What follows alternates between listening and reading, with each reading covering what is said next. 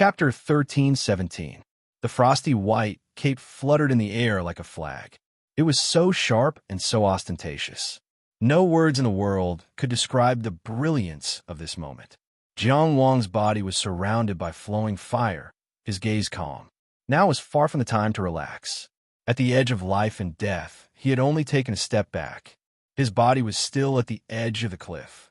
The moment the extreme fiend hungry ghost body fell to the ground, Yanzi, Zheng Fei, Li Shou, and even Lin Xian, who was watching the battle, they were all stunned.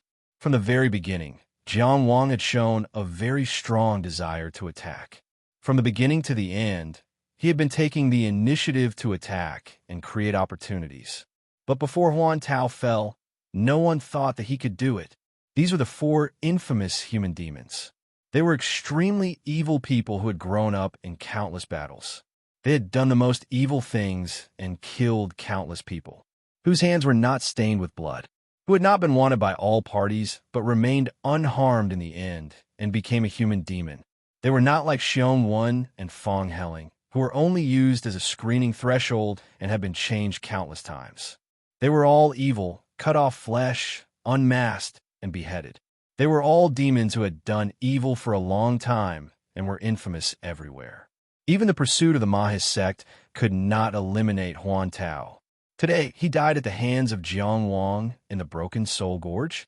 However, the extreme fiend hungry ghost body that had collapsed, and Huan Tao, whose eyes were still wide open in disbelief, was describing the truth.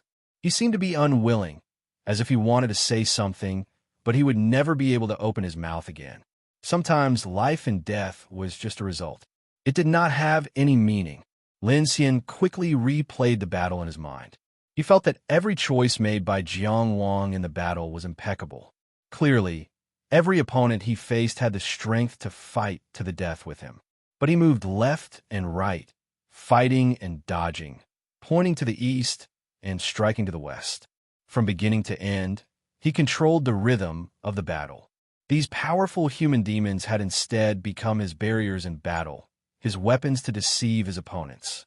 If not for the unmasked human demon, if not for Zheng Fei and Li Shou, how would Huan Tao dare to swallow the fire world?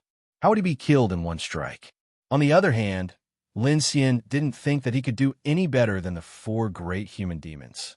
It wasn't that the four demonic humans were completely uncoordinated. In fact, it could even be said that they were extremely well coordinated. However, Jiang Wang was really good at creating opportunities in battle. A turn and a collision could be used to the extreme. The spectators could only sigh in admiration. Only Jiang Wang remained calm. In the eyes of others, this was a miracle, but it was the end that he was determined to reach. It wasn't luck that made it this far, but courage, wisdom, and strength. From a moment he suddenly ran into the four great human demons, he understood what kind of danger he was in.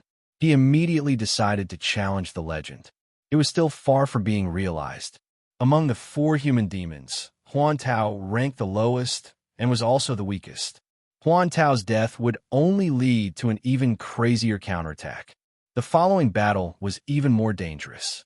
In particular, he also knew that Zheng Fei and Li Shou had killed the bloodline of the Feng and Qi families in the Azure Cloud Pavilion and obtained the blood of balance.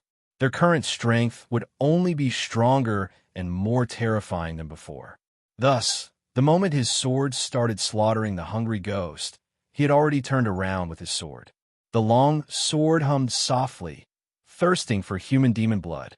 However, the first to explode was not Zheng Fei or Li Shou, whom he was more wary of, but the unmasked human demon Yanzi. Yanzi, who was behind the iron wall, was first stunned when she witnessed Huan Tao's death. Then she was shocked and furious. She realized that her fear was fooled by Jiang Wang. Jiang Wang saw her as a weakling and used his relentless pursuit to create an opportunity. However, if she didn't block the iron wall just now, who knew if Jiang Wang's hidden sword wouldn't really come for her? Or perhaps this sword was prepared for her in the fire world. She was angry for the former and shocked for the latter. It was difficult to advance and difficult to retreat, but Huan Tao was dead in the end. This also made her realize that when facing a peerless Tianjiao like Jiang Wang, who dared to challenge the legend, even if the outer mansion suppressed the inner mansion, even if it was 4 against 1, she didn't have the right to hold back her strength. Thus, her expression changed. The face of a man with thick eyebrows and a wide nose disappeared silently like water ripples. The bridge of his nose was raised, his eyebrows and eyes softened, and his face blushed.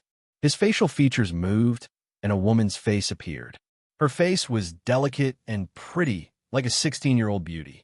Of course, the core supernatural power that supported the unmasked human demon wasn't the iron wall, but this face. To be more precise, it was the supernatural power human face. 1,000 people had 1,000 faces, and 10,000 people had 10,000 voices.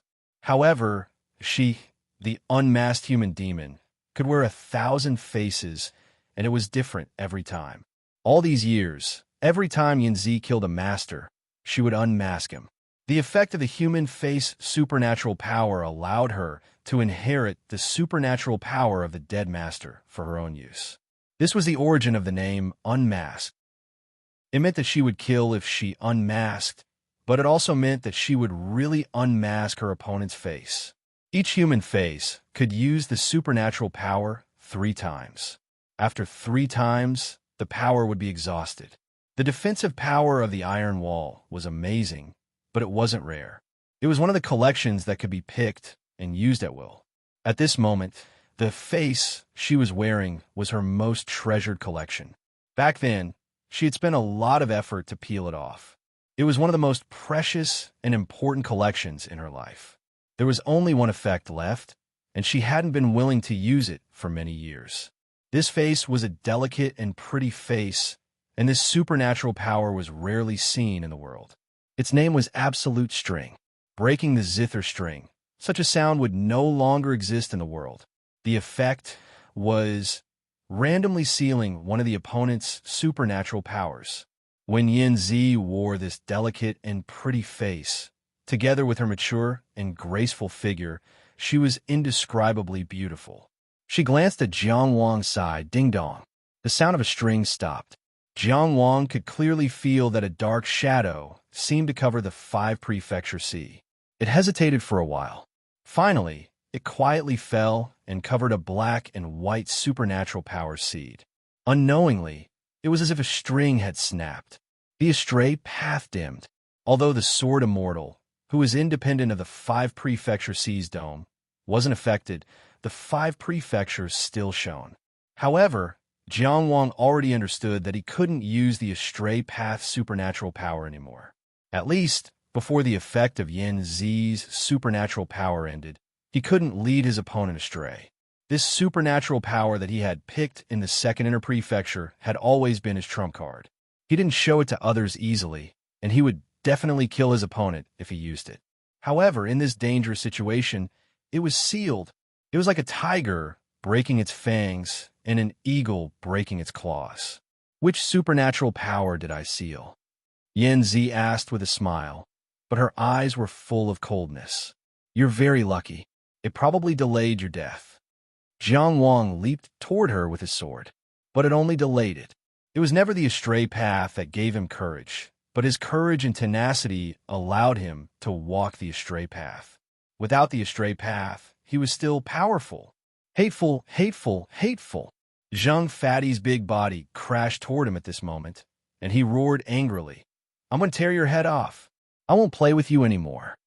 Jiang Wang only replied, Damn fat pig, who wants to play with you? Anger boiled in his eyes, and flames actually leaped out of Zhang Fatty's eyes.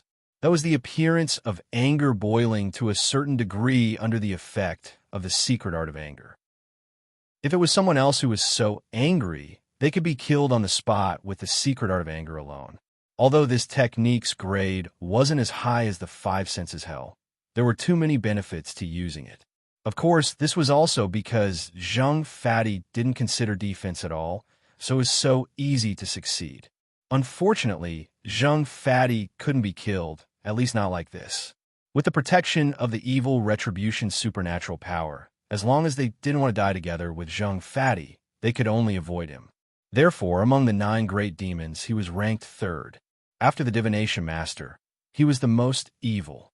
He could be unscrupulous, because those who killed him all committed suicide. Although he was a little simple-minded and did things incoherently, he was even more terrifying. Even if it was Jiang Wang, in this life and death situation, he could only abandon him. After scolding him and provoking his anger, he continued to chase after Yanzi.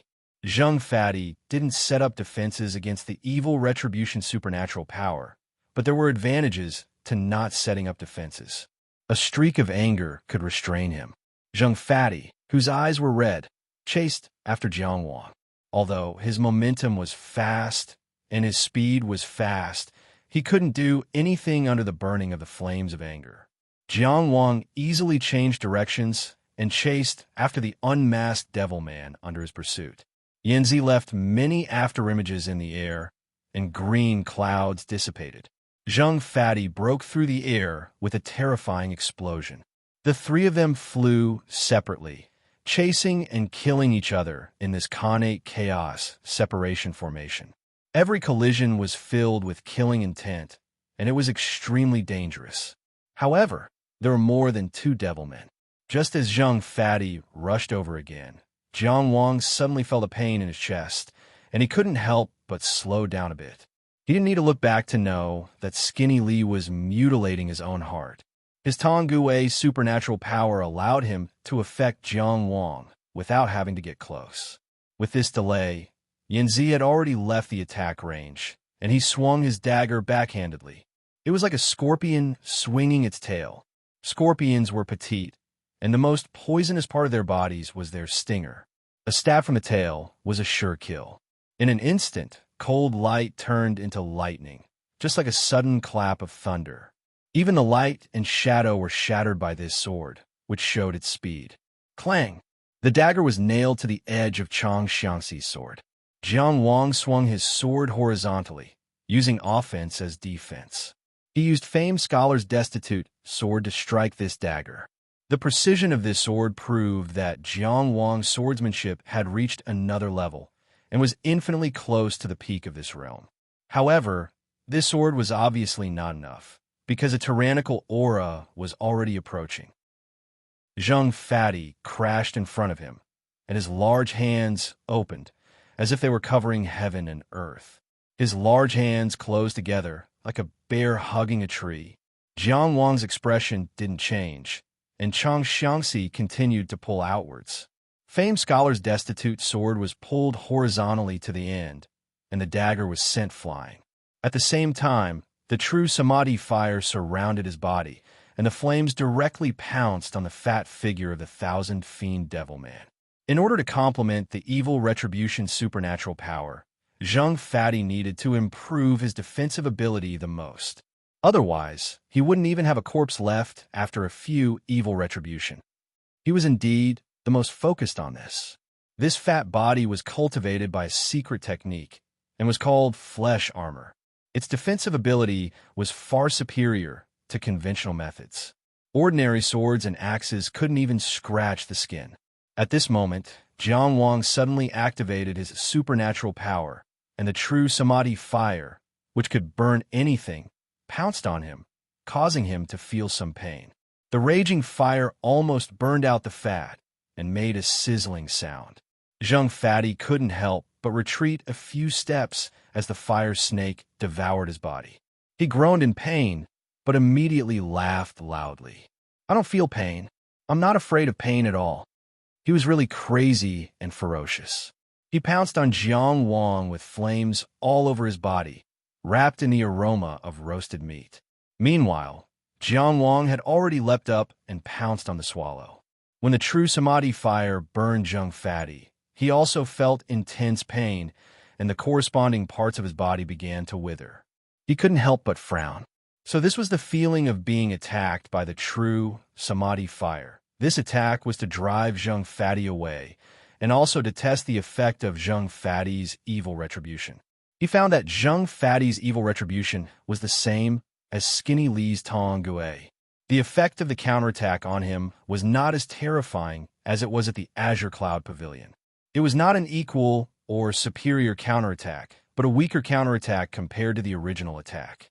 Maybe it was because Jiang Wang was stronger than those people at the Azure Cloud Pavilion, or maybe it was because evil retribution and Tongge did not meet the corresponding conditions. At the same time, Zhang Fatty's evil retribution's counterattack range was higher than Skinny Li's Tonggue.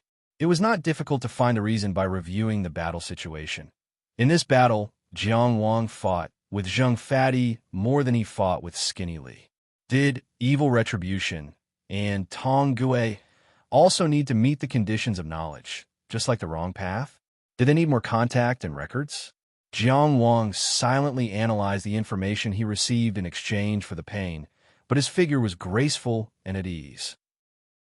He stepped on the short sword that had been sent flying and broke the last connection between it and the swallow. He had already landed in front of the swallow. The azure cloud marks scattered behind him, and a sword met his face. It was like the setting sun, and the endless sunset was like blood. It was the sword of an old general past his prime. At this moment, in the Valley of Rocks, the sky was an irregular circle, and the scorching sun was hanging in a corner of the sky, right behind Jiang Wang. He faced the human demon with the setting sun on his back, and the sword light was as dazzling as the scorching sun. This sword was brave, tragic, and unstoppable. Again, the mask unveiling human demon wanted a curse in her heart, but she did curse. "You little brat, it's fine if you don't know how to be romantic, but you always draw your sword to find me first. Do you have some hidden disease?" "There probably is," Jiang Wang only said indifferently. "Listening to your pretentious way of calling yourself a girl makes me want to vomit. What kind of disease do you think it is?" He replied, but his hands did not stop. The faster the sword, the closer he was. The murderous aura intensified. The sword pierced straight through, and it really had the power to decide life and death. Although the mask-unveiling human demon had done evil for many years, when had anyone dared to humiliate her like this? At most, some people would go crazy before death, and she would only regard it as a dog's bark. However, Jiang Wang was different. Jiang Wang's disgust and disdain were undisguised.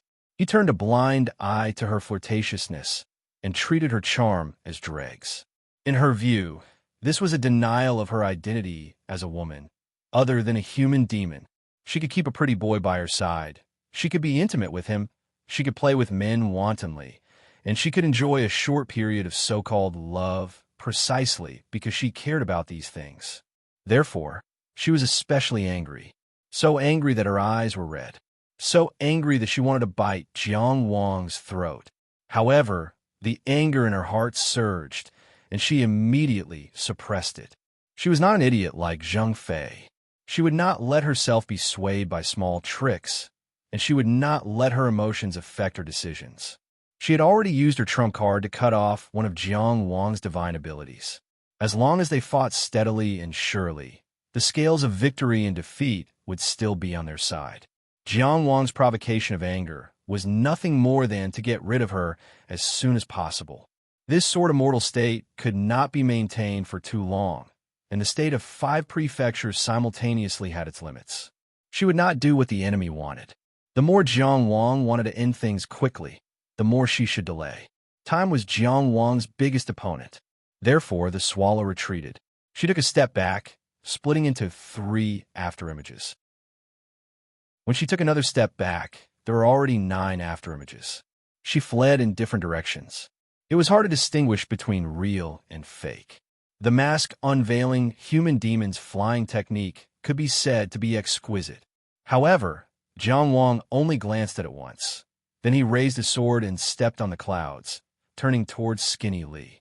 Although the divergent path was sealed, he could still influence his opponent's choice in battle. 1 secret technique of fury and 1 charge were enough. He did not want to quickly kill and take off his mask, so why would he need to distinguish between real and fake? What he wanted was for the swallow to escape. Although the divergent path divine ability was sealed, it was not impossible to see the divergent path. Let her escape in a dazzling array of flowers. I will control my sword and attack Skinny Li. "Ha ha!" Skinny Li shouted strangely. "Why are you looking for me?" Look for Zheng Lao-san! Look for Zheng Lao-san! While shouting strangely, he retreated like a ghost. He kept shouting strangely, baring his fangs and brandishing his claws, as if he was very afraid of Jiang Wang's pursuit. However, there was a smile on his thin face. I'm going to slice you into many pieces, he said with a strange laugh. To complete the effect of the divine ability of Tanggui, one must first ignite the heart fire and ignite the soul lamp. Only when one's life and soul were of the same nature, and there was no distinction between life and death, could one harm oneself and injure the enemy to achieve Tanggui. Not only did he come into contact with Jiang Wang, but Jiang Wang's pursuit of him was also the fuel for the heart fire. The more intense the heart fire, the stronger the effect of Tanggui. In the end, it would be easy for him to harm himself and kill the enemy. He had already used the divine ability once to break Jiang Wang's immortal state of sound hearing, helping the swallow regain her hearing. Right now, he was accumulating more fuel, hoping to reach a level where he could kill Jiang Wang. Being chased was really too exciting, too fun. In the sky, he was like a ghost, shouting strangely without end. Come on, come and chase me. At this moment, Jiang Wang's figure suddenly shook, and two Jiang Wangs appeared where he stood. Each of them held a sword and flew quickly, closing on Skinny Lee from two different angles, minimizing his space to dodge. Red makeup mirror illusion. The aura of the real body and the illusion were exactly the same. At least, Skinny Lee couldn't see the difference. However, this wasn't a problem for him. He scratched his left arm with a curved claw, immediately drawing 3 bloody marks. At the same time, blood beads splattered, and on the left arm of Jiang Wang's real body, blood beads also flew out. No matter how realistic the illusion was, it couldn't be the same as the real body. Skinny Lee was very proud of his quick-wittedness. He chuckled and flew to the left, in the direction where Jiang Wang's illusions were blocking. He lightly brushed past the illusion and casually slashed it. As if he had popped a bubble, all traces of it immediately disappeared. He was so happy that he grinned. Jiang Wang's eyes still didn't waver. He never felt that Skinny Lee and Zhang Fei didn't have any battle wisdom despite their incoherent appearances. To be able to grow to their current strength, they were at least experts in killing. It wasn't hard to understand that the illusion could be broken, especially when the other side had such a powerful supernatural power. He had the awareness that he couldn't achieve anything, and the courage to fight to the death here after giving his all. He and his sword were equally calm. With a posture so calm that it was almost ice-cold, he continued to chase Skinny Lee. Suddenly, he turned around and slashed. A line separated heaven and earth. It was as elegant as a famous scholar waving his brush, but it carried desolation. Another 10 years of depression, life and death enmity.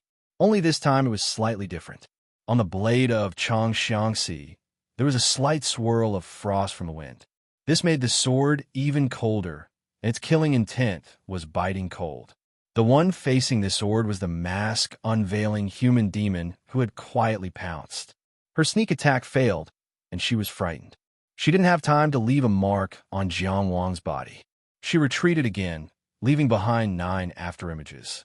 Jiang Wang forced her to retreat with one sword. He ignored Zheng Feiyu, who was chasing after him. He turned around elegantly and chased after Skinny Lee again. The one-step to heaven immortal technique was indeed a secret technique of the immortal palace of the near-ancient era. Jiang Wang relied on this technique to turn around in the air. It was better than taking a stroll in the courtyard. He suddenly turned left and right without any sluggishness. Fortunately, when the immortal palace and the 5 prefectures C were damaged together, the Devil Spear's power was not enough, allowing the Azure Cloud Pavilion to survive. Otherwise, he wouldn't be able to find a replacement for the one-step to heaven immortal technique in a short time. His outstanding body movements were the main reason why he was able to keep moving in a group battle and not be killed immediately. Now, with the momentum of killing the beheader human demon, he was even more elegant. His sword moved from east to west, north to south. Fighting and chasing was only a thought away. He always let himself face as few opponents as possible at the same time. But his opponents weren't clay puppets. They couldn't completely follow his plan. Facing Jiang Wang, who was getting closer and closer, Skinny Lee suddenly grinned. "You're so fierce." Little Jiang. He seemed to be really happy. He bent over in the air, and then suddenly smashed his fist on his left knee. Bang! He used so much force that his entire kneecap was directly smashed. His entire calf was strangely bent over, and it was a ghastly sight. "Hiss! It hurts! It hurts!"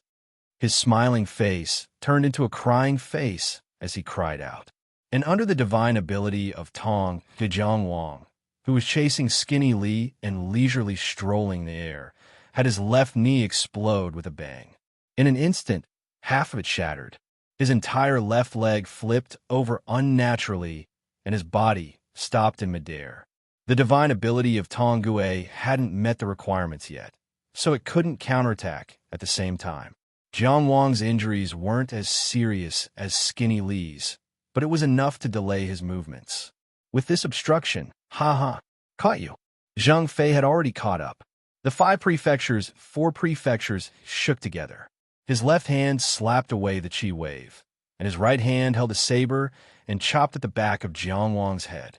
The chi wave was like a gale, rushing in all directions. The saber light was like a waterfall, falling swiftly and fiercely.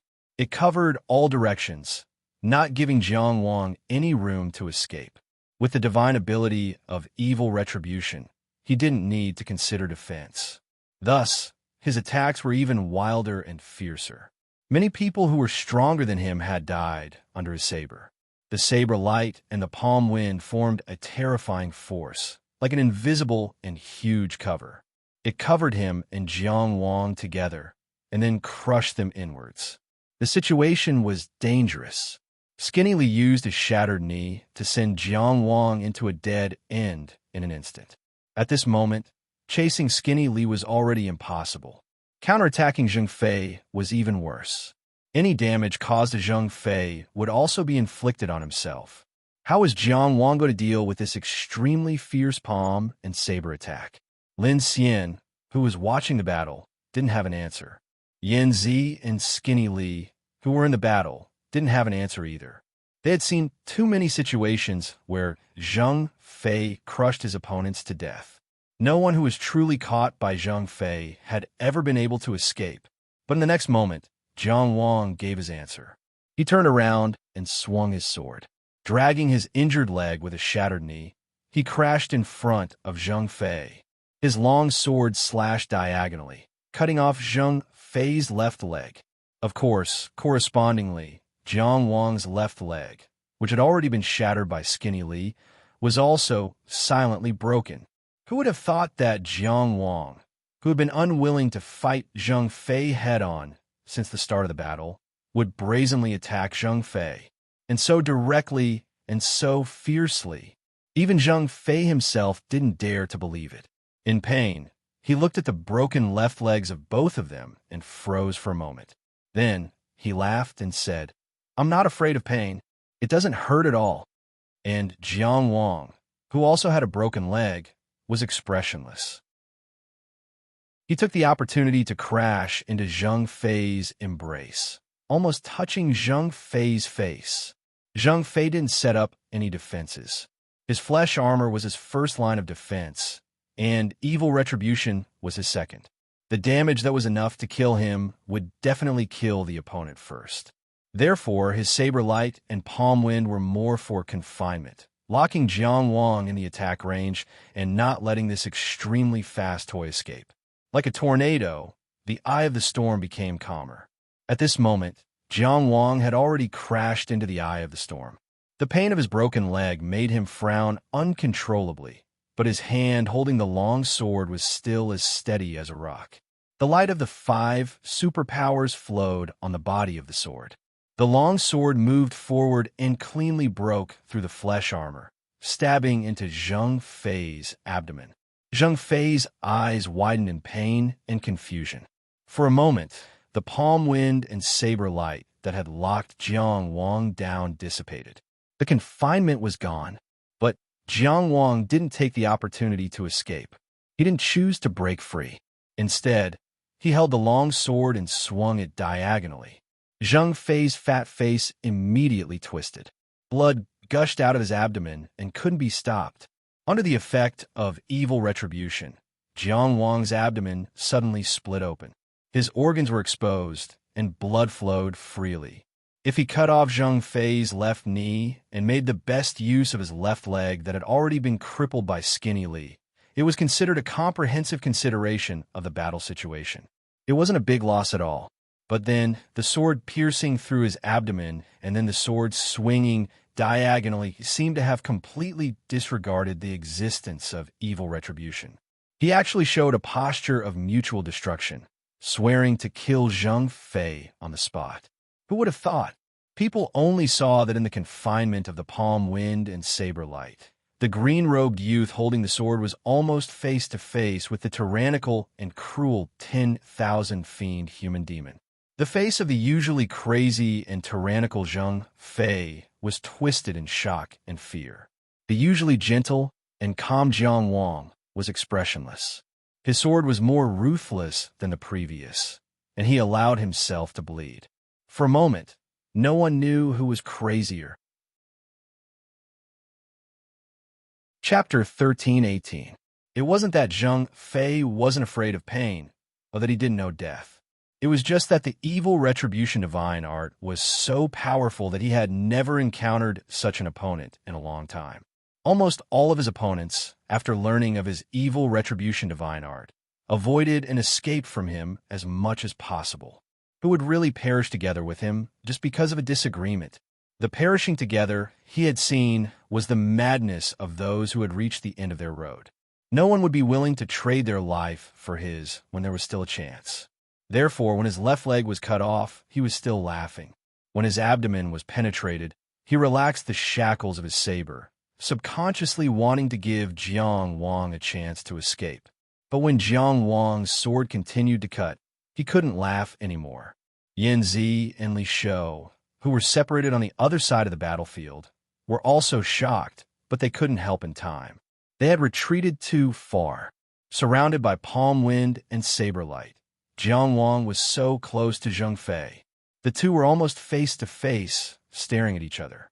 Jiang Wang saw confusion and pain in Zhang Fei's eyes, but Zhang Fei only saw calmness in Jiang Wang's eyes. The calmness of deep water. All of the pain, confusion, and thoughts were hidden deep in the water. This young man made a decision and didn't look back. Zhang Fei stared, opened his hand, and grabbed Jiang Wang's shoulder, wanting to stop this person's madness. But Jiang Wang's sword hand tightened again. Jiang Wang couldn't help but bleed from the corner of his mouth, and Zhang Fei's face was smeared with blood.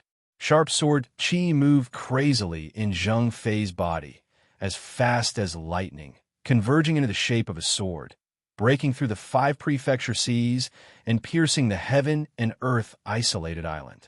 Rumble.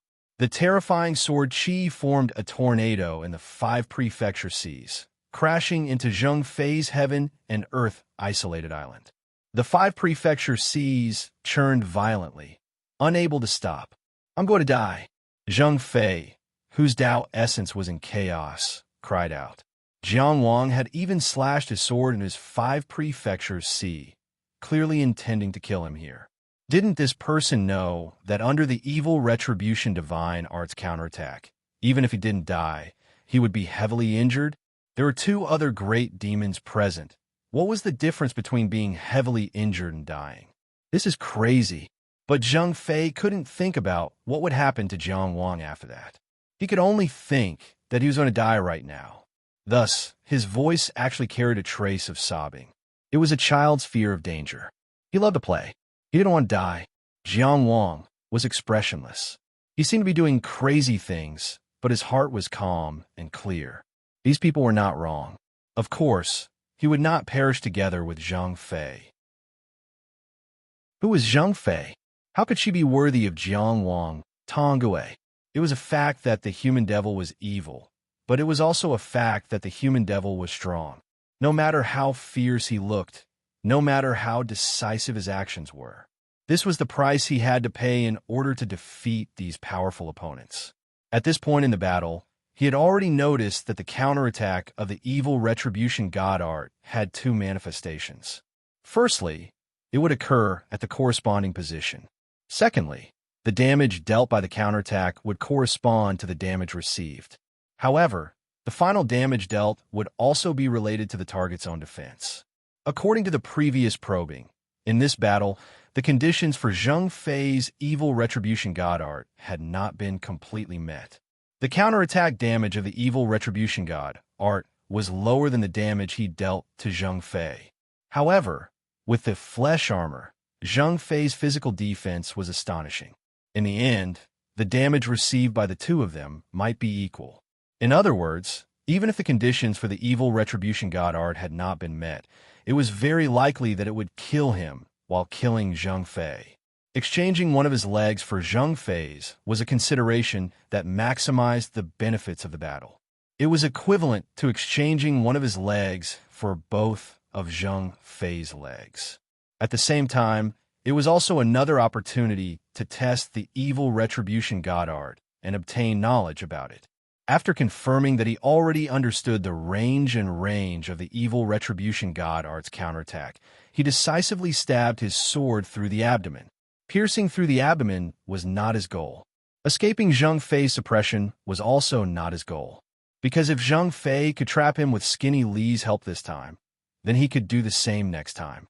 At that time, he might not have a chance to fight with his life on the line.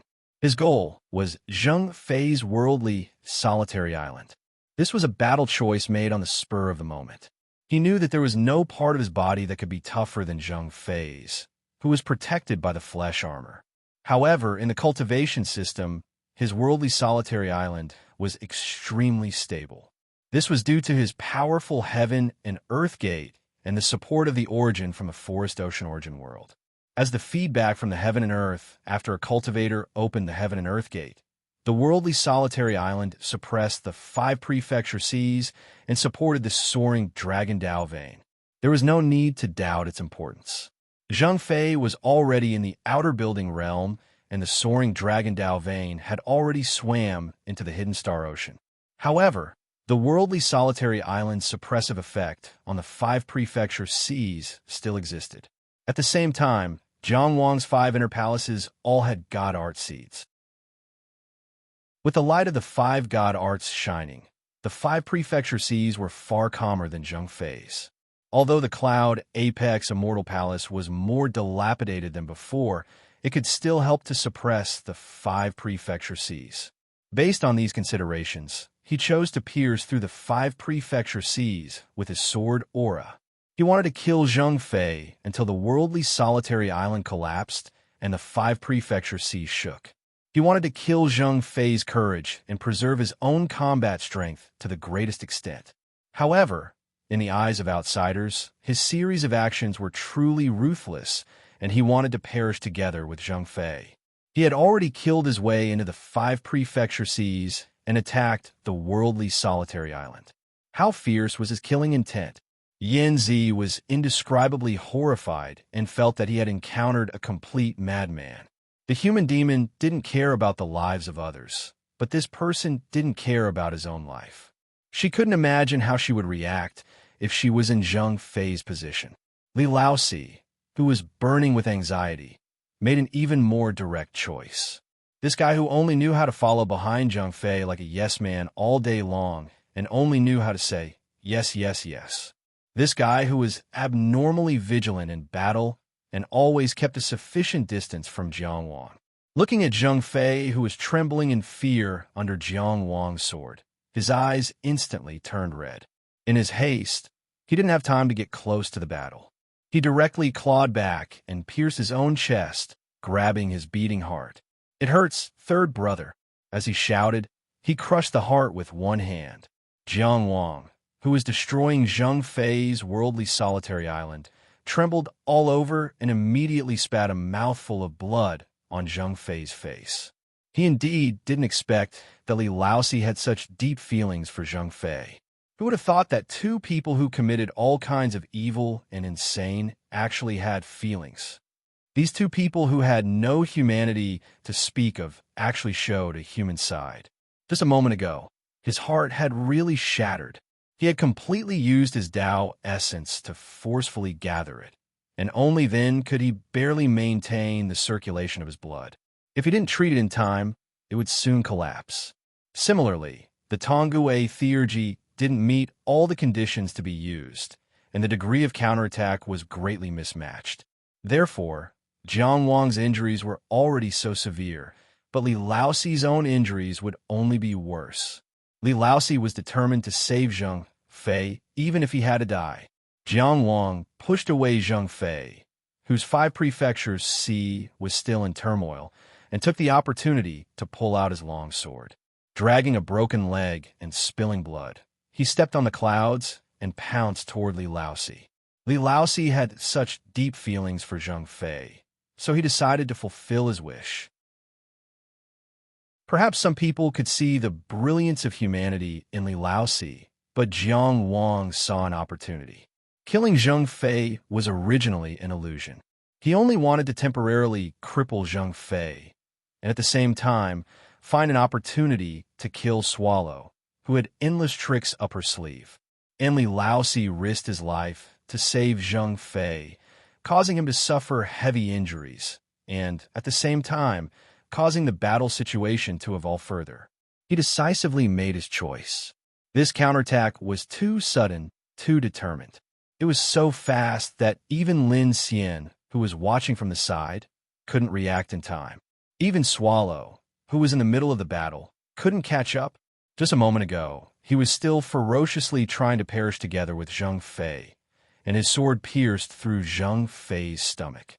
The next moment, he pushed Zheng Fei away decisively and pounced on Li Laoxi.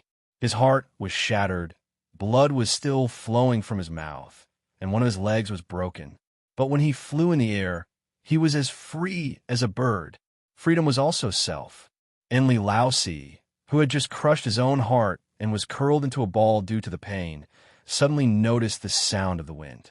His entire body quickly leapt up, but he had already been pierced by a long sword from the top of his head, all the way to the end without any obstruction. Boom! Boom! The Star Tower shattered, the 5 prefectures collapsed, and the Tongtian Palace was like sand in an instant.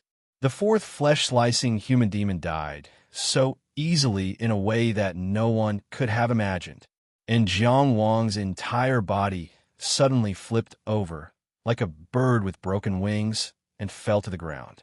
A sharp pain came from the top of his head, straight to his spine, and spread throughout his body. It was so painful that he almost opened his mouth to howl, but he endured it with all his might. At this moment, he remembered that Zheng Fei and Li Laoxi had already consumed the blood of balance. Now, it seemed that both of their divine abilities had a certain degree of commonality. Li Laoxi's body also had a part of the effects of the evil retribution divine ability. But the silver lining amidst the misfortune was, because of his benevolence, he had once saved the only bloodline of the Feng family, causing Zheng Fei and Li Laoxi's blood of balance to fail completely. The evil retribution effect on Li Laoxi's body, due to the balance, could not be compared to the real evil retribution. Just as he was about to fall to the ground, Jiang Wang hovered and stopped. At a position less than 3 feet away from the ground, he suddenly flipped over and stood up. His gaze was calm as he stared straight at the swallow that was rushing over. Huff, huff. Jiang Wang panted heavily. His body was covered in wounds, and his body was weak. Blood covered his face. It was unknown when his sword immortal state disappeared. Perhaps it was when he was close to Zheng Fei, or perhaps when his sword pierced through Li Laoxi's head. He looked so weak that he could be easily killed by anyone. It was as if a straw could knock him down, as if a gust of wind could make him fall into eternal sleep. But his gaze forced the mask unveiling human demon to stop. Only at this moment did the swallow realize that the injured person in front of her, who was panting violently, was not some weak and frail young man. He was the true expert of the sword butcher, Huan Tao and Li Laoxi. 2 of the 4 human demons were already dead. Was it possible for her and one fiend human demon to kill this person? The swallow hovered in the air and could not help but look at Zheng Fei. The fat man was standing on the ground. His heaven and earth solitary island was almost shattered by the sword. His 5 residence sea was still in turmoil. After being pushed away by Jiang Wang's palm, he fell to the ground. He swayed for a while before standing firm. At this moment, he was looking at Li Laosi in a daze. Or rather, Li Laosi's corpse. Li Laosi followed behind him all day long, agreeing with every word he said.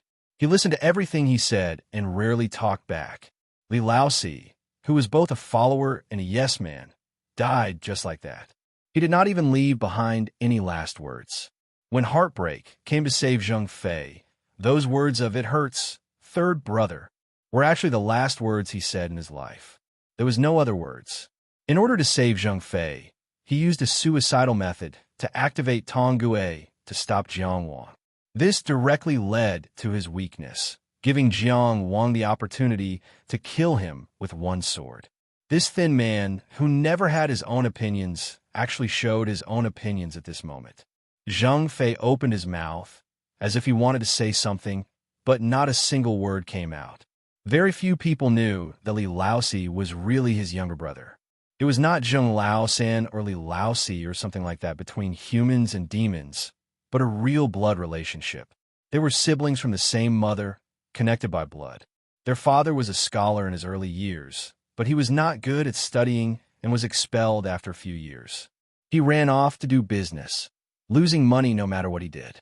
Later, he became addicted to gambling and squandered the family fortune. Every day, he would throw himself on the gambling table and soak himself in a wine jar. Their mothers often abandoned them and had adulterous affairs with other people. Their father's family had a strong influence in the local clan.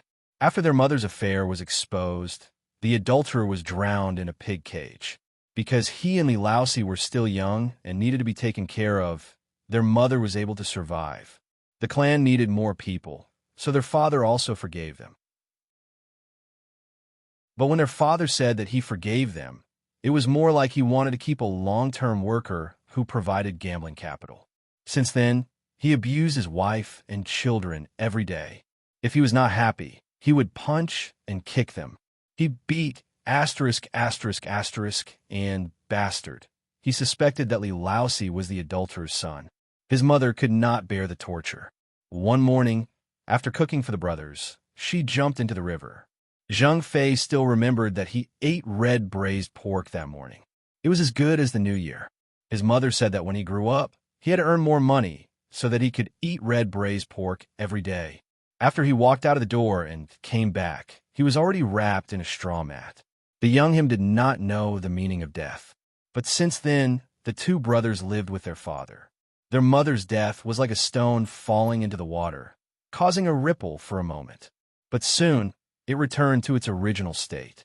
Nothing changed. Their father did not change. Instead, he became worse. Sometimes, when he remembered, he would bring 2 steamed buns back. If he did not, he would let them starve. He would often beat the young Li Laosi until he was covered in bruises. He would always go to the neighbor's house to beg for food. Later, the neighbor would close the door when they saw them. He did not know whose son Li Laosi was. He only knew that Li Laosi was his younger brother. He did not dare to stop his irritable father. He only knew that when his younger brother was being beaten, he would pounce forward and use his body to block. Hit me, hit me. Father, hit me. I'm not afraid of pain. I'm really not afraid, ha ha ha. He laughed like this every time. He remembered that his father used to like to see him laugh. He said that he was chubby and very cute. When he laughed, he looked like a meat bun. But his father, he really hit the 2 children together. With his fists, with the soles of his shoes, with a stick. This was an unfilial son, and the other was a bastard. They were both evil creatures left behind by that ****. Otherwise, how could he have gotten drunk and passed out? How could his luck be so bad? Until the year he was 9 years old, he laughed as he stabbed his father's throat. And the scissors were handed to him by his younger brother. They escaped from that place. Many years later, he could never forget the look in his father's eyes at that time. Was it hatred, pain, resentment, or something else? It was always looking at him. He was not afraid. He was not afraid of pain, death, or his father. He was not afraid of anything. He still followed his father's surname, Zhang. His younger brother followed his mother's surname, Li. How many years had it been? How many years had the shadow been by his side? They had walked a long way together, done many things together, and played for a long time. Zhang Fei did not know what he was feeling at this moment. He only felt that this was really not fun. It was not fun at all. This was the game that made him the most uncomfortable in his life. He did not notice Yanzi's gaze. He could not notice it. He looked at Li Laosi, who was no longer breathing, and still felt that this was a joke. Li Laosi, you're pretending to play dead, right? Why don't you come closer and see for yourself if you're playing dead? Jiang Wang's voice sounded. This voice was calm, so it sounded more real and powerful. What he said was the truth. Only then did Zhang Fei turn his head and look at Jiang Wang, who was standing not far in front of Li Laosi. Tears immediately rolled down his face. I'm going to eat you. He said such horrible words in a child's angry tone. Holding a machete, he charged over like a wall of meat. The air around him was distorted, and there was a sizzling sound. A terrifying power was boiling. He was really crying very sadly. His nose and eyes were wrinkled into a ball. Jiang Wang, on the other hand, held his sword expressionlessly. There was no sympathy in his heart. He did not care how deep the relationship between Zhang Fei and Li Laosi was, and did not care what they thought. Just like Zhang Fei and Li Laosi, they never cared about other people's feelings. He only knew that the purest evil should die the most thoroughly. He would not be soft-hearted, and his hands would not tremble. There was a line between life and death. He wanted these human devils to be on the other side of the line. The sound of swords and sabers rang. In the valley of rocks, it was as if there were golden spears and armored horses.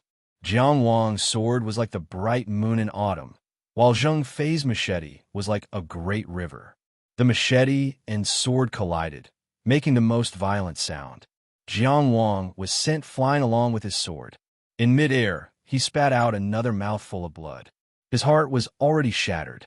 He was completely relying on the physique of a cultivator, temporarily suppressing it with the Tongtian Palace, and forcefully using his Tao essence to maintain the circulation of his blood.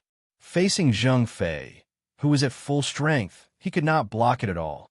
In this direct collision, his entire body was sent flying. Under the suppression of the huge force, his muscles were trembling. This was a sign of pain and also to relieve the pressure. Bit by bit, the power flowed back. Jiang Wang, in pain, constantly checked the state of his body.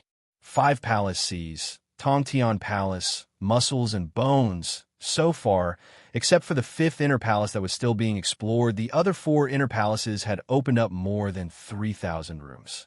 Understanding one's body was like understanding the universe. Although the mysteries of the human body required a lifetime to explore, compared to cultivators of the same realm, Jiang Wang could confidently say that he had won by a large margin.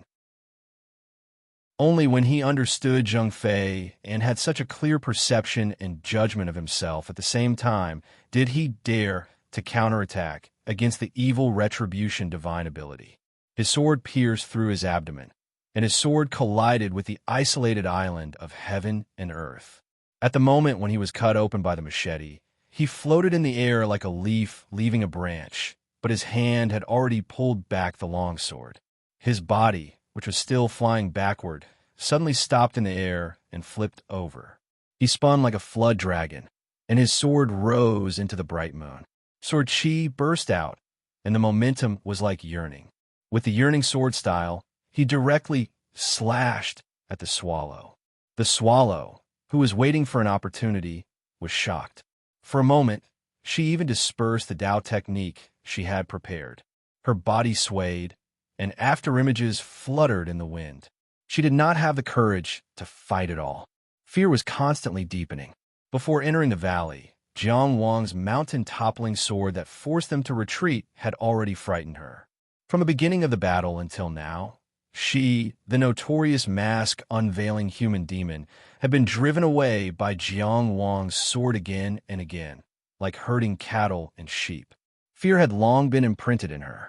She could completely feel Jiang Wang's resolute killing intent, and this killing intent was most resolutely verified by the deaths of Huan Tao and Li Shou. Those premonitions of danger were not false, and her escape was not cowardice.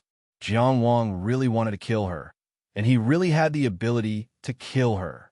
She was just looking for an opportunity to encircle and kill, an opportunity to attack, an opportunity to delay, and even an opportunity to escape. Just like this moment, she could only retreat. Jiang Wang had already predicted the result.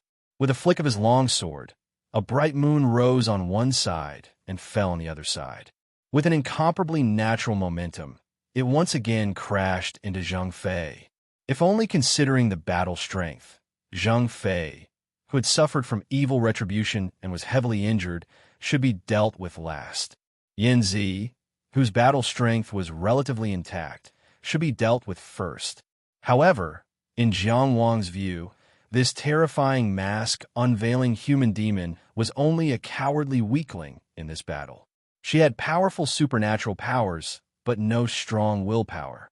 In other words, the defensive line of her willpower had already been broken. Compared to all evil, carving flesh, and beheading, her mask unveiling human demon was indeed the one who cherished her life the most. She had a rich collection, and her body movements were exquisite. However, when enemies met on a narrow path, what they competed for was bravery. For Jiang Wang, in his weakened state, Zhang Fei was the opponent he had to deal with first. Zhang Fei was the terrifying opponent. His direct confrontation with Zhang Fei was, of course, not to be sent flying with a single slash. What he sought was to supplement his knowledge. He needed to know what state Zhang Fei was in and what changes there were in Zhang Fei's strength, speed, and supernatural powers. For this, he was willing to take risks. At this moment, Zhang Fei's eyes were bloodshot, and his face was ferocious. The fat on his body was gradually stained with blood, and his aura was violent and crazy. He had probably entered a ferocious state. He raised his saber and slashed at Jiang Wang. His posture was extremely similar to a butcher chopping off pig bones, ruthless and accurate. Killing was just a game. It was too simple and too natural. With this slash, he only wanted to find his happiness. He didn't care about others. He only wanted to know if he was happy or not.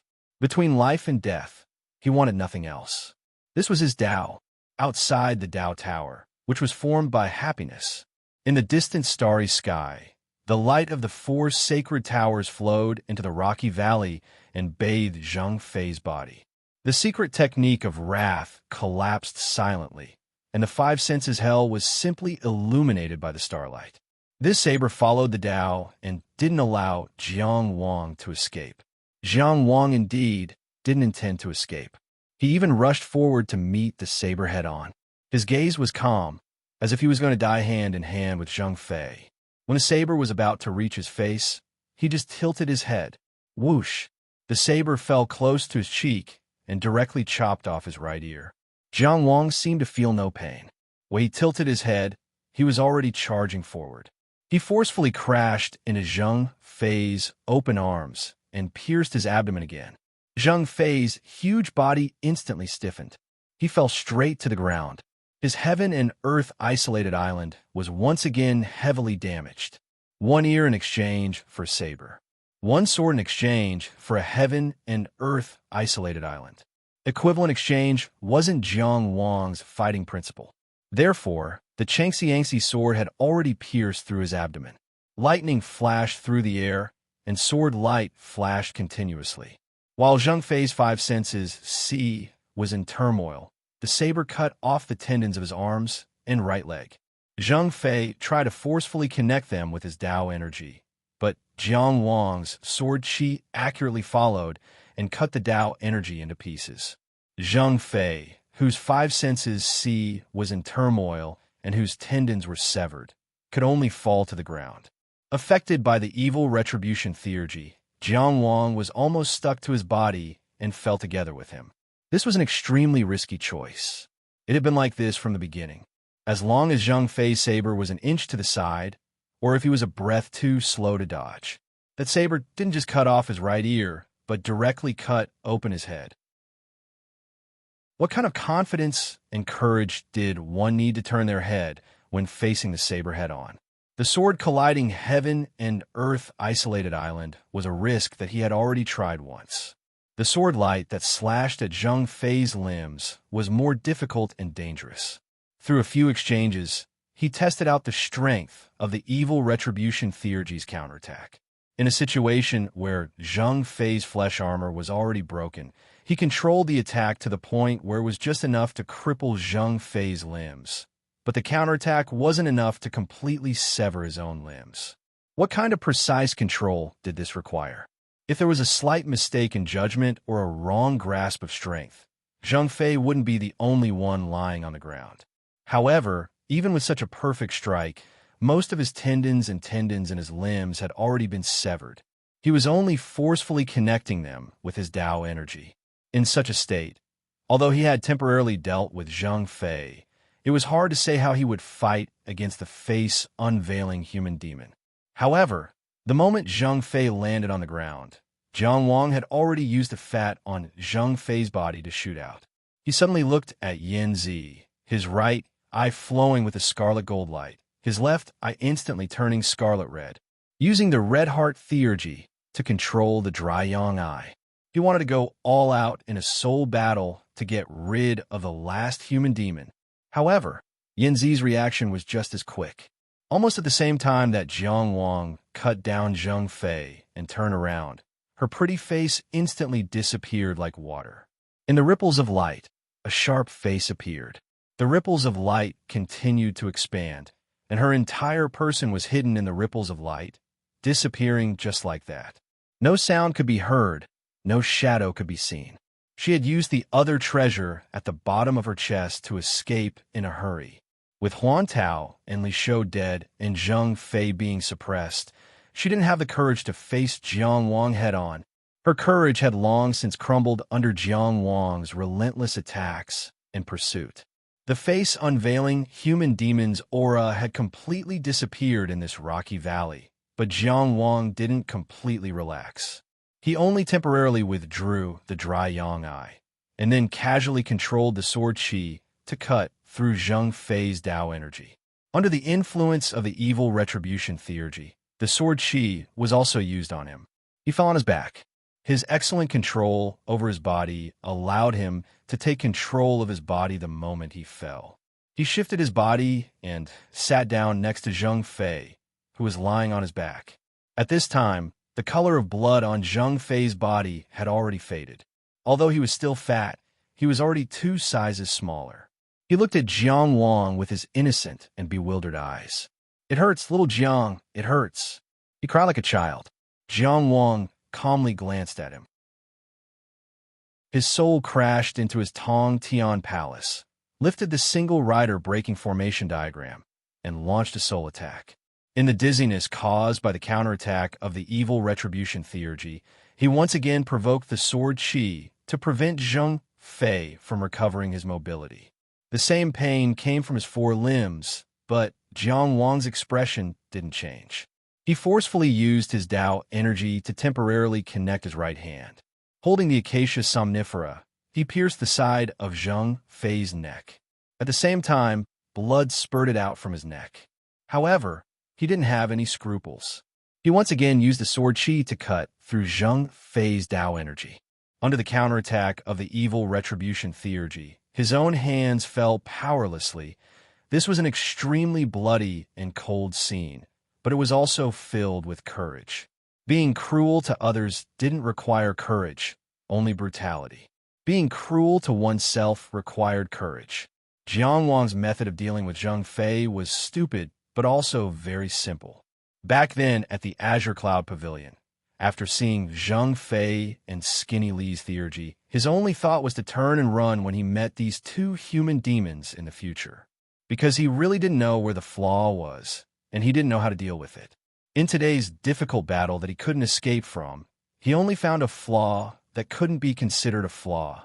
The evil retribution theurgy required sufficient conditions to complete a counterattack that was equal or stronger. Until now, the counterattack it formed was weaker than the damage Jiang Wang caused to Zheng Fei. Jiang Wang maximized this point. While preserving his own life, he destroyed Zheng Fei's combat ability and created an injury that was difficult to heal. Then, he allowed Zheng Fei to slowly lose blood and worsen his injuries until he died. The damage of the evil retribution theurgy's counterattack was only related to the damage Jiang Wang released when he attacked. However, Zheng Fei clearly didn't realize this point. He stared at Jiang Wang. Because of the blood spurting out from his neck, he made a hoarse sound. Little Jiang, let's die together. Jiang Wang's injuries weren't optimistic. If Zheng Fei was already on the verge of death, then he was also in a half-dead state. However, his voice was still calm. It was the calmness of grasping everything.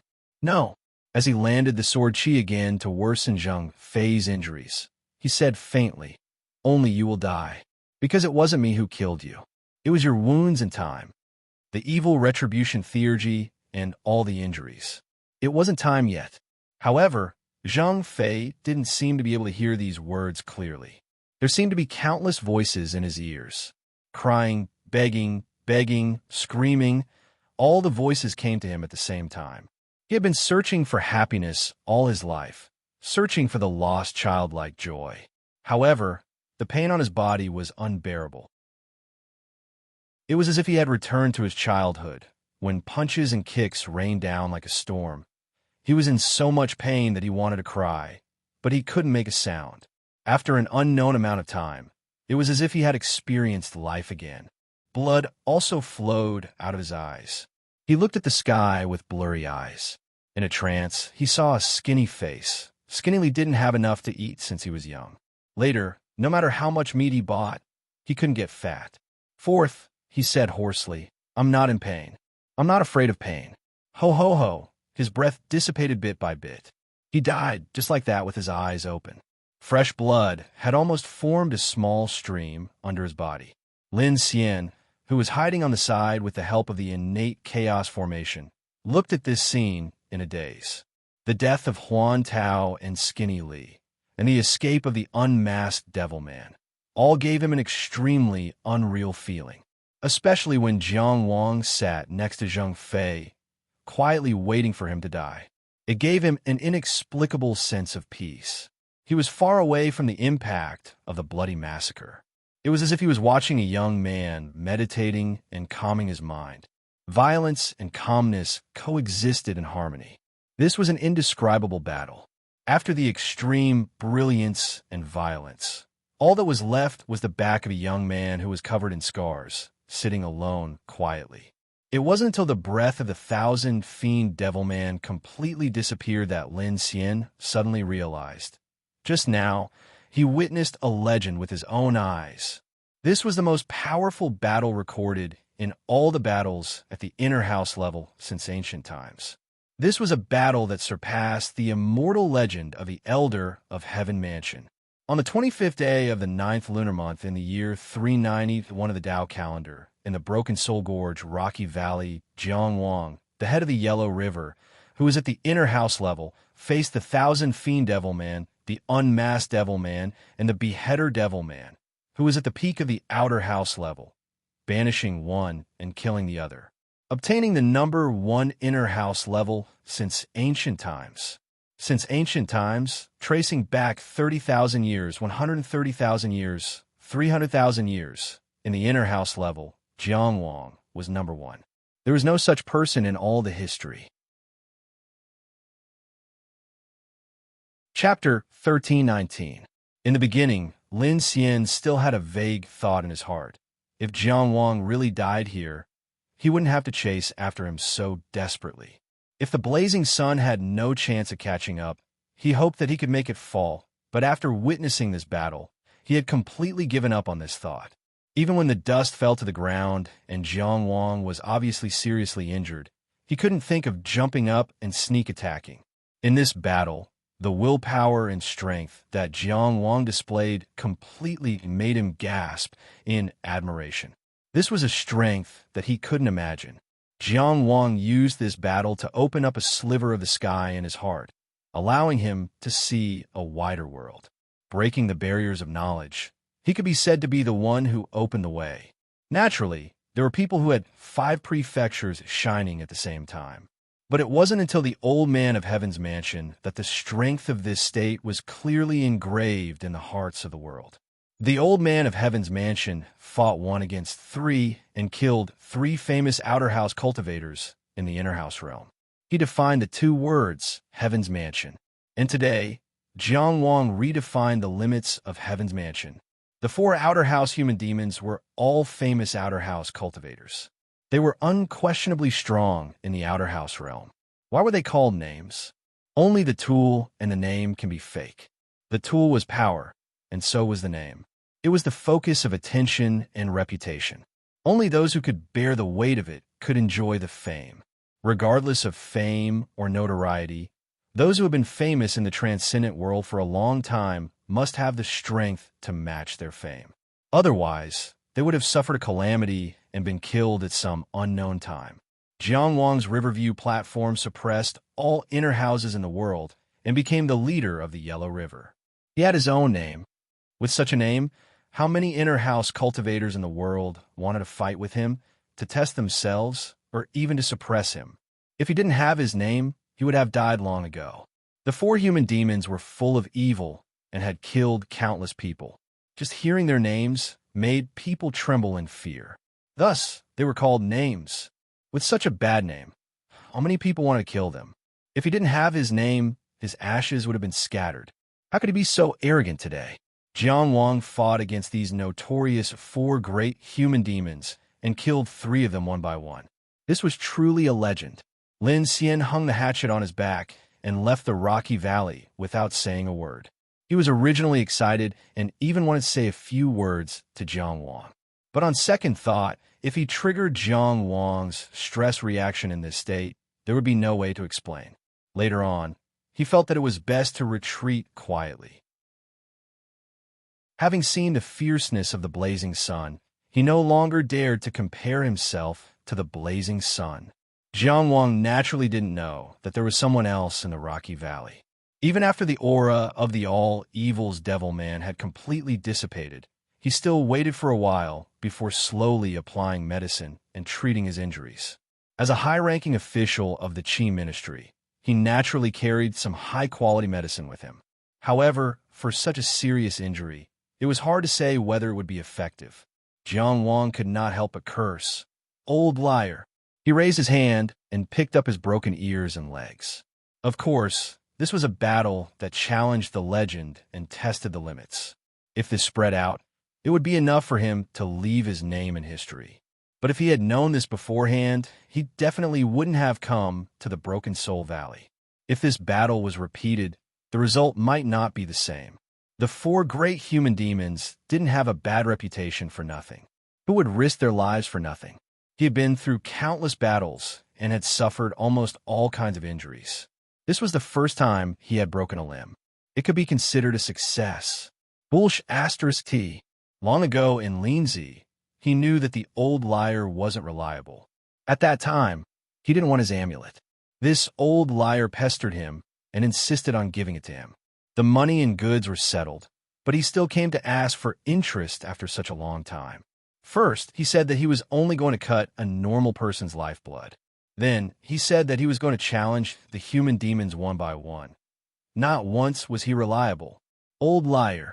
Jiang Wang cursed angrily again. After all, his ability to curse was far inferior to Cheng Gongsheng and Ku Ju. He cursed stingily, repeating the same word over and over again. It wasn't very satisfying. After a while, he stopped cursing. A broken ear and a broken leg couldn't be healed with his subpar healing techniques. He could only carefully store them and find a medical cultivator to treat them later. Now, he could only be the leader of the one-ear Tianfu and one-leg Tianfu for a while. How long had it been since he recovered? Who could he tell with a belly full of sorrow? He sat for a while and waited for the tendons and meridians on his hands and legs to recover a little. At least they were connected with the forceful fixation of Tao energy. Then, he used the light of the 5 divine abilities to gently nourish them and stimulate their vitality. Only then did Jiang Wang search Zheng Fei's corpse. After searching for a long time, he only found a storage box. It had a large capacity, but most of the things inside were gold and silver. Jiang Wang couldn't understand at all why someone as strong as Zheng Fei was so obsessed with the gold and silver of the mortal world. When Zheng Fei extorted him, he also asked for silver. There were only 9 primeval stones in his storage. Other than that, there were 10,000 primeval stones, a number of Dao primeval stones, and some artifacts that Jiang Wang didn't care about. It could be said that Zheng Fei was fat but poor. How could such a wicked human demon be so poor? However, after thinking about it, it made sense. It was normal for people to get little from searching corpses. Ordinary people had to save up money to get married, but any qualified, extraordinary cultivator would try their best to convert their resources into cultivation or combat power. They wouldn't store their resources in storage boxes and wait for others to take them. A cultivator's greatest treasure was himself, not external objects. As for techniques and secret techniques, most of them were memorized. Those top-notch techniques were controlled from the source, so there was no possibility of them leaking out. Even if one killed a true disciple of Great Luo Mountain and found a foundational scripture like Founding Emperor's Last Calamity Scripture, there was no possibility of learning it. They would only be killed by the strong practitioners of Great Luo Mountain when they tried to get their hands on it. Jiang Wang wasn't disappointed. 9 primeval stones were already very good. He was satisfied. Then, he went to search Wan Tao and Li Shou's corpses. Li Shou was even poorer than Zheng Fei. He only had 5 primeval stones. There was a cone-shaped magic weapon with decent killing power, but other than that, there wasn't anything else that caught his eye. Jiang Wang was a third-ranking official of Deqi, so his standards were a little high. He took away Li Shou's storage box with some disdain. Huan Tao, on the other hand, was very rich. There were a total of 53 primeval stones in his storage box. Jiang Wang didn't know how he managed to keep his wealth in front of Zheng Fei and Li Shou. You really couldn't judge a book by its cover. Other than that, Jiang Wang also kindly accepted his mechanical heavy sword. In fact, this mechanical heavy sword was the most valuable item. If Huan Tao hadn't invested so many resources into this sword, his primeval stones would have been more plentiful. After all, he was a mechanism master. Even if he only focused on the mechanical heavy sword, it shouldn't be difficult for him to do other things to earn some extra money. He put all the primeval stones together and put away the 3 storage boxes he had just obtained. Jiang Wang finally regained some energy. He got up and was about to leave when he suddenly stopped. He remembered something: the blood of balance. The blood of balance was refined by the human demon after he boiled and killed the cultivators of the Feng and Qi factions. Zheng Fei and Li Shou both consumed it to improve their supernatural powers. However, the origin of this blood of balance could be traced back to the cloud-top immortal palace. By Yintong. He woke up the fat boy who was sleeping soundly in the ruins of the cloud-top immortal palace, which was even more dilapidated than before. He was burning with anger.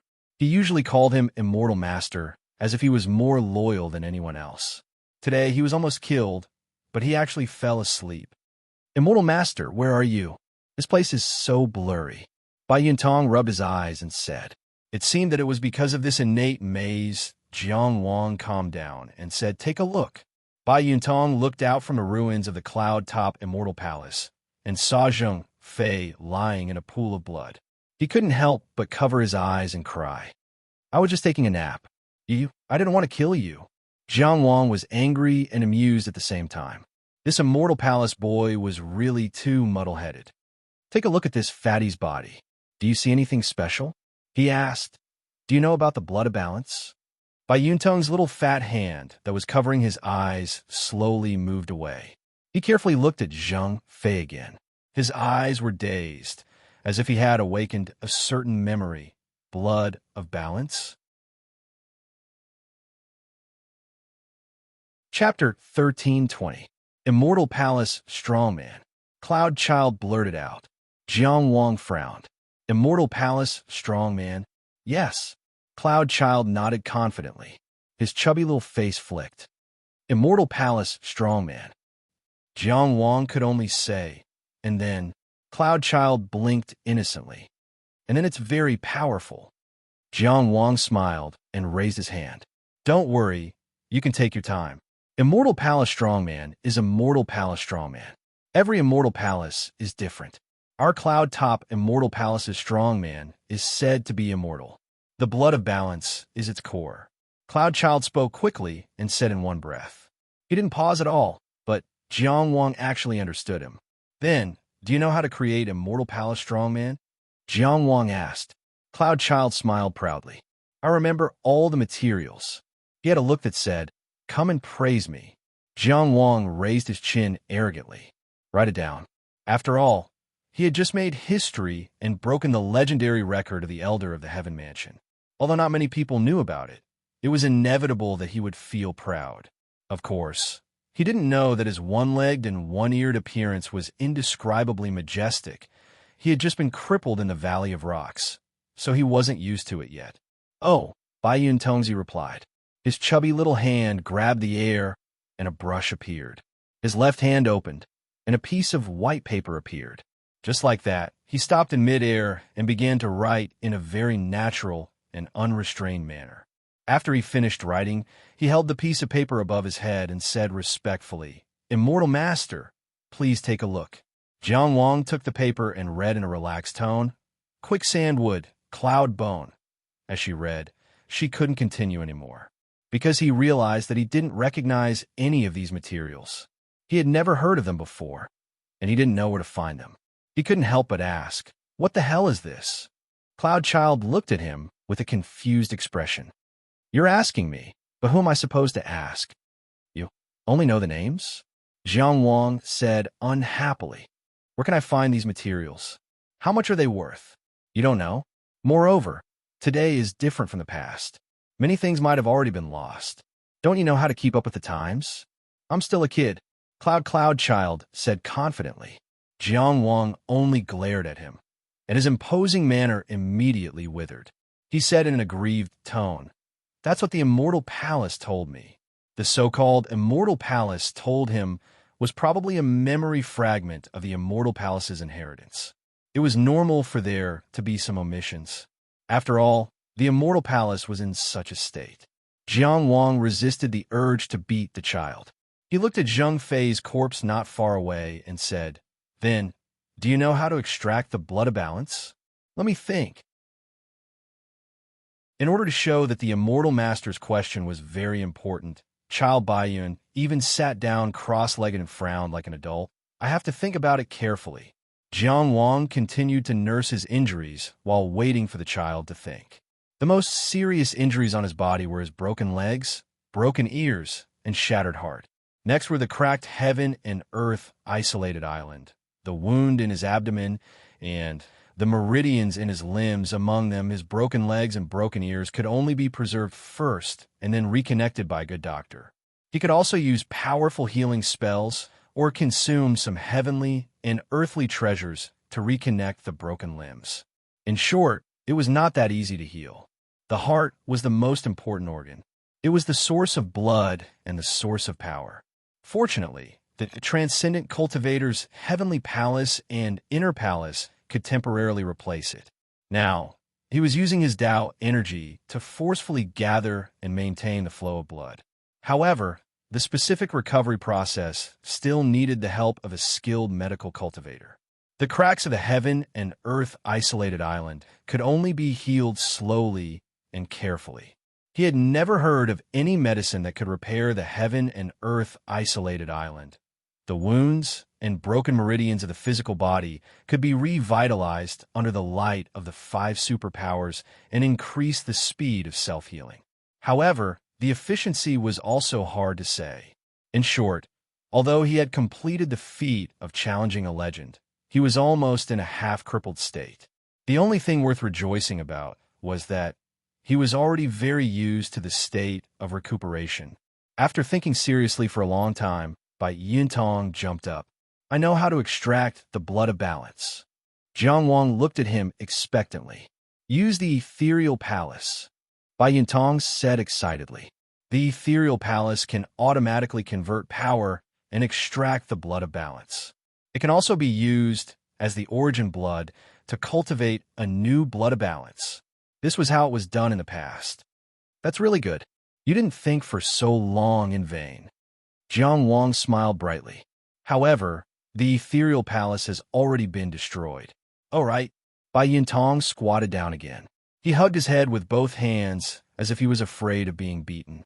Jiang Wang looked up and sighed. He did not have much hope for this little boy anymore. The matter of the immortal palace, strongman. Let's talk about it after the ethereal palace is repaired. After leaving the ruins of the immortal palace, he looked outside again. He took out a wine jar from the storage box and poured out all the wine inside. He used it to store the fresh blood of Zheng Fei and Skinny Li. After the ethereal palace was repaired, he would extract the blood of balance from it. Of course, before pouring the wine, he felt that it was too wasteful, so he drank a few mouthfuls himself. The harvest this time was thus. After recovering some strength, Jiang Wang stood up and planned to find Ubeidu to collect his debt. However, after looking left and right, he could not help but be stunned. How could he get out of this rocky valley?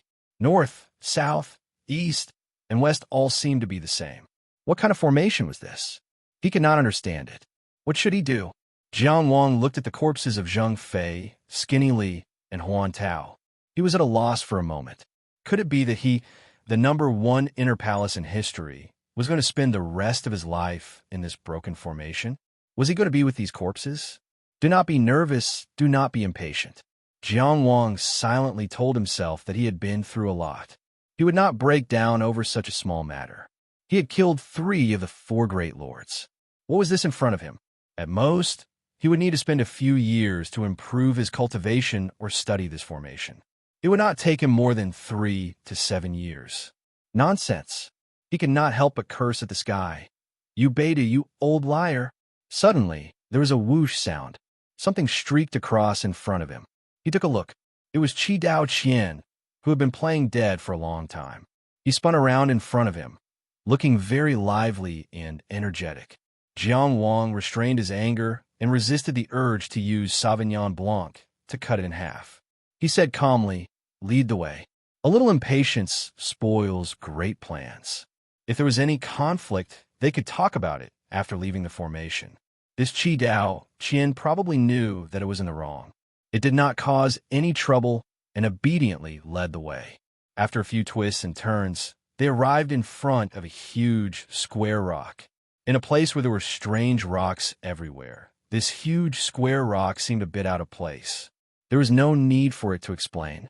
Jiang Wang was stunned for a moment and understood that this was the formation's loathing point. Ubeidu had said that it could help destroy the blood demon. He silently buried the Kasaya wrapped in life blood under the huge rock. The Qi Dao Qian turned around and led the way. After walking for a while, he saw the blood stream in front of him again. He saw the cave in the cliff.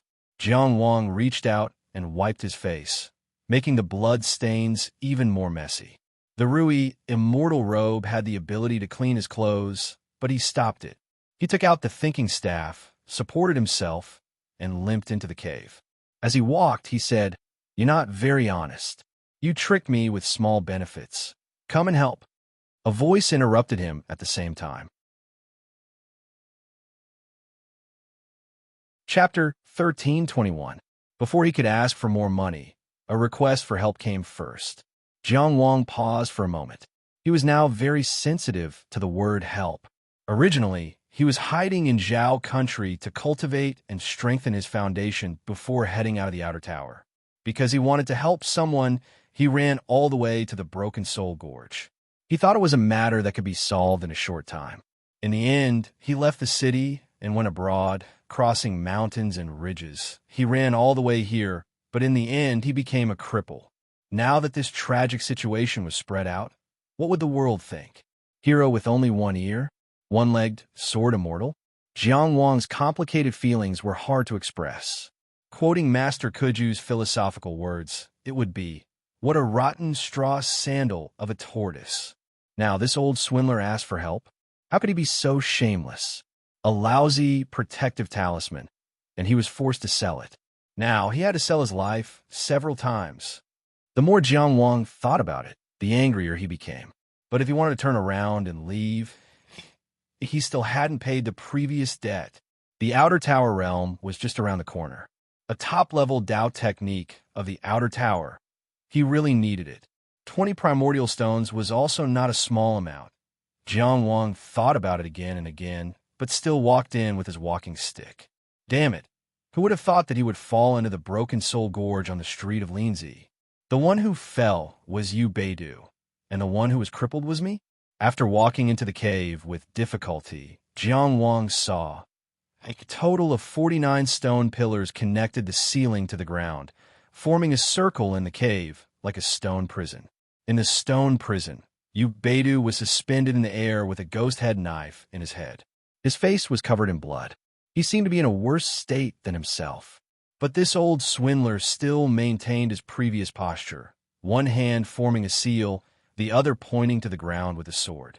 But the one lying on the ground was not only the blood demon from before, but also another person. It was a somewhat thin, middle-aged man wearing scholar's clothes.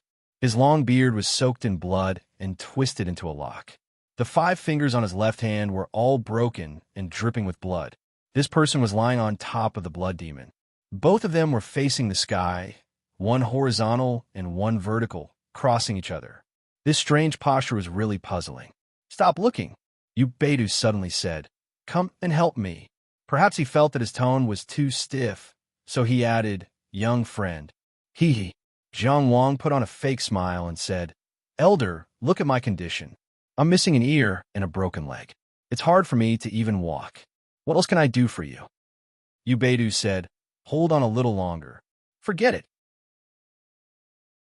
Jiang Wang said decisively, "Please give me the payment and we'll part ways here.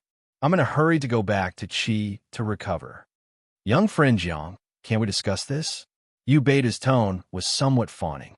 Jiang Wang refused. "My life isn't tough enough. I'm afraid I can't withstand your repeated discussions." "What are you saying?" Yu Beidu laughed dryly. "Let's have a good discussion. I just want to go back and recuperate. Looks like you've made up your mind. Don't tell me you want to go back on your word." "Sigh, young friend, you misunderstand me too much." Yu Beidu sighed. "Since that's the case, the vitality stones and the technique are all in my storage box. You can take them yourself." Jiang Wang raised his eyebrows. "I'll take them myself?" Yu Beidu said impatiently. "Do you think I can spare them?" He was indeed holding a hand seal with one hand and suppressing with the other hand. He was sitting in the air and didn't move at all. He didn't even care about the saber on his head. Jiang Wang thought for a moment and said with dissatisfaction, "You said you only wanted me to deal with lifeblood, but you didn't say there were 4 other demons. I almost died outside. Shouldn't you add a point?" "What you said is not unreasonable," Yu Beidu replied straightforwardly. "Take them yourself." "How much?"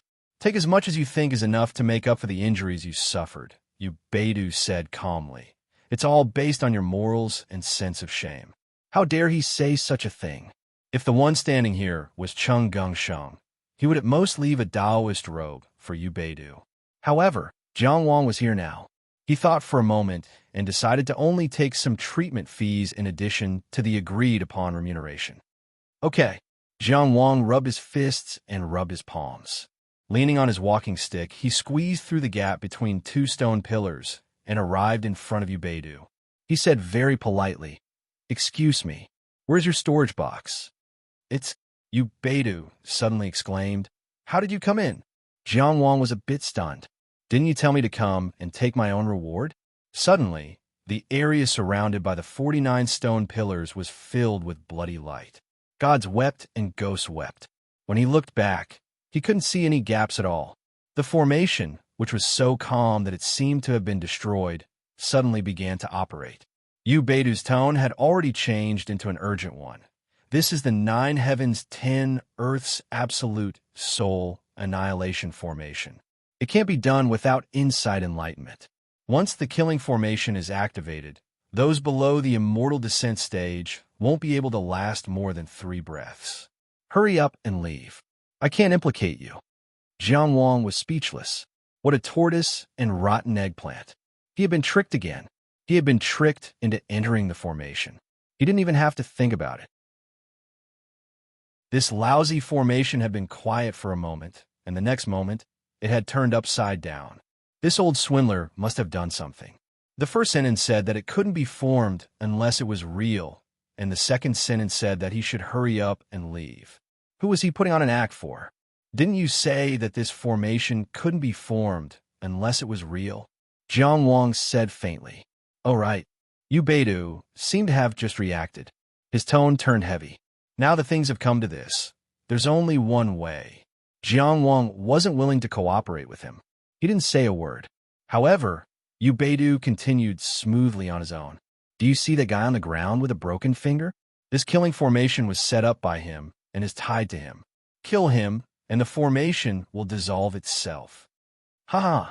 The divination master, who had been lying on the ground and watching coldly for a long time, laughed contemptuously. How many years has it been? You still only know how to deceive people. Jiang Wang was able to walk out of the Khanate Chaos Separation Formation and leave the 4 great human demons behind. This was a legendary achievement that far exceeded his imagination. However, it had already happened. There was no point in regretting it. What he had to consider was facing it head-on. At first, he didn't know what the relationship between Yu Beidou and Jiang Wang was, so he kept silent and watched coldly from the sidelines. Now that he understood something, he spoke decisively. Do you know Jiang Wang's current identity and status? This kind of peerless Tianjiao has a limitless future, but you coaxed him into risking his life in the soul-breaking gorge with just a few words. He treated you with sincerity, but you didn't speak a single word of truth. Yu Beidou, can your conscience be at ease? Unfortunately, he was lying on the ground with a blood demon on his back. This righteous and strict speech somehow lacked a bit of grandeur. Yu Beidou looked at the divination master speechlessly.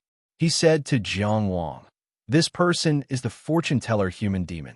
He once used blood divination to predict you and wanted to seize your immortal palace.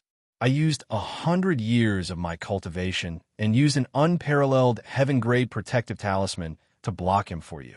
Today, in the Khanate Chaos Separation Formation, I risked my life to guide you and create a chance for you to fight the human demons one-on-one. It was also he who did something and led the 4 human demons to one place, forcing you to fight 1 against 4. His tone was sincere. If I were you, I would definitely take revenge. I can't wait. Chapter 1322. As soon as Yu Beidou finished speaking, the fortune-teller sneered. I used the blood divination to calculate you. What does that have to do with Jiang Wang? You deliberately sent a lousy talisman to Jiang Wang to divert the trouble away. You wanted to use Qi to capture me, but you treated everyone else as fools to be deceived by you? Why didn't you think about it? If I was really interested in the immortal palace, why would I only come to Jiang Wang now? When I was in Yong, I already knew about Jiang Wang, but I didn't go to him. He turned to look at Jiang Wang. When Fatty Zheng and Skinny Li were working at the Azure Cloud Pavilion, you were there too, right? You even saved someone. Did I go to you after that? Ask yourself, if I went to you at that time, would you have a chance to escape? Jiang Wang didn't say anything, but silence was also a kind of attitude. The fortune-teller looked back at Yu Beidou. Today, I brought people here to kill you. How would I know where Jiang Wang was? It was you who deliberately revealed that you had a friend who went to look for the blood demon's lifeblood in the innate chaos disarray formation. That was why I sent people to look for him. In the end, did Jiang Wang risk his life for you or for me? The whole thing was completely different from what the fortune-teller said, but the logic was clear and organized. Yu Beidou was surprised. My good martial nephew, how can you reverse black and white? The fortune-teller said coldly. Martial uncle, you know very well who is reversing black and white. You must know that it's easy to deceive people for a while, but difficult to deceive people for a lifetime. Jiang Wang already knew about their relationship from the mask unveiling human demon, so he wasn't surprised. Seeing them arguing fiercely here, he couldn't help but say, You too, am I so important? Of course. Yu Beidou hurriedly said, This person is full of evil, and the blood demon is the disaster of the human race. I suppress them with my own strength and can't split my hands and feet. And you are a genius, a peerless talent. Today, who else but you can eliminate evil for the people? Good and evil are determined by you. What is good and what is evil? The fortune teller asked back. You were jealous and set up a trap to kill your senior martial brother. Can that be good? Moreover, even if I am an evil person, when have I ever harmed Jiang Wang? Who was it that had dragged him into this dangerous situation? Who was it that had turned Tianjiao into this dismembered state? You're such a good person. Why are you so full of lies? All right. Jiang Wang interrupted their fierce debate and said faintly, What I mean is, since I'm so important, can't you say something more important? Important? The fortune teller was stunned. What's so important? For such a peerless Tianjiao and hot-blooded youth, was the debate between good and evil not important? Cough. Yu Beidu was the first to understand the situation and offered, I'll add 20 origin stones to your bid. Huh, martial uncle, you seem to be looking down on Jiang Tianfu? The fortune teller grasped the situation and immediately added, Jiang Qingyang, I'm not like some swindler who likes to swindle others. I won't lie to you. If you help me today, I'll give you 1,000 origin stones, a Dharma robe, and 3 exterior-level secret techniques. If you have any enemies, regardless of their cultivation, I'll perform a blood divination for you. Sound good? Jiang Wang turned to look at Yu Beidu. Senior Yu, are you not going to raise the price? Yu Beidu was instantly filled with righteous indignation. Is the righteous path of the human world not worthy of your protection? Is the safety of the human race not worthy of your concern? If you're on the same side as a demonic man, how are you any different from a demonic man? Are you going to abandon your position for some petty profit? If this matter spreads, where will you find a place to stand in the world? If I kill you, it won't spread. The fortune teller reminded him considerately. Yu Beidu glared at him angrily, and the fortune teller glared back at him without backing down. Jiang Wang only replied with an "oh," and then leaned forward to look at the beardless demonic man. What about you, sir? Liu Huai didn't seem to have considered this possibility. He had only silently watched the fight between the fortune teller and Yu Beidu, thinking that he had nothing to do with it. After all, demonic men were the public enemies of the human race. How could he have been bribed by him? After staring blankly for a moment, he said hesitantly, If you help me, I'll send you to the myriad world's desolate tomb. Jiang Wang sighed and said to Yu Beidu, How about I help you kill the demonic man first? I think he's basically hopeless. I can give you a cheaper price for this one. You could decide how much you want. Yu Beidu laughed. This one won't be easy to kill. It won't be easy to kill him in a short time. You should kill the demonic man first. Jiang Wang, we can still discuss the terms. The fortune teller immediately said, You've been brought into a dangerous place, your life hanging by a thread. Are you really not angry at all? Even if it's a peerless Tianjiao like you, it'll still be a narrow escape from death, right? Are you really willing to be manipulated like this? You've already been tricked into the soul-breaking gorge, and then into the formation. How long do you plan on being tricked? Until you die? Are you really not angry? After hearing his words, Jiang Wang let out a long sigh. He looked at his empty left leg and then looked at Yu Beidu. His eyes became serious. To be honest, I'm really angry. I have no obligation to risk my life for you. No matter what you're pursuing, whether it's justice or the righteousness of a human race, you don't have the right to trick me into a trap and make me risk my life. A great master once told me, using your standards to ask others is already demanding. Using your standards to ask the world, you're evil, but you don't know it. You're a demon among demons. Senior Yu, I deeply agree with these words. That's truly a great master with great wisdom. Yu Beidu praised. Then he restrained a smile on his face and said very seriously, What I want to tell you is that according to my divination, you won't be in danger when you come to the Broken Soul Gorge this time. Obviously, I overestimated myself and underestimated my martial nephew.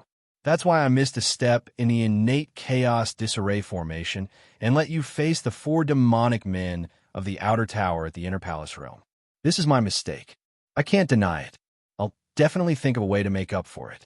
I spent a lot of effort to re-establish contact with you in the innate chaos disarray formation. However, at that time, you'd already finished the battle.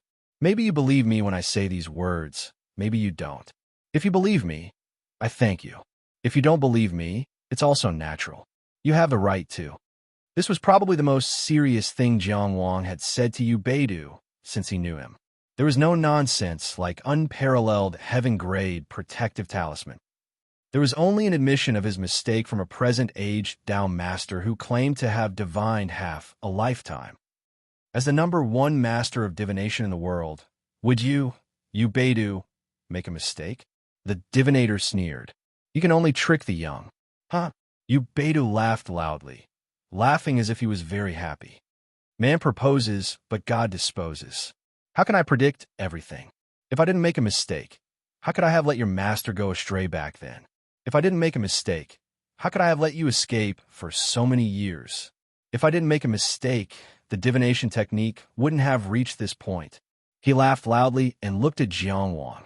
I also want to calculate everything, but my divinations actually only cover the first half of my life.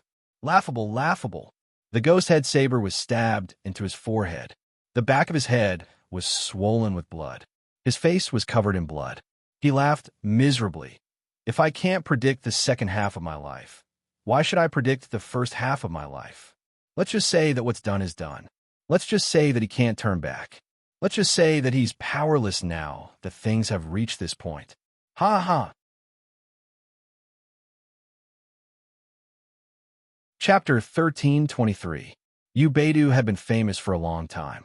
He was known as half a lifetime diviner and was undoubtedly the world's top fortune teller. Even if Jiang Wang didn't care, he had heard of him long ago. He knew that Qi's imperial advisor, Xie Huaiyan, had once reprimanded him for pretending to be mysterious. He knew that Yung Gunzuan's name had spread throughout Linzi because of his words of stealing the glory of his peers. However, Jiang Wang actually didn't know much about Yu Beidu. He didn't know what story he had, where he came from, or what he had experienced. He only found out about his martial uncle and martial nephew relationship with the fortune teller after arriving at the soul-breaking gorge.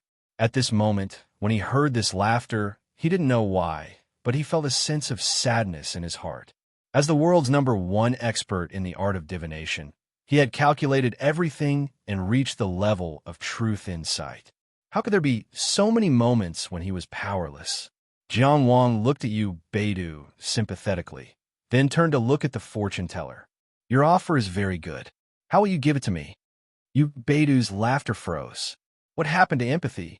I'm miserable here, and you're compassionate over there. Then, heroes would cherish each other and work together as one. This is what a wonderful story should be like. But the moment this kid turned his head, the atmosphere was gone. The fortune teller didn't react in time and immediately said, after the matter is settled, how would I dare to hang around in front of you? Jiang Wang interrupted him. Your Excellency, you should show your sincerity. What do you mean by sincerity? The fortune teller asked. Give me the money first, then do the deed. After the deed is done, I'll leave immediately, Jiang Wang said. The fortune teller looked at him quietly for a while and laughed involuntarily. What? You want to take some money from me before you kill me? Are all young people these days so black-hearted? Jiang Wang said angrily. If you don't have sincerity, just say it. How can you taint my innocence? You're still too young.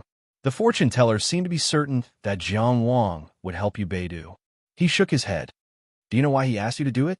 Jiang Wang said casually. Because he's suppressing the blood demon, so he can't do anything. I can't believe that the Tianjiao that Qi tried so hard to protect is actually such an honest fool. He. The fortune teller laughed a few times. Suddenly, his smile disappeared, and he said fiercely, because he divined that I still have a trump card in my hand. He knows that whoever kills me will die. You seem to be threatening me, Jiang Wang said. You can choose not to believe it. The fortune teller said. Jiang Wang leaned on his crutch with one hand and drew his long sword with the other. Have you ever thought about it? The divination master continued. This blood sacrifice lifelock formation was clearly set up by me, but now it's in you Beidu's hands. He can do so much, but he really can't find the time to kill me? Jiang Wang waited for a moment, but Yu Beidu didn't say anything. Thus, he turned around and asked Yu Beidu, should I believe him?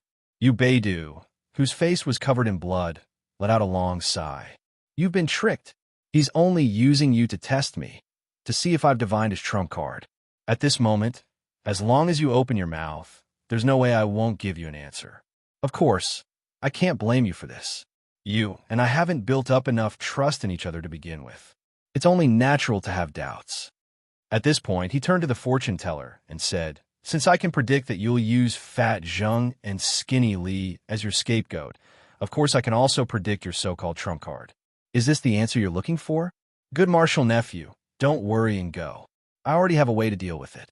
You can predict so much, but you can't predict that Jiang Wang will have a narrow escape from the chaos array? The fortune teller asked again.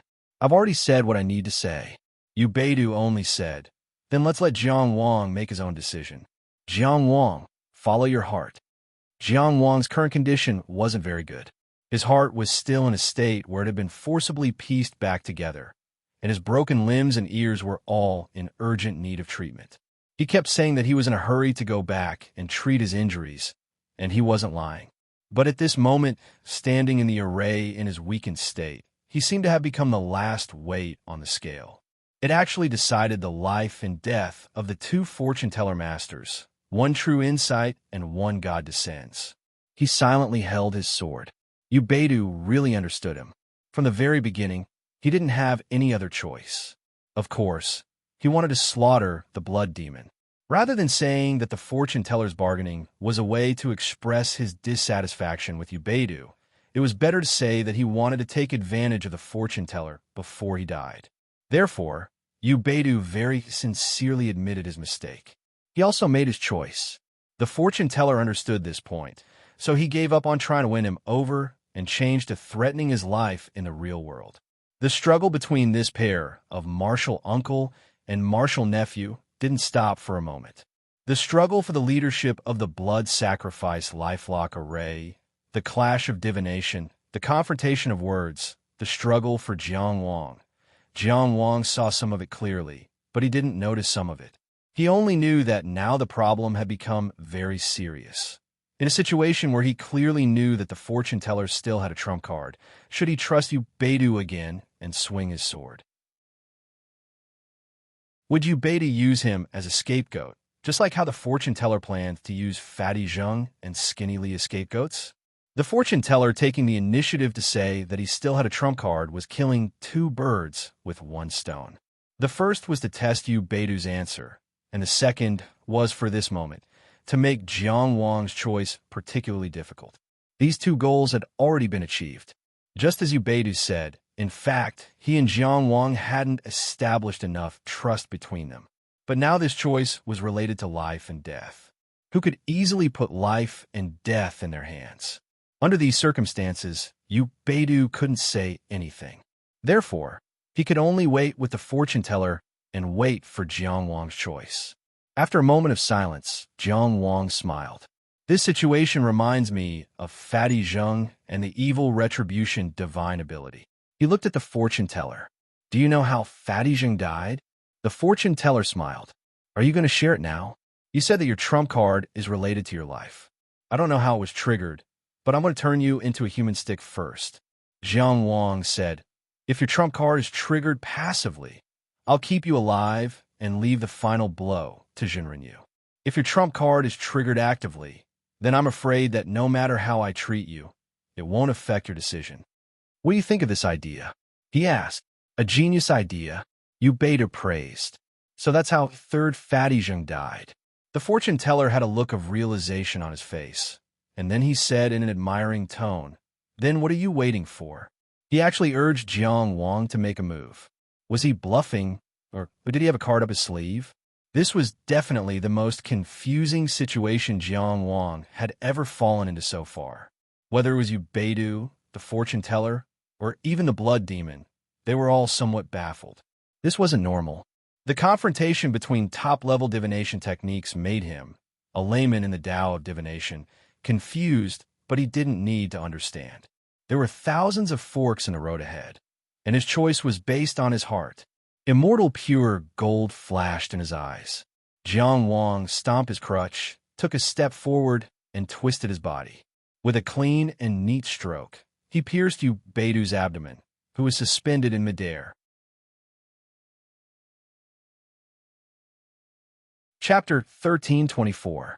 In midair, Yu Beidu's abdomen was injured. He shrunk back and widened his eyes. "Are you crazy?" Without another word, Jiang Wang pulled out his sword, turned around, and stabbed again. This time, the sword was more accurate and ruthless. When the cold light hit him, Yu Beidu had no choice but to raise his hand to block it.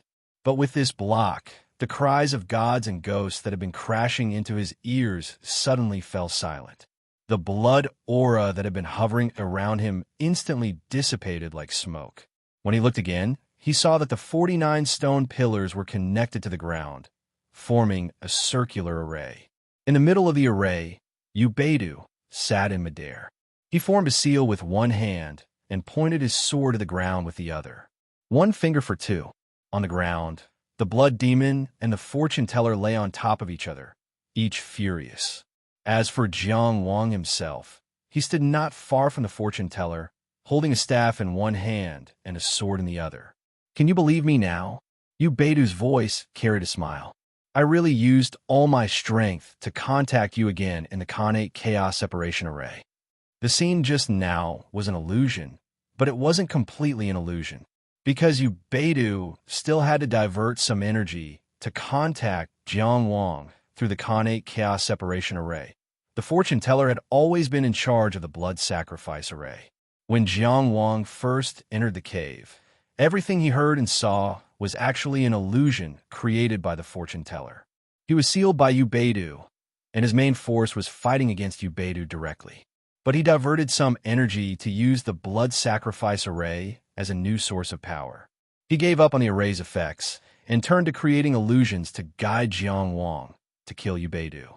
Yu Beidu never gave up fighting for the blood sacrifice array.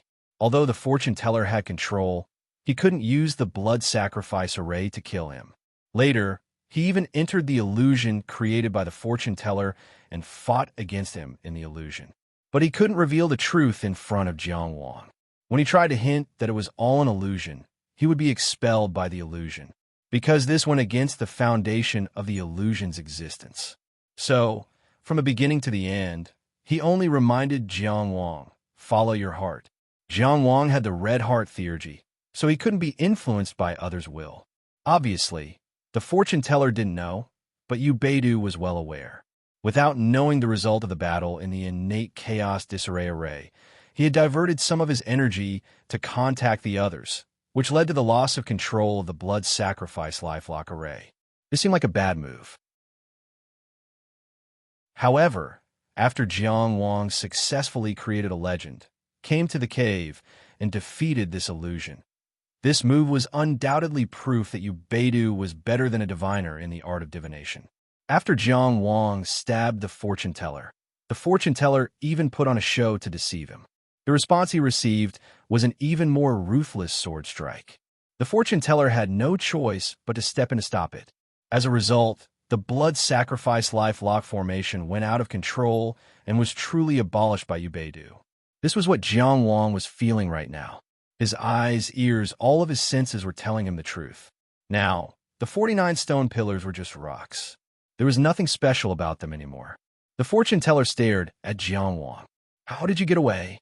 A bloody light overflowed from his eyes, gradually forming the shape of the 8 trigrams. However, in the next moment, it suddenly turned black, then white, and scattered into flowing light. Yu Beidu's voice was faint. "Good martial nephew, don't struggle anymore." The fortune teller didn't have a question, nor did he need an answer.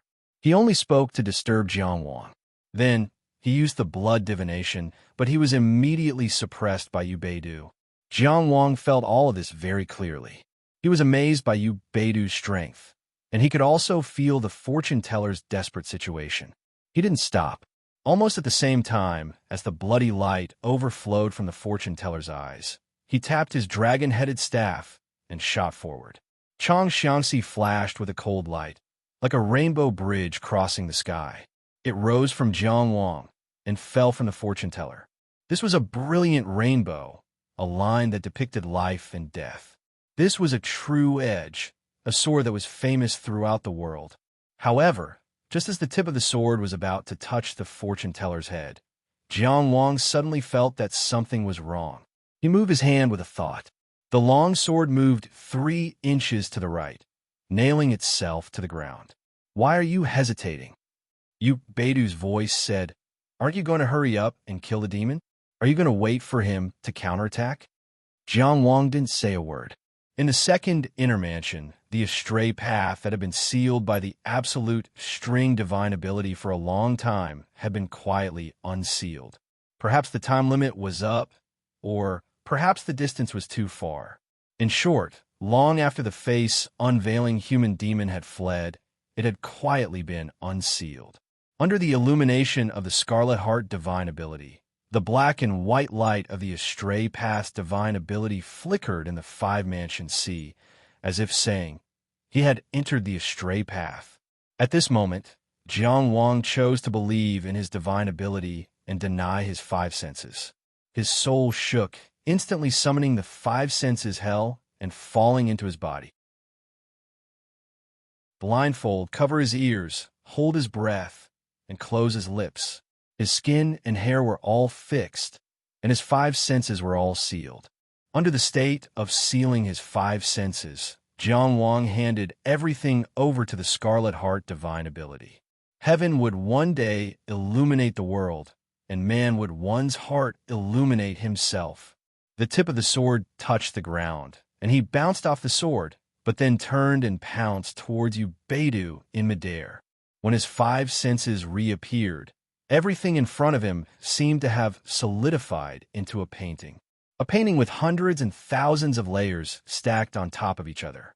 The painting scroll was constantly unraveled and falling. Reality and illusion were separated from each other and intertwined. It was impossible to tell what was real and what was fake.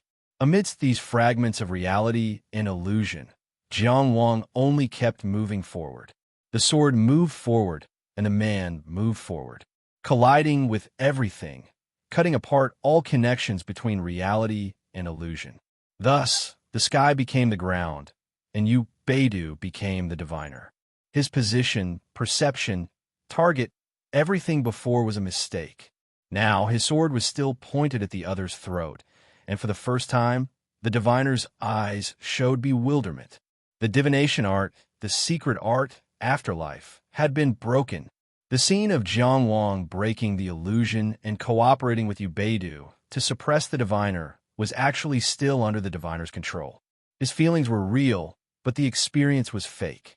It was nothing more than an illusion created by the diviner in order to probe his trump card. After seeing through the Scarlet Heart divine ability and confirming that Jiang Wang had no other tricks up his sleeve, the diviner's final motive was triggered. He drove Jiang Wang to attack. The Scarlet Heart divine ability could indeed be untainted, but Jiang Wang's sword piercing through the diviner came from his heart. It was just that everything he saw was not real, and the diviner he attacked was not the diviner.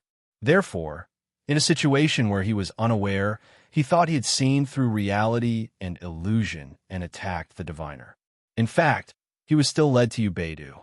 But under the coincidence of chance, the absolute string left by the unmasked devil man was unsealed at this time.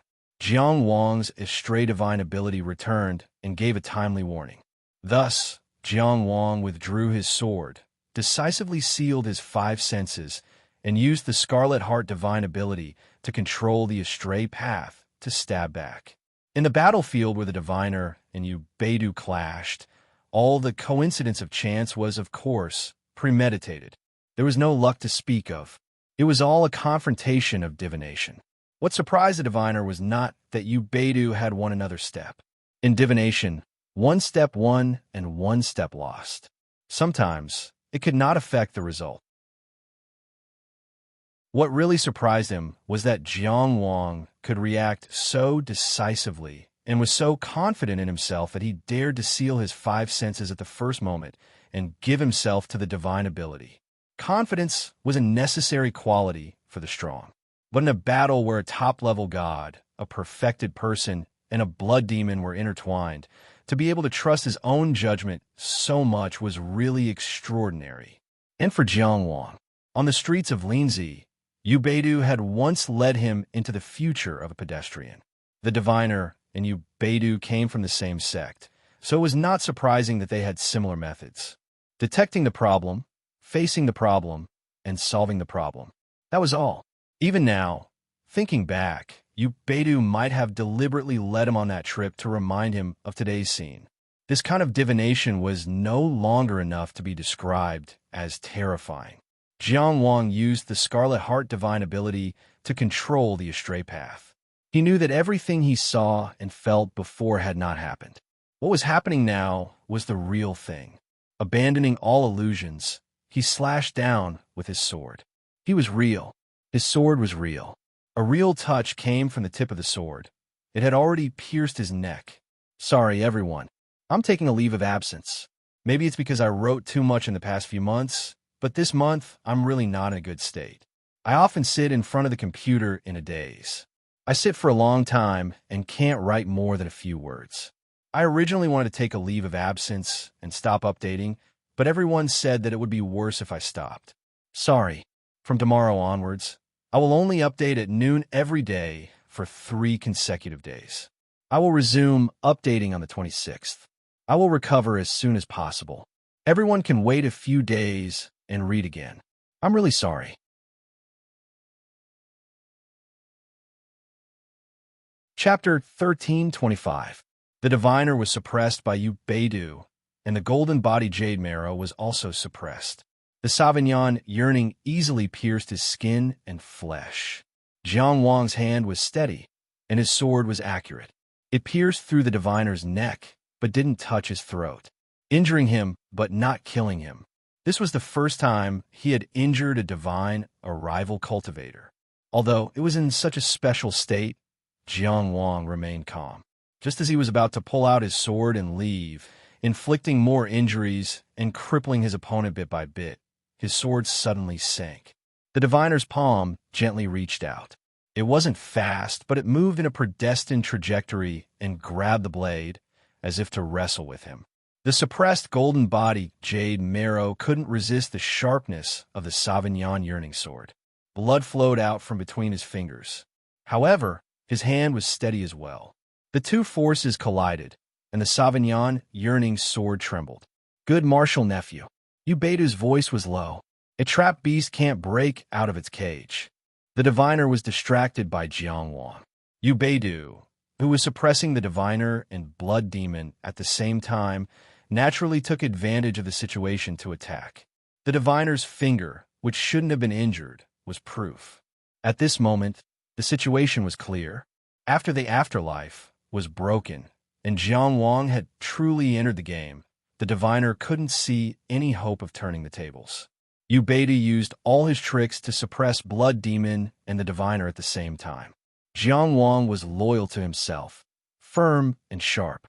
They weren't people who would give their enemies a chance. Is that so? The diviner asked. His hand that was holding the sword suddenly pulled to the left. It was as if he had completely given up on fighting against Yu Beidou and was only focused on fighting for this sword.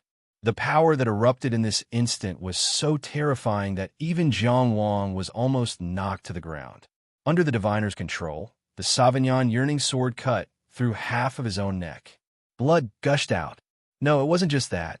The Yun Shun Temple, the 5 prefectures C, Tongtian Palace. Jiang Wang could sense the source of power in this divine, a rival body collapsing. The terrifying power in this body was resolutely dissipating. It wasn't the first time Jiang Wang had seen a divine, a rival cultivator die, but he was still shocked. He committed suicide. This was too surprising.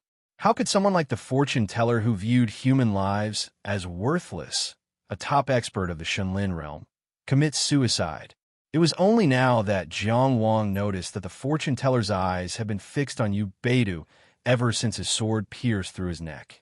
Even when his neck was slit open, he died facing Yu Beidou. He died under Jiang Wang's sword, but the one he saw was Yu Beidou. His hatred and stubbornness had never been expressed in words. Jiang Wang could not help but glance at Yu Beidou. It was probably because he had finally dealt with the divination master and only needed to seal the blood demon. The pressure on Yu Beidou was greatly reduced. The sword fingers on his right hand were still pointing at the blood demon, but his left hand took the opportunity to wipe off some of the bloodstains on his face. Then he hurriedly made another hand seal. Then he smiled and said, "This one-leg hero has such handsome martial arts." Jiang Wang immediately gritted his teeth. With the fortune teller dead, the ghost head blade stuck in Yu Beidou's forehead also slowly dissipated at this moment. Yu Beidou's brows relaxed. He smiled somewhat relaxedly and said, "You seem very surprised that he committed suicide?" Jiang Wang was silent for a moment. Then he said, "It's very hard not to be surprised, right? After all, he's an expert of this level. Actually, there's nothing to be surprised about." Yu Beidou's tone was relaxed. The future he saw was a dead end. There was no hope. No matter what path he took, it was only a matter of dying sooner or later. So, he made the choice that he thought was the best. That's all. Jiang Wang raised his eyebrows. The future he saw? As you think, I changed the result of his divination. Actually, it's not really a change. I just wiped out an already weak hope. Yu Beidou said casually, "It's precisely because he was already very strong and had a deep understanding of the blood divination technique that he was so sure of the outcome. If you understand this, you won't be surprised by his suicide. Could it be that he didn't know that the result of his divination was very likely changed by you?" "Of course he didn't," Yu Beidou said indifferently, "because no one has ever been able to do this before." Jiang Wang couldn't help but lean his head back. These words were so arrogant. Is it very difficult to understand? His blood divination technique is also a divination technique that directly inquires about fate, especially since he's a top-level immortal arrival and a master of divination. If you want to change the result of his divination without being detected, you can only do something in the river of fate. And before me, no one has ever been able to do this with their insightful truth cultivation.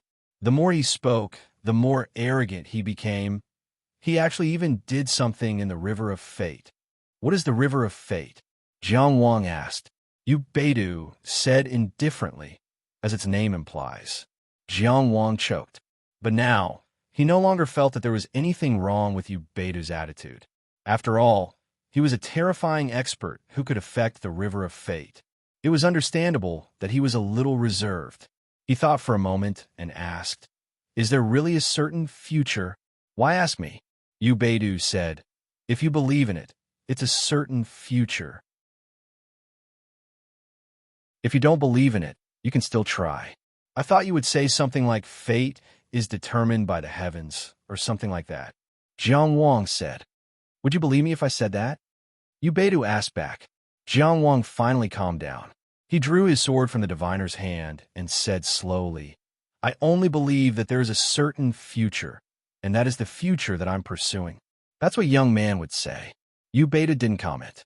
He only glanced at the dead diviner and said, "When I was young, he and I both had the same idea. Of course, I'm not saying that you will definitely be changed. It's just that." He heaved a long sigh and said with a sad expression, "This is the end of the road of divination. The further you walk down this road, the more you can't escape fate." Jiang Wang returned his sword to its sheath. He didn't understand divination, and he didn't intend to express any opinions on it. Although Yu Beidou looked very powerful, he only wanted to get his reward and hurry back to the Qi to treat his injuries. "I should go," he said. He even glanced at his storage box as a hint. "Jiang Wang," Yu Beidou suddenly said. Jiang Wang looked up. Then he heard the next sentence, "Don't blame me." Yu Beidou's left hand suddenly flipped over and pressed down. Jiang Wang's entire body fell over without any resistance. Thud, thud, thud. Xing Si's dragon-head staff flew out of his hand and rolled a few times on the ground. Only the Sauvignon saber was still tightly gripped in his hand, as if he wouldn't let go even if he died. Then the lively aura of life instantly withered. Even the strongest inner palace cultivator in the history of the Qing dynasty was no match for Yu Beidu. In the blink of an eye, only Lu Huai and Yu Beidu were left in the cave on the wall of Broken Soul Gorge. The pale and beardless blood demon blinked and said unhappily, "I hate you humans the most for this. You always attack when you're chatting and flip the table when you're eating." Yu Beidu was expressionless. He only said calmly, "Sometimes we only chat, and sometimes we only eat. But you guys only know how to flip the table. This is the difference between us and you. You want to say that you guys know better about hypocrisy?" Blood Demon asked. "I'm not talking about this with you," Yu Beidu said. "Are you ready?" Blood Demon smiled confidently. "It's a long process to erase me. I've been preparing. I hope you want to take a nap too." "Is that so?" Yu Beidu asked. Blood Demon suddenly felt that this question and this tone were very familiar. After thinking for a while, he remembered the same question was asked by the divination master. It happened not long ago. Then, in the next moment, the corpse that fell on top of him exploded. The explosion was so small and thorough.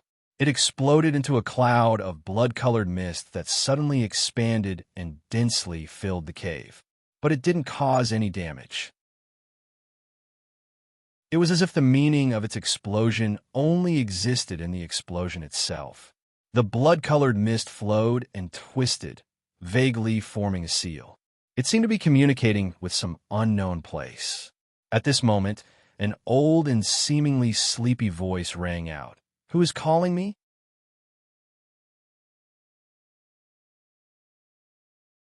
Chapter 1326.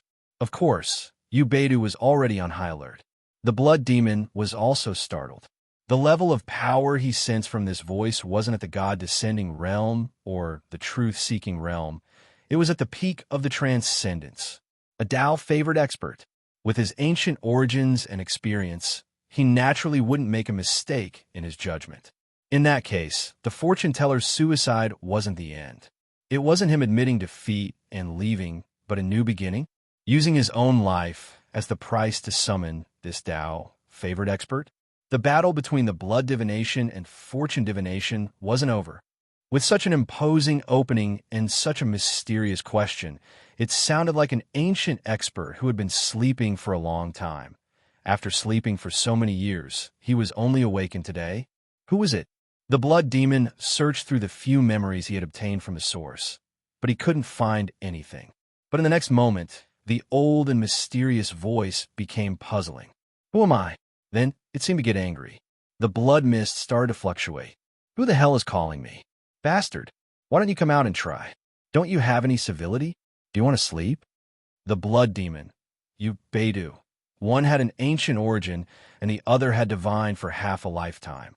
Both could be called experts, but at this moment, they were both speechless. They really didn't know what to say. This Tao-favored expert's performance was far too different from what he had imagined.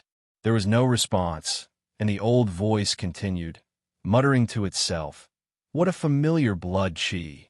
Do I know it? It seems to be a fortune-teller. Yes, it's a fortune-teller." The old voice gradually confirmed, as if it was slowly recalling something. Then it became indifferent. "I remember. The fortune-teller spent half his life running around, and he wanted me to give him a sword." As soon as the voice fell at this moment, the blood-red mist in the cave seemed to tremble twice. Then it suddenly shrank and condensed. The blood-red mist actually condensed into a solid form and instantly condensed into a sword. This was a hiltless sword. From the beginning to the end, it was a sword. It was colorless and translucent. Only a vague blood 8 trigram pattern could be seen on the sword's body. It seemed to represent the fortune-teller's mark. It proved that he had once existed, although the body is gone, although the soul is extinguished. This sword was formed from the remains of his body. In a sense, it was also carrying out his will. Thus the sword rose. This colorless trigram sword was light when it moved. It wasn't sharp, and it didn't make any big movements. It just stood upright in the air. It was this simple vertical movement that changed everything. It was hard to describe that kind of scene, that kind of feeling. There was no sound or any other color. He couldn't see the stone walls of the cave. There was only a line of sword light standing upright, swaying in the smoke and dust. The sword light was colorless and formless. It could be said that it did not exist in the visual world. But in the world of the spiritual sense, in the world observed by the spirit, this sword light could not be ignored and could not be blocked. It was as majestic as a mountain, connecting the heavens to the earth. Ubedu, who was sitting cross-legged in midair, pointed his sword rapidly. Upon closer inspection, he did not seem to have moved at all. Blood Demon, who was lying stiffly on the ground, emitted a bloody light. When he looked again, the bloody light had completely disappeared. They could not make a sound. It was as if their secret arts, moves, and all the hard work they had put in did not exist at all. They didn't seem to resist. Only the sword light was wreaking havoc. The Blood Demon's neck had already been cut open. Blood kept flowing, corroding the ground. After a long time, it meandered into a small stream. At this time, this bloody stream was disappearing inch by inch. If powerhouses above the divine Advent realm looked carefully, they would be able to see that threads of sword energy were gradually strangling the blood in an extremely small area. The blood beads were actually being destroyed by sword energy. The Blood Demon's eyes were wide open. He expressed anger and fear, and his lips were constantly opening and closing. It was unknown whether he was threatening, angry, or cursing, but it was all silent. This bloody stream resolutely retreated, constantly dissolving. Just like this, it was cleanly severed.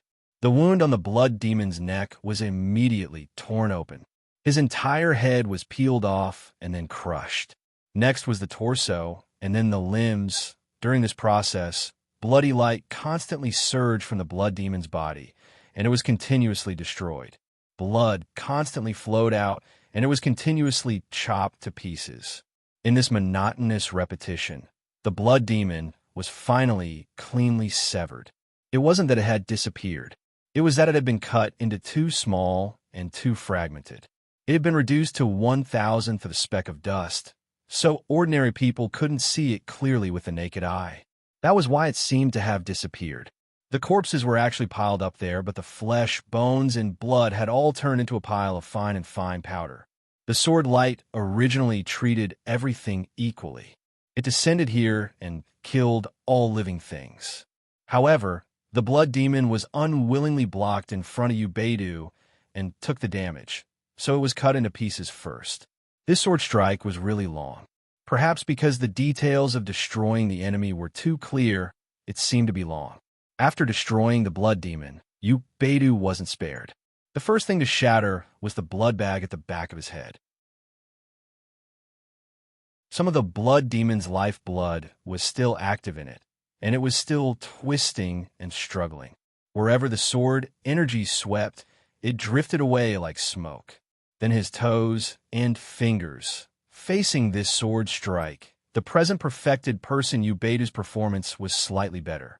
To a certain extent, he could control the steps of the destruction of his body, starting from the less important parts, but that was all.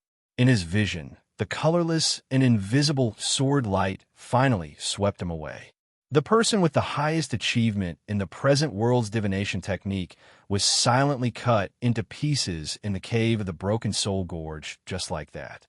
Now, there were no more living things in this cave. The colorless divinatory sword was still erected in the air. The blood-red divinatory pattern was faintly discernible on the sword body, like a fish swimming in water, bobbing up and down. This sword strike will not leave even gods and ghosts. The old voice said, "Fortune teller, is this what you want?" The blood-red divinatory pattern dissipated, disappearing in the sword body. It seemed to be saying, "This is it." The old voice only left a sigh. Then, this divinatory sword formed by the disintegration of the divinatory master's corpse also dissipated. Only now did everything outside the sword light begin to return. The cave, the stone pillar, the voice rumble. Rumble. A sword-shaped smoke soared into the sky. The stone pillar of the blood sacrifice life locking formation, the cliff of the Broken Soul Gorge, were all shattered. The cave on the cliff was completely penetrated by this sword-shaped smoke. How high were the cliffs on both sides of the Broken Soul Gorge? They were as high as the peak of a perilous mountain that one couldn't see the top. And this sword-shaped smoke directly penetrated this side of the cliff. From bottom to top, only a sword-shaped hole was left. The smoke soared tens of thousands of feet into the sky. Only then did it stop and dissipate in spirals. At this time, if someone looked down at the Broken Soul Gorge from the sky, they would see that this steep Broken Soul Gorge was like a crack in the earth. And the cliff on the east side of the Broken Soul Gorge was left with a deep and serene hole. It was a line in the sky, an eye in the sword.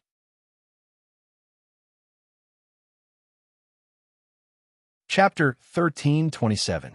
Lin Xian silently left the Broken Soul Gorge and returned to Rome alone. It wasn't that he didn't think of killing Jiang Wang or chasing after the wounded mask, unveiling Devilman. The first step could kill the Tianjiao of Qi and destroy the mountain in his heart. The second step could punish evil and promote good. He could also use this to become famous and step on the corpse of the mask, unveiling Devilman, to let the world know him. But he gave up in the end. Of course, there were all kinds of reasons, but he couldn't deny the most important one, which was his lack of strength. Although the mask unveiling Devilman fled in panic in front of Jiang Wang, there was no need to doubt the power of her human face. It was hard to know what other collections she had. As for Jiang Wang himself, the fact that he could scare away the mask unveiling Devilman in such a seriously injured state was already a problem. One must know that Jiang Wang defeated Xiang Bei on the river viewing platform because of the Battle of the Spirit. Even at the moment when his body was seriously injured, Lin Xian didn't have the confidence to win the Battle of the Spirit. Of course, a person's heart had thousands of thoughts in an instant. These were only the most realistic thoughts at that moment. The impulse to attack Jiang Wang in the end had actually dissipated in the figure sitting alone. When I look at her, it's like looking up to the peak of the mountains and seeing the abyss of the Milky Way. Her height is also limitless. Back then, Zen Master Zhou left Mount Meru in the south. He was conceited that he was the genius of the world and wanted to discuss Zen with the nations. But when he saw Huang Weijin, he left only this sigh that was widely spread. Today, Lin Xian only felt that this was the most suitable for his current state of mind. Although his cultivation was far from Zen Master Zhaowu's, and the current Jiang Wang couldn't be compared to Huang Weijin, but they both looked up to the sky and felt limitless. Meeting once, one already knew the vastness of the world. The story of Zen Master Zhaowu and Huang Weijin was a good story. 30 years after Huang Weijin achieved Dao manifestation, Zen Master Zhaowu also achieved Dao manifestation. This was called only when you see the height of the mountain, then you go to the mountain. Facing the mountain in their heart, some people were afraid of it and couldn't recover. Some people tried every possible way to destroy it. Some people calmly praised and walked towards the mountain. Lin Xian wanted to do Zhaowu. The capital of Rome was called Zhaoguang. Lin Xian had been living in this city before he came to the Riverview platform. To be more precise, it was in a courtyard in the west of the city. Other than when he went to the secret realm to cultivate, he never took a step out of the door. His whereabouts were top secret in the Rome kingdom. Rong Ting had given him the best guidance, the best sparring partner, and the best resources. Even a monarch had personally given him pointers. When he went to the river viewing platform, it could be said that he had let down the expectations of an entire country. Judging from the past years of the Yellow River Gathering, with his strength, there was no doubt that he could enter the main competition. However, the intensity of the Yellow River Gathering this time was one of the highest among all the previous gatherings. The quality of the Intermansion Arena was the best in history. Not only did he fail to stand in front of Qi Tianjiao and show off Ronggu's might, he didn't even make it to the main competition. He didn't even get the chance to fight with Jiang Wang. Many people in the country were disappointed in him, and their complaints did not stop. However, the monarch still trusted him and relied on him. He fought with his life on the Riverview platform, showing his talent and loyalty. Anyone with a discerning eye could see that. The current Emperor Rong was not a mediocre ruler. However, Rongguo in front of Qi was similar to him in front of Jiangwang. The more mediocre a ruler, the more painful it was. The journey from the soul-breaking gorge to the Rong kingdom was not as difficult as he had imagined. He had left the soul-breaking gorge twice, and each time, he realized how powerful Jiangwang was. However, compared to the first time when he left the soul-breaking gorge, he was much calmer the second time. The limit of the inner mansion realm was much wider than he had imagined. So, what was he anxious about before? What was he unwilling to accept? Who could compete with Jiang Qingyang on the Riverview platform? The mountain was there, it was so high. He could settle down and walk there steadily. There was a path ahead, and it had already been taken. What reason did he have to stop? Returning to Zhaoguang City, he walked into a familiar courtyard. There was a person standing in the courtyard with his hands behind his back. Hearing the noise, he turned around. It was a man dressed like a scholar, about 40 years old. Seeing Lin Xian, he smiled warmly. "You're back?" This person was the Prime Minister of the Rong Kingdom, Ouyang Yong. Lin Xian cupped his hands and bowed. "Minister." Ouyang Yong waved his hand. "There are no outsiders here. You can call me uncle." Etiquette cannot be ignored. Lin Xian insisted on bowing before saying, "Prime Minister, what can I do for you?" Ouyang Yong considered his tone and said slowly, "The battle at Xingyue Plain has begun. For now, it is a battlefield for young people. Do you want to join?" No matter how much he disliked Rong was secretly, and how much he wanted to get rid of the suppression, Rong could only join Qi's side if he wanted to join the Xingyue Plain battlefield. In fact, the Rong Kingdom's participation in the Xingyue Plains was only possible under the pressure of the Qi Kingdom. Lin Xian could totally imagine how much pressure this relaxed minister in front of him had to endure to give him a choice, to let him decide whether to go or not. In a battlefield for young people, Lin Xian, the #1 inner palace of Rongguo, would not be sincere if he did not join. It has always been Lin Xian's wish to fight with the heroes of the world. It is even more fortunate for a man to achieve success on the battlefield. Lin Xian said, "I am willing to go." Ouyang Yong looked at him deeply. Finally, he reached out and patted him on the shoulder. "Jiangwang is a demon and his whereabouts are unknown. Lin Xian, you're the #1 inner palace of the eastern region. Rong's future rests on your shoulders. Don't mind those negative voices. Just perform well on Xingyue Plain." Lin Xian bowed respectfully again. "Minister, please don't say this again." Ouyang Yong said, "You don't have to worry." His Majesty said the same thing. "I am just relaying his words." Lin Xian did not look up. He only said, "Your Majesty, please don't say this again." Surprise finally appeared on Ouyang Yong's face. "Why?" Lin Xian looked up, his expression calm. "There is Jiangwang in the world. How can others be the #1? Ouyang Yong smiled and explained with the tone of an experienced person. "The splendor on the river viewing platform is only a moment in the long river. It cannot last forever. Compared to him, you only lack resources. Now that his whereabouts are unknown, is the best time for your generation to rise." Lin Xian said, "I met Jiangwang at the soul-breaking gorge." Ouyang Yong paused and then asked, "You fought?" Lin Xian smiled bitterly and shook his head. "How can I be qualified to fight with him now?" He sighed, "I only witnessed his battle." "At the soul-breaking gorge?" Ouyang Yong frowned and asked, "With whom?" Lin Xian said slowly, 10,000 fiend demon Zheng Fei, flesh-slicing demon Li Shou, unmasked demon Yin Zi, and beheading demon Huan Tao. Ouyang Yong naturally knew of the evil reputation of the 9 great demons. Many people in the world wanted to kill them. However, the 9 great demons hid their whereabouts and were difficult to track. After a moment of silence, Ouyang Yong asked, "Taking turns to fight?" Lin Xian shook his head and said, "Jiangwang fought 1 against 4. Ouyang Yong's expression changed instantly. Although he tried to maintain a calm posture, his voice was a little strange. Did he escape unscathed? Lin Xian's eyes drooped slightly. as if he did not dare to look directly at the sun. He only said 10,000 fiend, flesh-slicing, beheading all died. Only the unmasked demon escaped in a panic. The impact of this news was so shocking. As the national minister of Rome, even Ouyang Yong, who was in a high position, could not help but tremble. He cried out involuntarily, "She is so blessed by the heavens. Is there another Jiang Mingxiong?"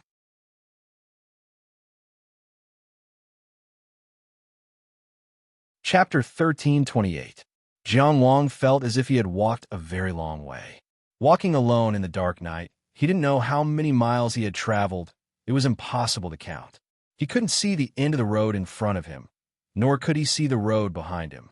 He didn't know this world from the outside, and he couldn't see the grudges between him and the people inside. He couldn't see his companions on the left, and he couldn't see anyone on the right. This feeling, it was like a feather floating in the sea or a scale exposed to the sun on the shore. He was ignorant and had no one to rely on. He couldn't tell east from west, north from south.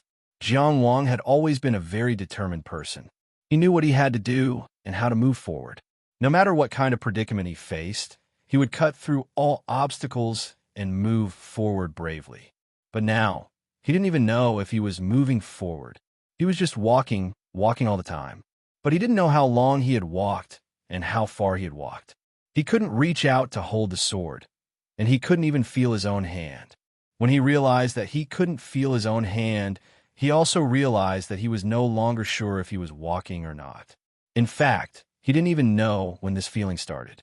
He only had this thought, continue to walk. With only this thought, he completely lost his perception of himself. It wasn't the kind of confusion where all five senses were lost, but all perception, including the five senses, seemed to no longer exist. Walking without hope was the most difficult, and the greatest fear came from the unknown. In this kind of loneliness where the world was dark and there was no light in this world was like a tide, almost drowning people. With every breath, the thought of collapsing was born, so the soul gradually dissipated. It was like a mountain that kept falling rocks and soil, so it gradually became thin. Withered grass killed the autumn scenery, and thin ants destroyed the dam. Young friend Jiang. In a trance, he seemed to hear a voice echoing in the long night. It was a very weak but very long voice. In the dark night, it was originally faint and difficult to find, but it had nothing to do with the speaker. The voice itself moved forward stubbornly, like a devout believer worshiping a god, kowtowing 3 times with each step to the holy mountain. So it was finally heard. Although it was an empty world, once the voice appeared, it came. It was called the arrival of 10,000 voices. This voice awakened the ears, or in a state of unconsciousness, it reminded the existence of hearing. In short, the hearing first appeared, and the world of sound had an outline. The information brought by the voice itself feedback enriched the knowledge. As a result, his senses gradually recovered. The tide of loneliness receded. Jiang Wang opened his eyes and saw a familiar old face. He reached out to touch the sword. "Are you feeling better?" Yu Beidou looked over with a face full of concern. Very naturally, he pressed down on his hand and helped him take his pulse. "Your injuries are very serious." At this moment, Yu Beidou's hair was like silver strands and his face was like jade. His previous sorry state had completely disappeared, but his brows were tightly knitted together. "Your heart is already shattered. How could you be so careless?" There was a hint of kindness in his harsh tone, and a hint of concern in his reproach. Jiang Wang had the urge to spit at him, but he couldn't remember where that very unpleasant feeling came from. His body had just woken up from that empty state, so he wasn't able to sort out the information in time. Then, he felt strands of warm energy enter his body through Yu Beidou's hand like rain. When he looked inside, of course, he saw the pieces of a heart that had gathered together and was about to collapse. Then, he remembered his injuries. Like a fish returning to the sea, all of his memories were rapidly recovering. He observed his heart and saw the threads of starlight drifting over like rain, shuttling back and forth in the heart fragments. They were actually slowly knitting them together. This was an extremely mysterious process. The threads of starlight shuttled from one heart fragment to another, and the two heart fragments actually fused together. Then, the threads of starlight disappeared. Knitting the heart was like knitting clothes. The rain-like strands of starlight disappeared one by one. This broken heart, however, slowly recovered until it began to beat powerfully. Thump, thump, thump. It integrated the flow of blood and provided strength to the already stiff limbs and bones. Once the source of the heart was restored, all things were reborn. Jiang Wang felt the power surging in his body again, and he also felt the world again. "I'll help you reattach your leg," Beidou said with great concern. "Did you save your broken leg?" "It's in the storage box," Jiang Wang replied. "Give it to me," Beidou said warmly. Jiang Wang took out the broken leg from the storage box. Beidou reached out and took it. Without saying a word, he pressed it directly on the wound of his broken leg. Using the broken leg to hit the wound actually felt like a fierce collision between a knife and a gun. The sudden pain caused Jiang Wang's eyebrows to twitch. But in the next moment, a warm feeling replaced the pain. The scene of his heart recovering reappeared. Not long after, the broken leg was as good as new. "Come, give me your ear too. I'll treat it properly for you," Beidou said again. Jiang Wang did as he was told and subconsciously said, "Thank you." But as soon as he said that, he felt that something was wrong. "Why was my leg broken again?" "You don't have to be so polite. We're friends despite our age difference. Friends should help each other," Beidou said casually. His hands moved as before and reattached his broken ear. His heart, broken leg, and broken ear were all recovered one by one. The other accumulated internal injuries in his body were also gradually disappearing. Jiang Wang's five senses also became clearer. The feeling of being whole was so wonderful. It almost made him want to immediately stand up and perform a set of sword techniques. So he couldn't help but look at Beidou's throat. "Are you feeling better?" Beidou smiled kindly and said, "Young people should pay attention to their bodies. You can't be too impulsive. Impulsiveness can easily lead to accidents, understand?" Jiang Wang thought silently for a while. Then, he looked away and began to observe his surroundings. He found that he was probably still in the cave from before, but the cave was very different now. The stone pillars, the blood demon, and the bloodstream had all disappeared. There was actually a hole in the top of the cave. It pierced through the unfathomably high cliff and shone in from the distant sky. The entire Broken Soul Gorge had been pierced through by some kind of power. Jiang Wang sat up from the ground. Beidou was squatting next to him. His clothes were dragging on the ground. He didn't look at Beidou. Instead, he stared blankly at the hole. This hole was only the size of a baby's fist. The walls of the cave were so smooth that there wasn't a trace of undulation. There was no sword aura or sword mark. But Jiang Wang still had a very strong feeling. This was the result of a sword piercing through the cliff. "It's very scary, isn't it?" Beidou, who was squatting next to him, also raised his head to look at the hole. He seemed to have completely guessed what Jiang Wang was thinking and confirmed Jiang Wang's thoughts. This hole was created by a sword. Who left it behind? Jiang Wang realized that after Beidou's palm pressed down and he fell into that state of emptiness, some kind of shocking change had occurred in the cave. But as soon as the question left his mouth, he cautiously added, "Do we know?" Beidou didn't answer this question. Instead, he looked at the hole that shone through the sky and sighed to himself, forgetting the world and man as one.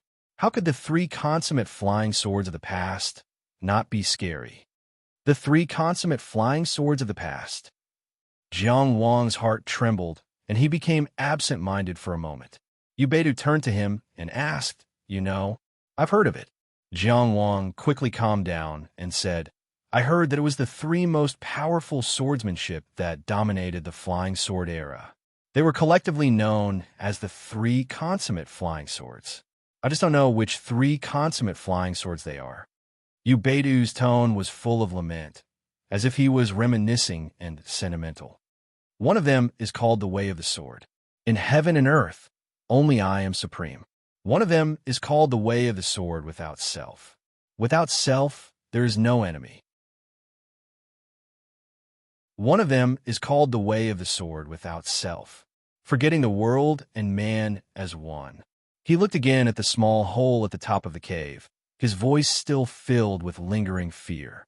What you see now is the result of Yin Chunhui, the head of the 9 great demons, the forgetful human demon. I've resumed my normal update today. The next chapter is being written.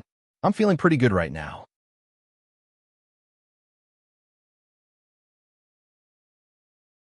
Chapter 1329.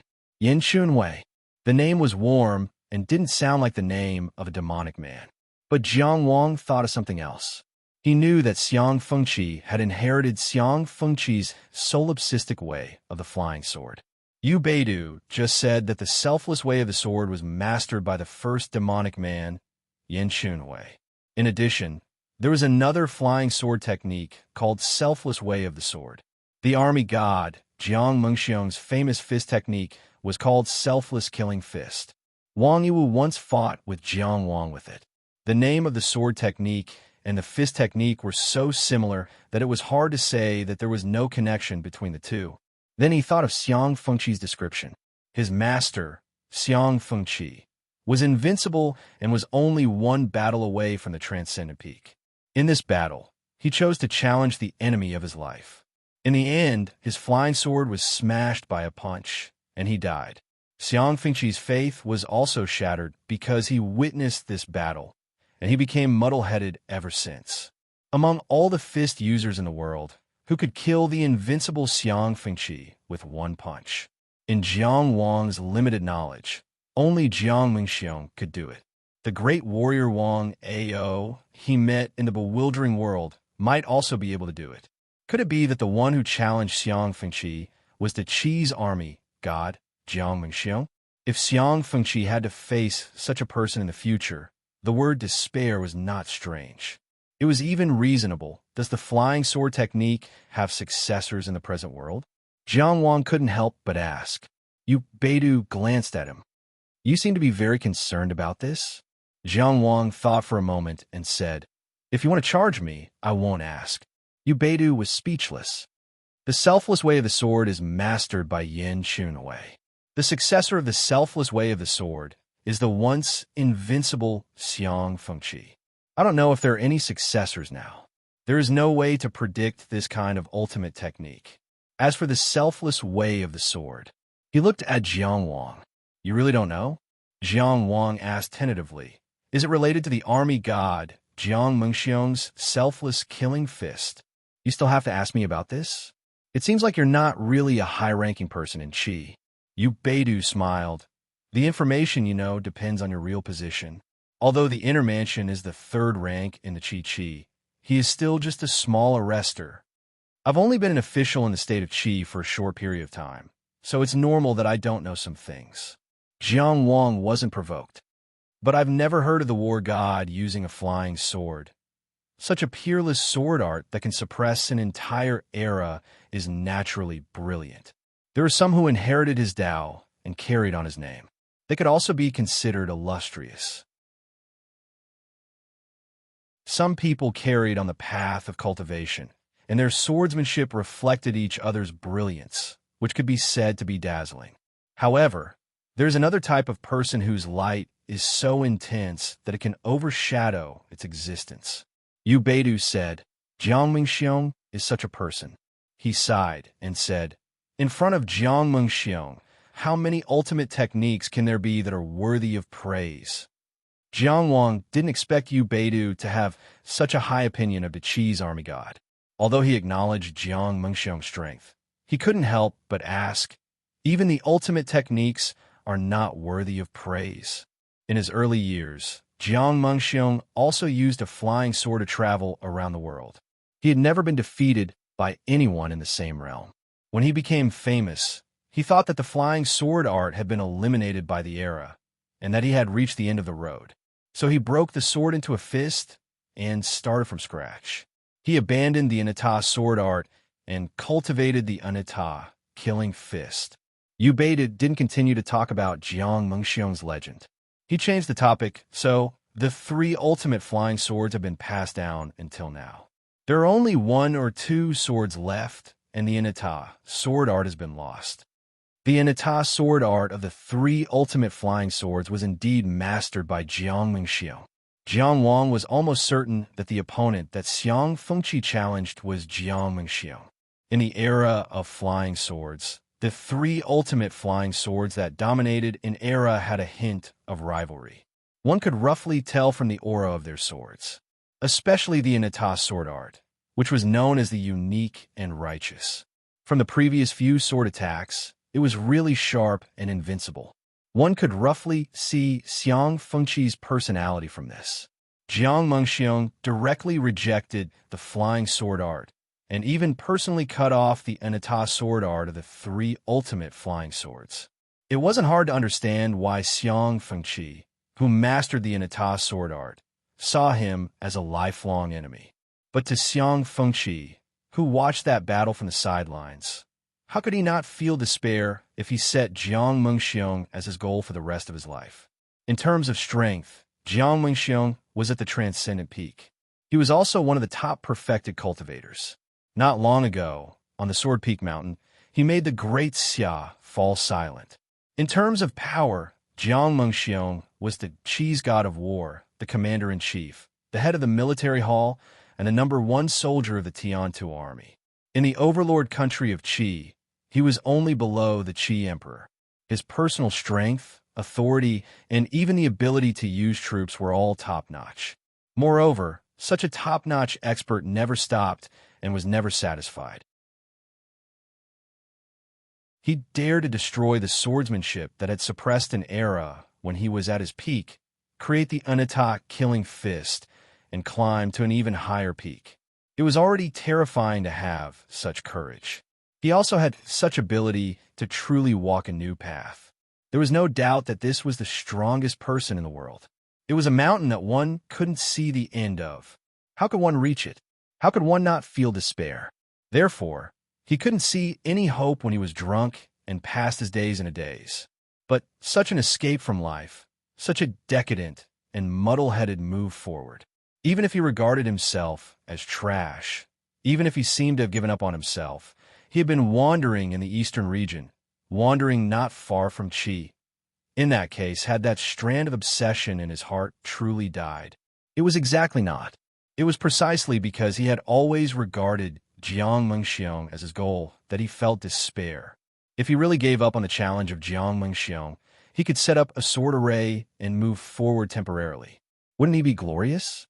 It wouldn't be difficult to go to a small country and become the #1 among the younger generation. It was precisely because of his obsession that he felt pain. And his obsession with an opponent like Jiang Mengxiong showed the pride in Xiang Qin's heart. Even if he was as low as the dust, there was a mountain in his heart. Although the mountain was silent, it hid a great weight. Until Jiang Wang passed by, leaving behind a ray of light, a wisp of fire, and lit up his rekindled heart. Thus, the dragon light shooting battle dared to spread its name. From then on, he tested his sword all over the world, until one day, east coming sword slashing life and death door. Then, Jiang Wang calmed his emotions and looked at the hole in the ceiling. He asked, "Is this the power of a Dao evolver? If the #1 person, Mo Yanxun, had the strength of a perfected lord, it would explain why the Yong kingdom had returned empty-handed. If not for the deterrence of a Dao evolver, how could the weak Reef kingdom resist the Yong army supported by the Mahe sect? Although the Mahe sect supported Hansu's reform of the court and invested in the Yong kingdom on a large scale, it definitely wasn't to the extent of casually investing Dao evolvers in the Yong kingdom. After all, the Yong kingdom was only the Mahe sect's first attempt at a national system. No matter how willing they were, there was a limit to their investment. Yu Beidou shifted from a crouching position to a sitting position, sitting down next to Jiang Wang without the slightest hint of an expert's image. If he was only at the insightful realm, how could he dare to attack me? Yu Beidou? These words were very arrogant. But Jiang Wang only remained silent, neither agreeing nor ridiculing. It seemed like he didn't want to continue the topic. After a while, Beidou took the initiative to ask, "Don't you want to ask what happened? A senior once told me about it." Jiang Wang said, "Before my sword isn't enough to defend my principles. It's best that I learn to keep my mouth shut." Beidou said meaningfully, "It seems you've taken it seriously." Jiang Wang's tone was normal, without any hint of resentment. "How can I not take it seriously?" Beidou laughed. "You're truly a young man who knows how to learn his lesson. But in order to avoid being remembered by you in this manner like the senior you spoke of, I think I still have to explain a thing or two." He looked at Jiang Wang and said, "Yin Chunhui's sword didn't leave behind any gods or ghosts, severing all life. I couldn't block it, much less protect you. So I decided to kill you first, changing your fate, wiping away your life force. You can roughly understand it this way. If you're a small fish in the river of fate, when you jump out of the river surface to the river of fate, you've already left. At that moment, your state is no different from death. What I did was to make you jump out of the river's surface for a brief moment. When that sword descended, in the sense of fate, you've already died. So when that sword that wiped away your life force fell, it didn't affect you at all. And now, I've only sent you back to the river of fate. You haven't revived, you've returned. You haven't died. You've only jumped out of the river of fate for a brief period of time. Now tell me, when you jumped out, what did you see?"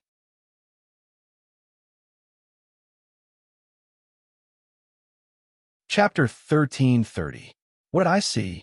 Jiang Wang thought of that senseless experience. He thought of that enormous sense of loneliness. He thought of the journey without any direction. In the end, he said very calmly, "Other than the feeling of my spirit gradually dissipating, I didn't feel anything else." Since he didn't feel anything, he naturally didn't know anything. His five senses were all empty. Of course, he didn't see anything. Beidou was silent for a moment. He said, "I still need to apologize to you about this matter. Although I killed you to save you, jumping out of the river of fate has its own unavoidable dangers. Especially since I also have to die for a period of time and can't look after you. In terms of the river of fate, your entire life is in the river of fate. Once you leave it, you lose your entire life. Everything you built up in your life, including instincts like seeing, smelling, and hearing, will also disappear. Your body is like a bird with broken wings. Your heart is like a fish out of water." Beidou looked up and asked, "That feeling, it must be very frightening, right? Between life and death, who could be fearless?" Jiang Wang's tone was very calm. "In the multitude of living things, I am only one of them." Beidou suddenly laughed. "It's good that you didn't see anything. It's a good thing that you didn't see anything." He shook his head and sighed. Knowing too much is not necessarily the crux of the pain. From his tone, there seemed to be some other link to the experience of briefly leaping out of the river of fate. But Jiang Wang flipped through his memories. There is only a period of senseless loneliness and a period of pain as his spirit was gradually stripped away. Indeed, he didn't see anything. It was about the method that helped him avoid Yin Chunhui's sword. Beidou said it very easily. It wasn't complicated to understand, but to let someone temporarily jump out of the river of fate and then send them back, such a method could really be called miraculous. It wasn't something an ordinary enlightened master could do. In the instant that palm pressed down, Jiang Wang was indeed shocked and angry. He didn't know why Beidou suddenly attacked. He also felt that he had been deceived. But at that time, all his emotions were extinguished along with his life force by that palm. In front of a present-age enlightened master, he didn't have any room to resist. After he woke up, he returned with his senses. Of course, there was also anger. However, in the face of Beidou, a perfected person with terrifying strength, Jiang Wang did not want to seek his own death, so he restrained himself. Hearing Beidou's explanation, he couldn't help but ask, "Since Zhenren said that you couldn't withstand Yin Chunhui's sword, why are you unscathed? Could it be that you jumped out of the river of destiny with me just now?" Beidou looked at him for a while and laughed. Do you really think that by jumping out of the river of destiny temporarily, you can completely hide from the attention of a Tao, Yin perfected Lord? However, because Yin Shunhui's attention was focused on me and Blood Devil, he didn't check your condition and didn't care about your life or death. That's why your death could be established. If I jump out of the river of fate with you, then we can only die together by the riverbank. Do you know what the banks of the river of destiny look like? Jiang Wang naturally didn't know, so he could only shake his head.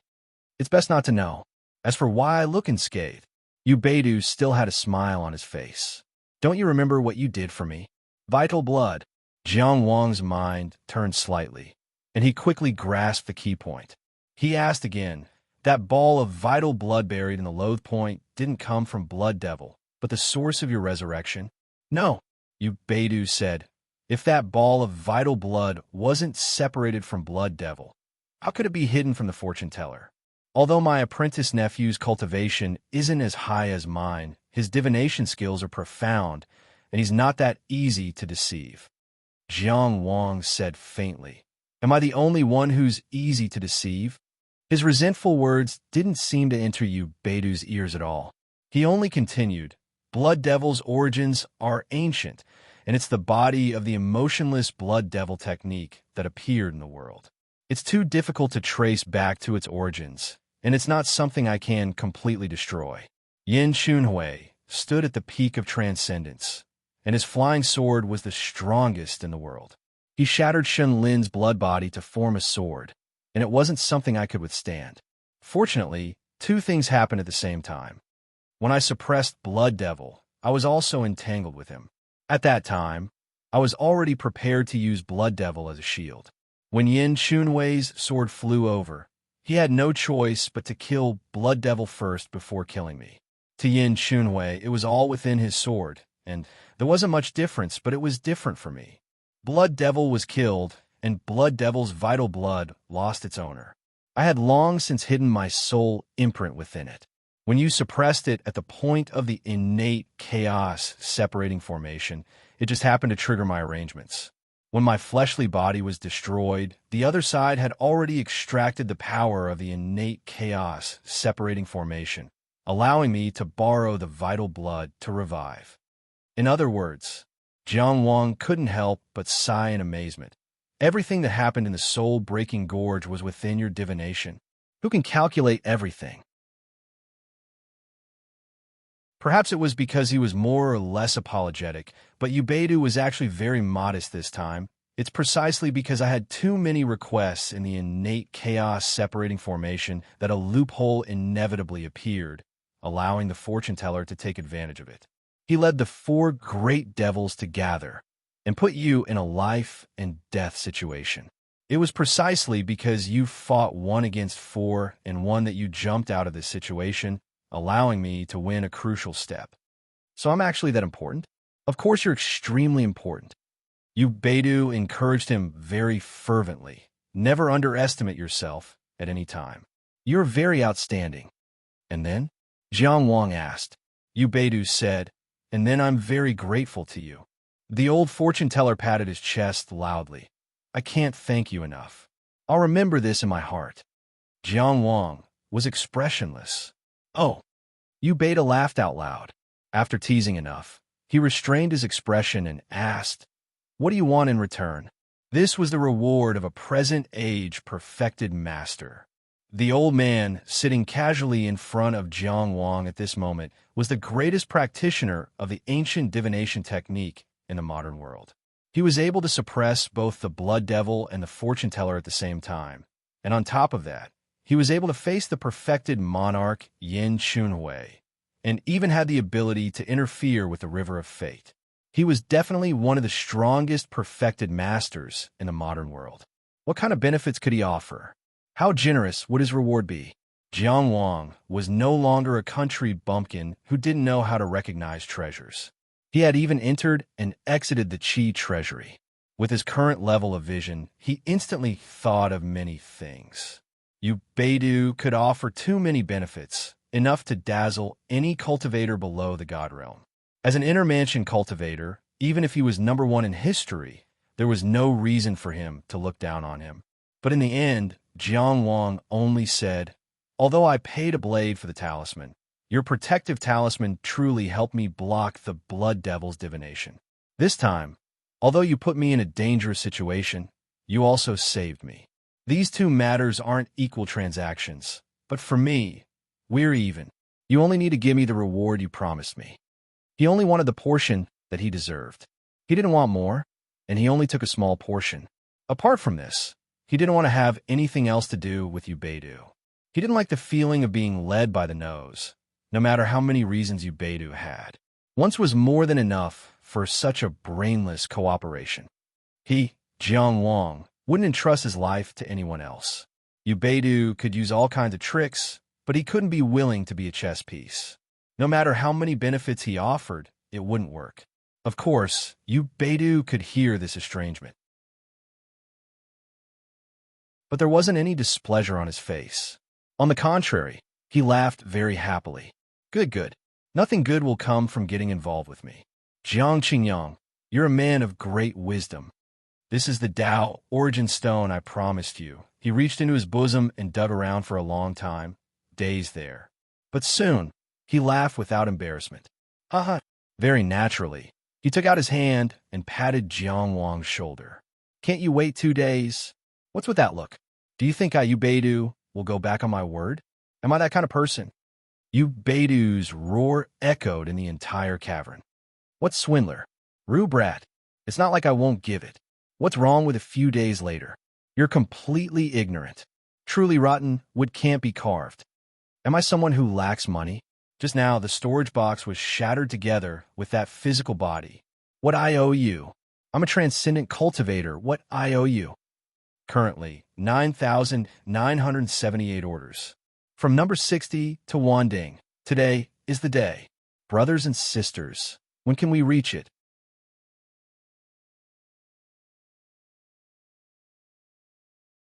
Chapter 1331. How about this? After some jesting, Ubedu said, "The outer building level Tao technique that I promised you was originally a random one, and it might not be suitable for you. Now, I'll tailor it for you. You can have any type of Tao technique that you want. What do you think of this condition and those few Tao origin stones?" "They're Tao origin stones," Jiang Wang reminded him. "And it's not just a few, it's dozens. I'm just giving you an approximate number. Do you know about imaginary numbers?" Ubedu glared at him. "I know about imaginary numbers," Jiang Wang nodded. "It's just that if I don't object, it'll become a real number." Ubedu flew into a rage out of humiliation. "Just tell me if you agree or not. If you don't, we'll wait for a few days." "All right," Jiang Wang said, pinching his nose. "You're really good at choosing." Ubedu's anger disappeared instantly, and he laughed in a relaxed tone. "Kid, you have good taste. You're definitely making a profit." "I have a business in Qi," Jiang Wang said. Ubedu did not understand why he suddenly said this. There are all kinds of people in business. Not everyone was trustworthy, and contracts couldn't be used to restrict everything. "I've seen a lot of bad debts, and I've seen a lot of them." Jiang Wang sighed. "If you can get back some of them, it's better than nothing. What else can you do?" "Yes, public morals are really degenerating day by day, and people's hearts are not what they used to be." Ubedu did not seem to understand what he was implying, and he even sighed in agreement. "In this world, people like you and me who keep their promises are rare. That's why I admire you so much and am so generous to you. Do you understand?" Jiang Wang went straight to the point. "I want a tracking Tao technique, and it's best if it starts from the power of the spirit. Do you have a suitable Tao technique?" He looked at everything he had mastered. He now had the instant clear sky immortal technique for movement, the sword technique, the fire world, and the 5 divine powers for killing. He had also replenished a lot of spirit attacks and the 5 secret treasures for status Tao techniques. In fact, he did not have many shortcomings. What Jiang Wang wanted to make up for the most was his tracking and stealth abilities. This way, he wouldn't easily fall into an ambush the next time he pursued an opponent like Yang Xuanzi. If an opponent like Zhao Xinyang were to pursue him, he might be able to buy some time. Tracking and concealment skills complemented each other. He was more inclined towards the tracking ability, which was essentially another form of attack in place of defense. As for the Tao of tracking, it was mostly based on the five senses. Grasp the clues of the five senses and trace back to the source. Of course, there were many top-notch secret techniques among them, but it was inevitable that there would be many similarities and they would be easily countered. If possible, Jiang Wang still hoped to make full use of the advantage of his divine soul. Based on these considerations, he put forward a rather specific request. Yu Baidu didn't make things difficult for him. After pondering for a moment, he said, "What tracking Tao technique have you mastered now? Why don't you show it to us?" Jiang Wang flicked his finger, and smoke gathered at the tip of his finger. It transformed into reminiscence grass, swaying in the air. "The grade is lower than I thought." Yu Baidu casually mocked. "It seems that Constable Jiang lacks experience in apprehending criminals. Qi's blue metal doesn't have any requirements."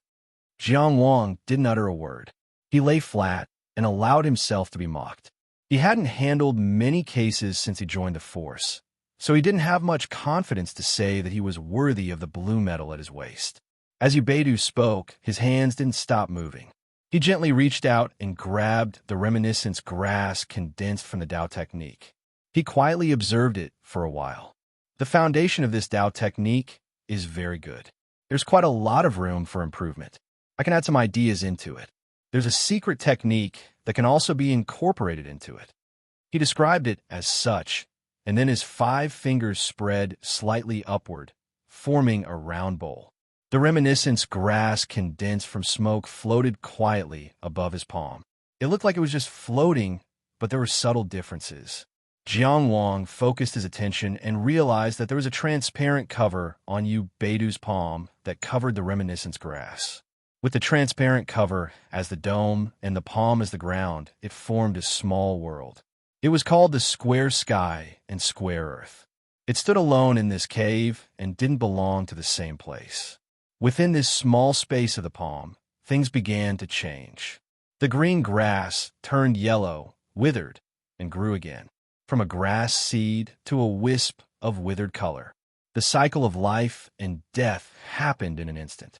In the small world of the palm, the life of the green grass was played out. From the beginning to the end, it kept repeating. This was a novel scene at first, but after watching it for a long time, it became monotonous. However, Jiang Wang couldn't take his eyes off it. He vaguely seemed to have seen something, but that little bit of inspiration was always vague and couldn't be grasped. He simply didn't want to miss any details, and his intuition told him that he shouldn't miss it. Then, Yu Baidu flipped his hand. Then, the sky and earth turned upside down. The small world that evolved into the green grass disappeared from his palm. Yu Baidu stretched his hand in front of Jiang Wang and said softly, "Catch." Jiang Wang stretched out his hand, and a translucent ball fell into his palm. In the ball, there was a stalk of smoke grass. This translucent ball had a tangible feeling, smooth and cool.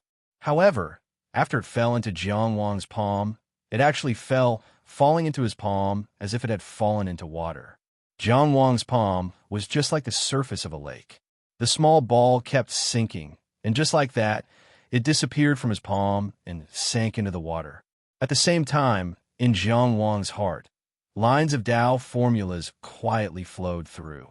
This was a brand new remembrance, a tracking Tao technique at the outer building level. "How is it?" Yu Baidu looked at him proudly. "This technique can be considered the best in the outer building level, but if there's a confrontation, the soul can detect it. If it doesn't stop within 3 days, it can be chased for thousands of miles. You've struck gold." In Jiang Wang's opinion, this Tao technique was very similar to Lin Yuxi's family's Nianshan. However, the Nianshan technique was like the heart, and its fundamental principle was to leave a mark on the target. However, Yu Baidu's newly evolved remembrance technique was to engrave the knowledge of the target at the level of one's own soul, thus forming a connection at the soul level. Comparatively speaking, the Nianshan technique was more precise and could last longer. The remembrance technique was more subtle. After carefully analyzing it, Jiang Wang nodded and said, "It's not bad." He stood up without hesitation. "Zhenren Yu, let's part ways here." "Hey, wait." Yu Beidou stretched out his hand and pulled him back to sit beside him. Young man, how can you burn the bridge after crossing it?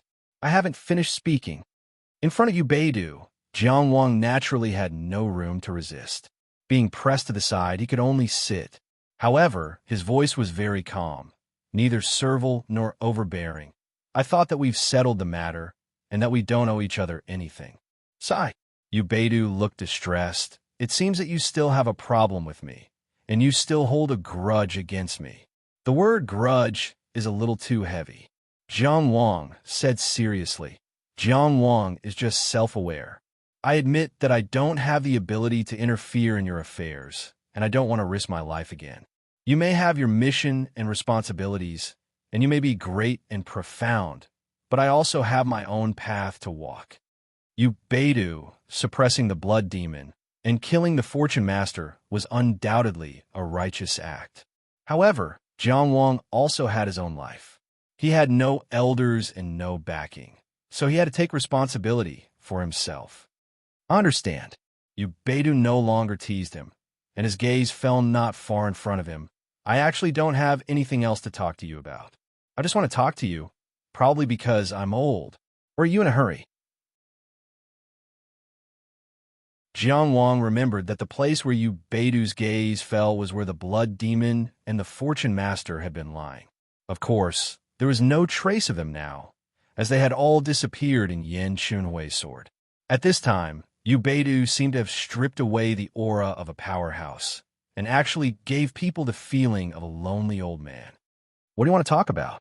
Jiang Wang relaxed his body's resistance, and his sitting posture also relaxed a little, and said frankly, I'm now chatting with you as a junior to a senior. If there's anything I feel I shouldn't hear, I'll leave immediately. Please understand. Once bitten, twice shy. Beidou laughed self-deprecatingly. People like me are really annoying. Just because I can see a little bit of the future, I recklessly fiddle with the game of chess. Doing something I think is right and ignoring other people's feelings. Very annoying, right? It's inevitable that you'll avoid me, like a snake or scorpion. Jiang Wang thought that this Zhenren Yu wasn't that ignorant.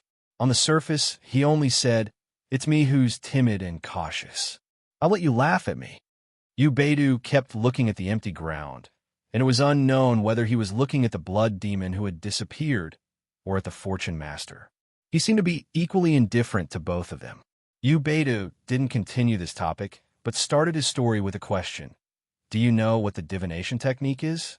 Jiang Wang thought for a while and shook his head. Other than knowing that this was a very ancient divination technique, and that Beidou had inherited this technique, he knew nothing else. He really didn't know what he could talk about with Beidou. The divination technique is a technique to look into the future. In a very, very ancient era, there was no future to speak of, at least for the human race. Innumerable humans reproduced in this world. For tens of millions of years, life and death were like the lives of plants and trees. The spring breeze was born and the wildfire burned out. Humans were born and died one after another. When they came, they didn't bring anything to this world. And when they left, they didn't leave anything to this world. Leaving and leaving no traces. This continued for tens of millions of years. Among the countless mediocre humans, there was one person who stood out from the masses. He raised his head and took a look. He saw the faint light of the sky and a slightly different path ahead. So this person said, can we try to walk in this direction? This was the origin of the divination technique. Beidou said slowly. That person was called Bulien. He was one of the 8 virtuous ministers of the human sovereign Swirenchi. He was in charge of the shaman Zhu and prayed for blessings. Because he was the first to enlighten the human sovereign, he was also known as the human sovereign's master. The long river of time surged like this. The ancient era, the middle era, the recent era, and the modern era. Every great era was magnificent and boundless. It could also be specifically divided into many small eras according to the time and the situation. For example, the Flying Sword era and the Immortal era were all included in the recent era. The ancient era was the era when the demon race ruled the world, and it was also the longest era to date. The beginning of the era was already untraceable, and there was no way to verify how long it had been. At that time, the human race's Tao meridians were generally blocked, and only a very small number of geniuses could cultivate. The first human sovereign, Swarenshi, rose from the difficulties, and he protected the human race and struggled to survive. He was assisted by the 8 virtuous ministers, and they fought against the evil world together. Bulien was one of the 8 virtuous ministers. His virtuous reputation spread far and wide, and he was known as the human sovereign's master. Although the information of that ancient era had withered, and many deeds were like smoke. However, Jiang Wang still knew the name of a big shot like Bulien, and he couldn't help but be shocked. The origin of this divination technique was truly astonishing. It was no wonder that Yu Beidou could calculate the blood devil, Yin Chunhui, and the diviner in him, Jiang Wang, and calculate everything in this broken soul gorge and control the overall situation. This series of divinations was, of course, marvelous, but compared to Bulien divining the future of the human race and enlightening the human sovereign, it was nothing. From this perspective, the weight of Yu Beidou as a perfected being needed to be re-evaluated. After all, the divination technique was ancient, and it had lasted for several eras. Senior, you are the descendant of a sage, and you have inherited this supreme technique. Jiang Wang was disrespectful. Jiang Wang cupped his hands and said, "The sage of the predecessor may not necessarily be the successor. What is there to be respectful about?" Yu Beidou said casually, "The divination technique is too ancient, and it has experienced too much. Of course, it has a glorious past, but we have to face the present." Jiang Wang was puzzled. "The present? It is time for it to end," Yu Beidou said faintly. Jiang Wang was especially puzzled by this. Yu Beidou had divined for half a lifetime, and he had calculated everything. As one of the strongest perfected beings in the world, his divination technique was so powerful that even Yin Chunhui, a perfected lord of the Tao, could avoid it. Why did he say it was time for it to end? "Why is that?" Jiang Wang asked. Yu Beidou smiled. "Since the sage divided the galaxy, consolidated the stars, and connected karma and fate, it has evolved to the present. The divination technique has become orthodox, and it is very popular. As for the divination technique, long before this, it has already become the dust of history. The divination technique became orthodox, and it completely replaced the divination technique's position. This was a secret that Jiang Wang had never heard of, and it was the undercurrent that flowed in time. It was the innovation of the divination technique, and it was also a great corner of this world. However, Yu Beidou's smile did not seem bitter at all, and it could even be said to be very cheerful, but it made people feel bitter for no reason. It shouldn't be like this. Jiang Wang spoke honestly about his inner feelings. The divination technique has contributed greatly to the human race, and it shouldn't be the dust of history. Moreover, it has been passed down to this day, so why can't it continue to be passed down? Perfected person, you're so good at divination, so why can't you carry forward this path? It's good to be young. Yu Beidou laughed very happily. After laughing for a while, he said, "Since ancient times, how many heroes have died and their souls have been destroyed? How many great achievements have dissipated like smoke? How many divine skills and treasures have been lost in the sea of people? Those who should go will go, and those who should die will die. Why should the divination technique be an exception?" Jiang Wang thought for a while and said loudly, "After all, the sage once used the divination technique to enlighten the human emperor, and it has contributed greatly to the human race. Do you know how Bulien, the founder of the divination technique, died?" Yu Beidou asked. Jiang Wang certainly did not know about the important figures of the ancient times. He could only shake his head. The history books won't tell you, and the predecessors won't tell you, but the river of fate remembers. Yu Beidou had an inexplicable smile on his face as he announced the truth of history. Bulien was killed by the human emperor in the end, and it is said that the human emperor killed the human emperor's teacher. Two chapters combined into one, and one of them is to supplement the single chapter from a few days ago. I feel that my poor condition shouldn't be a reason to take leave, and I feel a little better. There's still two chapters left.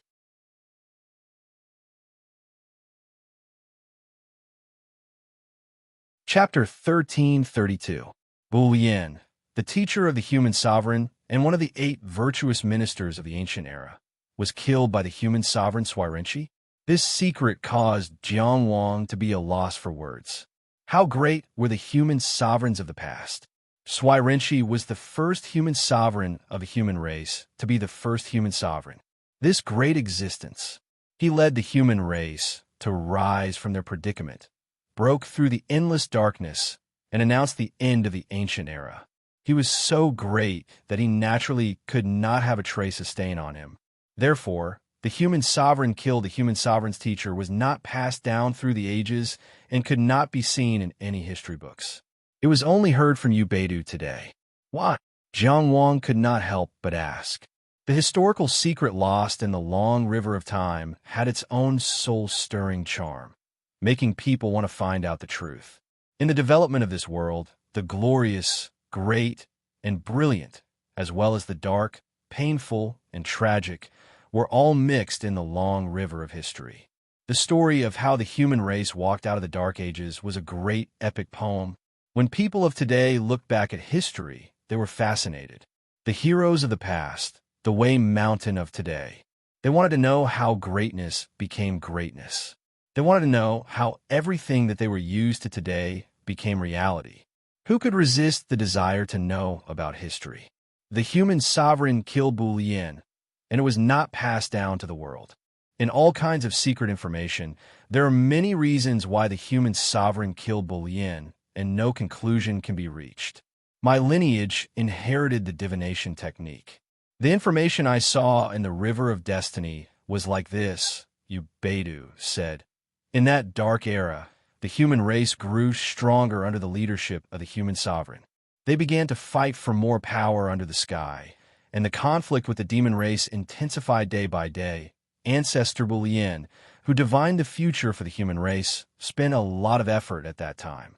He divined 9 times in a row, and the divination was the same. The destiny was with the demon race.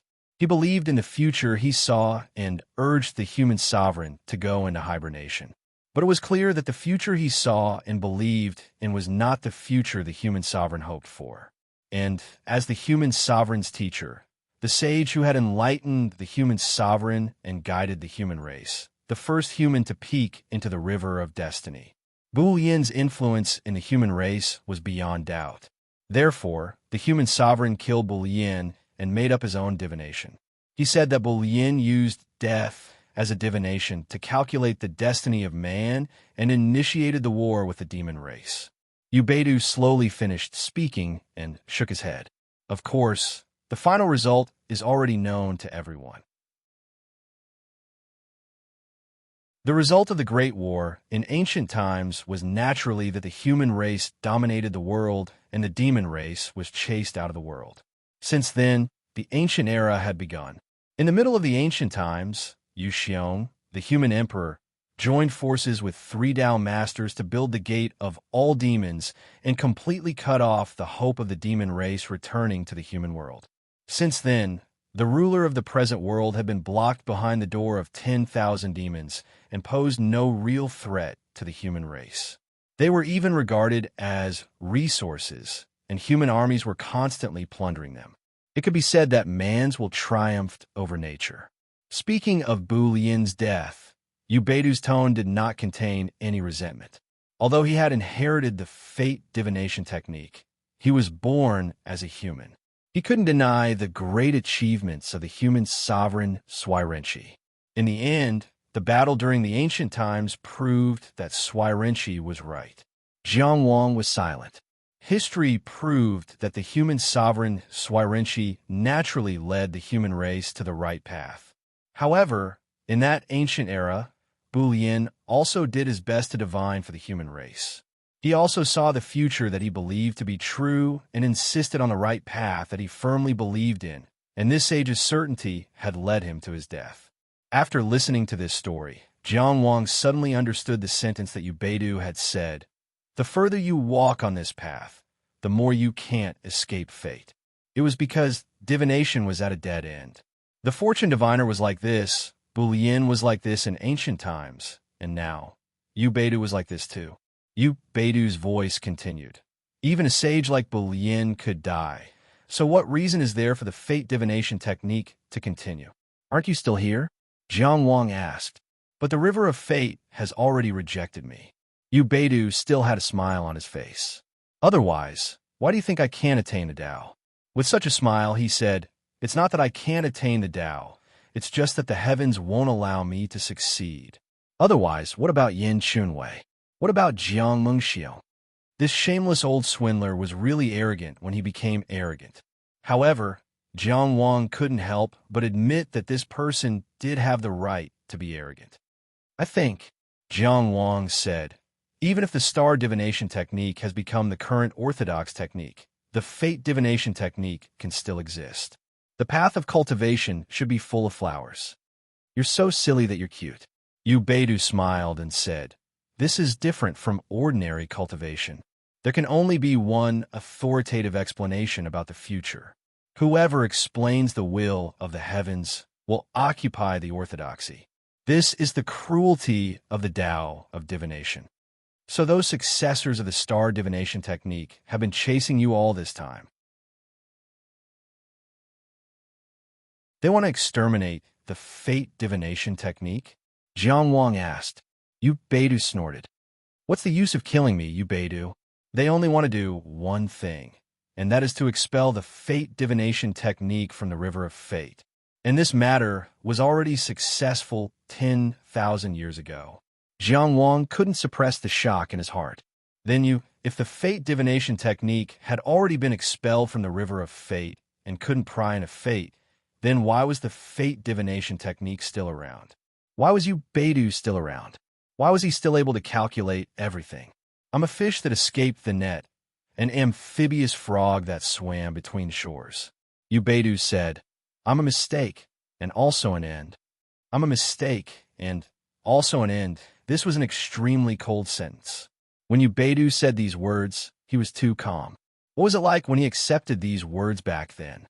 He kept saying that Jiang Wang was too young, that it was good to be young, that people were like this when they were young. What about when he was young? The Ubedu who said, "What about Yin Chunwei? What about Jiang Mengxiu?" seemed to be just a silhouette among the countless Ubedu in the past. It was just a glimpse. The current Ubedu was a little old man who could lie down on the ground at any time and extort money from a knife or two. Jiang Wang said seriously, "You're an otherworldly expert. Just the matter of sealing the blood demon is your contribution to the human race. I don't think you're the one who made the mistake. You're the one who corrected it." Ubedu laughed. "I don't need you to comfort me. Besides, I'm not doing this wholeheartedly for the sake of the public. I want to use the sealing of the blood demon to erase the mistake of my lineage.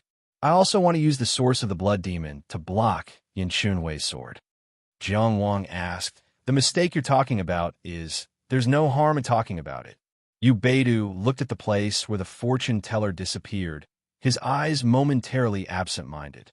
"My senior apprentice brother is a genius, a true peerless genius. Since we were young, he's always been more dazzling than me. He realized the end of the fate divination technique earlier than me, and knew that the path ahead was irreversible. And he and I are just our master's final struggles. I stuck to tradition and accepted reality, but my senior apprentice brother wasn't willing to accept this. He's always been looking for a way to break the fate divination technique and reinterpret the river of fate. In the end, with his peerless talent, he created the blood divination technique on the basis of the fate divination technique. This blood divination technique is the biggest mistake of my lineage. Last night won ding, although we had a bad start. But from the moment we opened the book until now, the average number of subscriptions has been rising every day. It's not rising fast, especially after a few million words, and the cost of full subscriptions is very high, but it's never stopped. More and more readers are joining us and exploring this world with us. From 60 subscriptions to Wanding, and it's a 3 million word Wanding. I wonder who else is like us. The Red Heart readers are really amazing. I won't say too many words of thanks, but please look at my performance in August. I'll work hard. In addition, please pay attention to the Chidian Reader Circle's thank you activity. There will be Red Heart readers giving out mugs, signage for the main character, and so on. There will also be a physical copy of the book Journey to the West signed by me. It's equivalent to reading more than 100,000 words. All genuine readers can participate.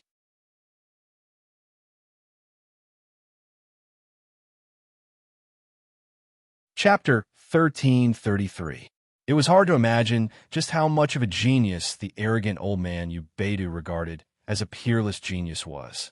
They only knew that this person had indeed found a way to break out of the path of fate divination, but it had caused their lineage's greatest mistake.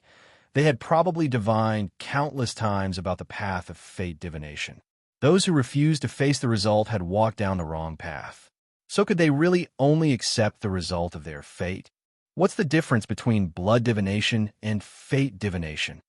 Jiang Wang asked.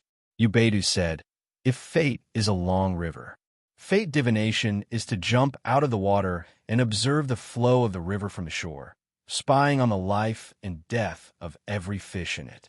On the other hand, blood divination is based on the connection between every fish and the river of fate. By killing a fish, one can use the ripples it creates in the river of fate to observe the river of fate for a short period of time. From a certain perspective, blood divination is a branch of fate divination. The biggest difference is that fate divination uses one's own body to observe the river of fate, while blood divination uses a person's life as the will of heaven. Ubeda's explanation was simple and clear.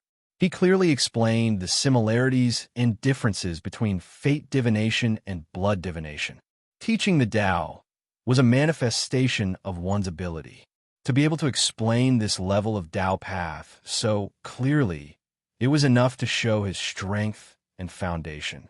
He was someone who could truly pass down Tao teachings and establish a sect. Unfortunately, fate divination was no longer passed down. Can we understand it this way? Jiang Wang said, cultivating fate divination, the stronger one's cultivation is, the longer one can leave the water and observe the river of fate for a longer period of time. Cultivating blood divination, the stronger one's cultivation is, the larger the ripples created for every fish killed. Thus, one can see more changes in the river of fate. Ubeda nodded. Exactly. Fate divination is the diviner's own risk, while blood divination uses the lives of others to create ripples. Jiang Wang said, in that case, it's indeed an evil technique. From a certain perspective, he has indeed opened up a new world for fate divination. Ubedu said, the process of jumping out of the river of fate is dangerous. You've already experienced it. This was because a fish could not leave the water. Life was a part of fate. Leaving the river of fate was a risk in itself. Almost every generation, there would be a successor of the fate divination technique who would never return after leaping out of the river of fate. As for the blood divination technique, it completely shifted this danger away. To the diviner, this was of course a good thing. But to the human race, it's a poison sac. Jiang Wang listened quietly. My senior apprentice brother said that the fortune teller is the forerunner, so of course, he shouldn't be sacrificed. There are always people who are willing to sacrifice and should sacrifice themselves. But humans, once they have the thought of sacrificing others, their roots will rot. Ubedu said, in the beginning, he would pay a suitable price for those who were willing to die. Later on, he went to catch people who deserved to die and use sinners' blood to perform divination. But who deserved to die and who didn't? How could there be a fair answer? The standard of deserve to die kept changing and lowering. Later on, when there was an emergency, he would just grab a random person Who to sacrifice and how to sacrifice will all be decided by the diviner. Once this blood-seizing technique was passed down, it would be extremely poisonous. Even with my senior brother's strength and temperament, he is unable to control himself. What can the other people in the world do? Some cages, once opened, can never be closed again. Jiang Wang could completely understand these words because his hometown, Maplewood City, was sacrificed in this way. Compared to the blood-seizing technique, Maplewood City was the fish that was killed. When Zhuang Gaoxian sacrificed Maplewood City, he also used the future of Zhuang country as an excuse. Sacrificing oneself was a kind of greatness, but sacrificing others was a kind of crime, no matter how dignified the reason was. Of all the evil techniques in the world, there is nothing more evil than blood-seizing. Jiang Wang said, "Your senior apprentice brother has already been bedeviled. I completely believe that in the beginning, he only wanted to break the life-seizing technique's path. He just didn't want the glorious history to come to an end, and he didn't want our efforts to be just a bubble in the end. But he forgot. When the life-seizing technique was first created, it was to help the human race. In order to enlighten the human race's future, the life-seizing technique was created. It wasn't to force others to sacrifice themselves from the beginning. Killing people in order to find a way forward, this kind of blood-seizing technique is fundamentally wrong." Ubaidu said he cultivated the life-seizing technique for 300 years, but after creating the blood-seizing technique, it only took him 3 years to go from treading on thin ice to being unscrupulous. When sacrificing others becomes a habit, he won't be aware of it. The poison of blood-seizing technique is killing human nature. Jiang Wang was silent. Ubaidu's description gave him a lot to think about. In this world, there were many people who didn't see themselves as humans, and there were even more who didn't see others as humans. He had seen too many along the way. Cultivation was to transcend the mortal world, to get rid of the impurities, to have extraordinary courage, responsibility, and compassion. It shouldn't be about being high and mighty. In terms of effect, the blood-seizing technique can't see as far as the life-seizing technique. But when it's specific to each person, it can often be more accurate. In terms of price, the blood-seizing technique almost doesn't require the diviner to pay any price. It's just that from the perspective of the diviner, blood-seizing technique is better than life-seizing technique. There's an endless stream of people who harm others and harm themselves. If harming others can benefit oneself, this technique has been hard to stop since time immemorial. Ubaidu sat cross-legged, immersed in the past. His tone carried a sense of melancholy. The night the blood-seizing technique was completed, I saw that the river of fate was stained with blood. At that time, I silently told myself that this was a wrong path and that I had to correct it. But do you know how I kill my senior brother? Jiang Wang knew that Ubaidu didn't ask this question for an answer, but for him to listen. Thus, he listened carefully. Ubaidu's eyes drooped slightly. He didn't guard against me. Ubaidu only said this about his senior brother's death. But all the complications and suffering were included in this. Jiang Wang naturally knew now that Ubaidu had killed his senior brother with his own hands. Moreover, he had been pursuing the fortune-teller all these years, wanting to sever the blood-seizing technique. This was Ubaidu's choice from the standpoint of a human race, based on the tradition of the life-seizing technique. But what about from a standpoint of his senior brother? That peerless genius was only unwilling to see the life-seizing technique disappear, unwilling to walk to the end of the road. That was why he tried to open up an unprecedented path. In order to open up a new path, he must have suffered a lot and put in a lot of effort. In the end, he succeeded. Who would he share his joy with? His master, his junior brother, the person he thought was on the same path, even to the point that he had clearly walked on a different path. To be able to open up a path like the blood-seizing technique, he should be someone who was indifferent to worldly affairs, someone who viewed the common people as grass. However, he didn't guard against Ubaidu, and in the end, he died in Ubaidu's scheme. Humans were truly complicated. It wasn't just Ubaidu or his senior brother who felt complicated. including the fortune teller, who could be an exception, no matter how one looked at it. The fortune teller deserved to die 10,000 times over. But from the perspective of the fortune teller himself, his master had clearly opened up a new path for the life-seizing technique. He was an amazing person who founded a sect, but he was plotted against and killed by his martial uncle who was jealous of his talent. How could he not feel hatred? Until his death, he stared at Ubedu without closing his eyes. Whatever poisoned sack or cage, he only felt that they were excuses.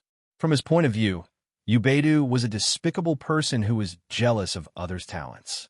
He didn't hesitate to become a devil man and sacrifice himself to the sword, just to complete this revenge. When he casually used people's lives as divinations, when he sent people to massacre the Azure Cloud Pavilion in order to seek the blood of balance, would he feel that he was doing something wrong? I forgot to mention at noon that the Cheatin' Reader Circle will send physical copies of Journey to the West and Red Heart peripherals as a token of appreciation, starting in August. Don't worry if you haven't found the operation is preparing.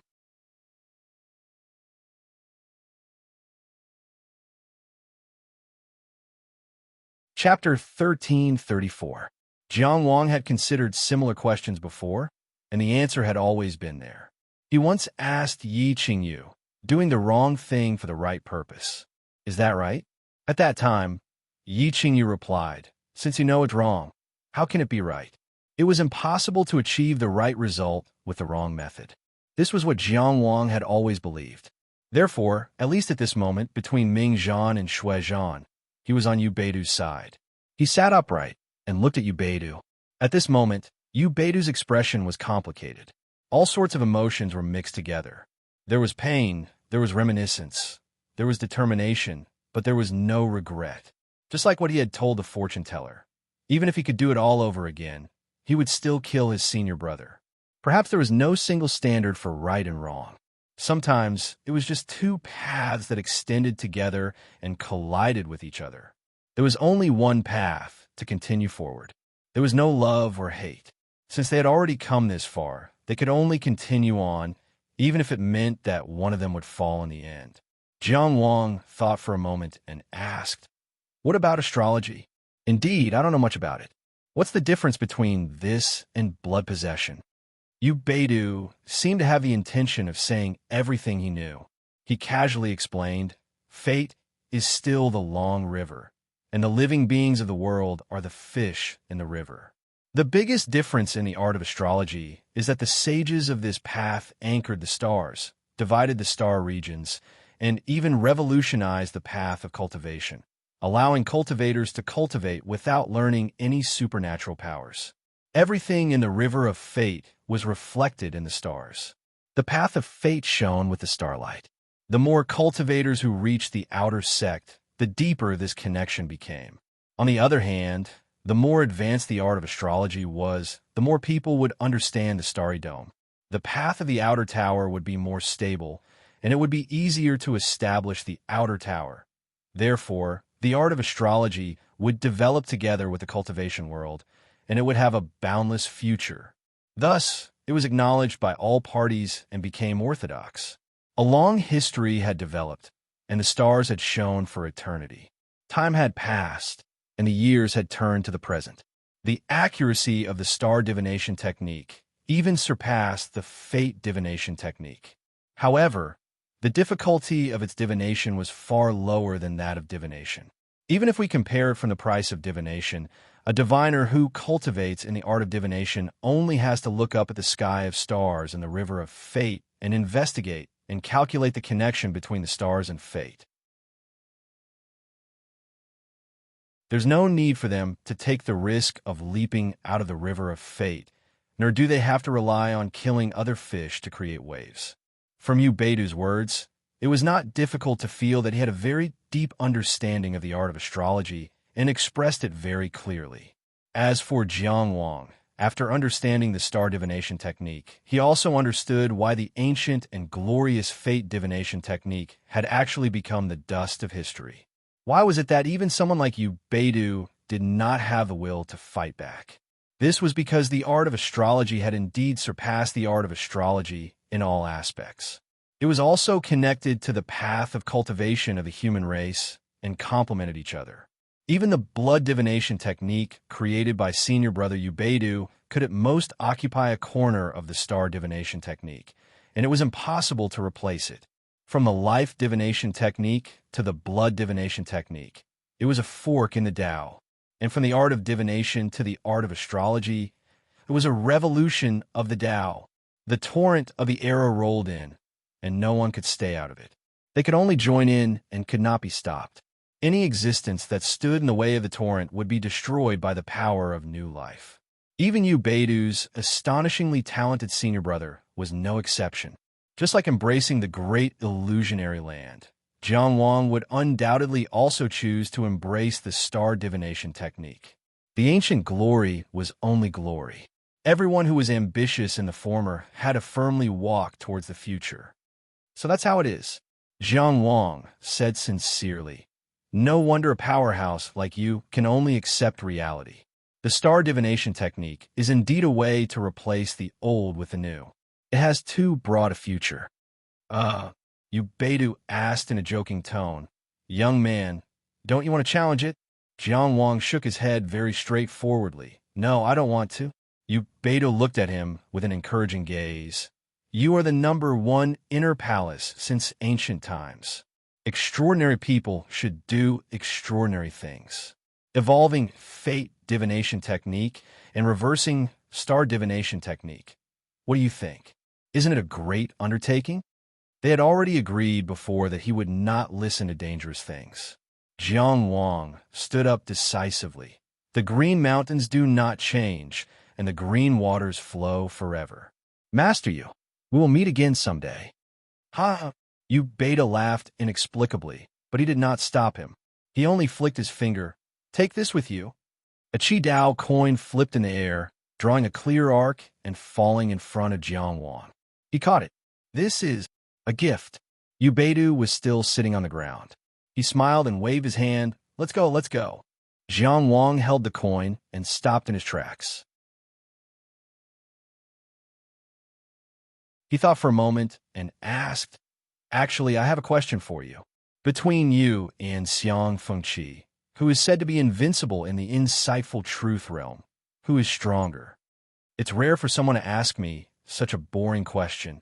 Ubedu thought for a moment and said somewhat seriously, "In the insightful truth realm, Xiang Fengqi's killing power is #1. Until now, I haven't seen anyone surpass him. It might take another 10 years for a successor to surpass him. My calculation power is #1 in the insightful truth realm, and it has been the same for thousands and tens of thousands of years. I'm probably not as good as him when we meet on a narrow path and fight within a square inch. Both sides draw their stances and use heaven and earth as a game to determine life and death. He's definitely not as good as me. Seeing your strength makes me look up to you like a high mountain." Jiang Wang flattered him a little, and then said, "I have another question." He shook the coin in his hand. "I wanted to ask before, how did you find me with this coin?" He asked this question because he wanted to find a solution. When he was hiding, he did not want to be found by anyone. This had nothing to do with whether Ubedu was good or bad, or whether he had good intentions. "Oh, Ubedu said casually, "it was through the string of marriage." "Huh?" Jiang Wang was shocked. That's not right. I found you through the string of karma. We have the karma of redeeming the amulet." Ubedu looked at him mischievously. "What? A slip of the tongue has made you so nervous. Do you have a sweetheart? Are you afraid I'll randomly match you?" He seemed to be interested, and he stretched out his 5 fingers and slightly staggered them. "Let me calculate who it is. Farewell."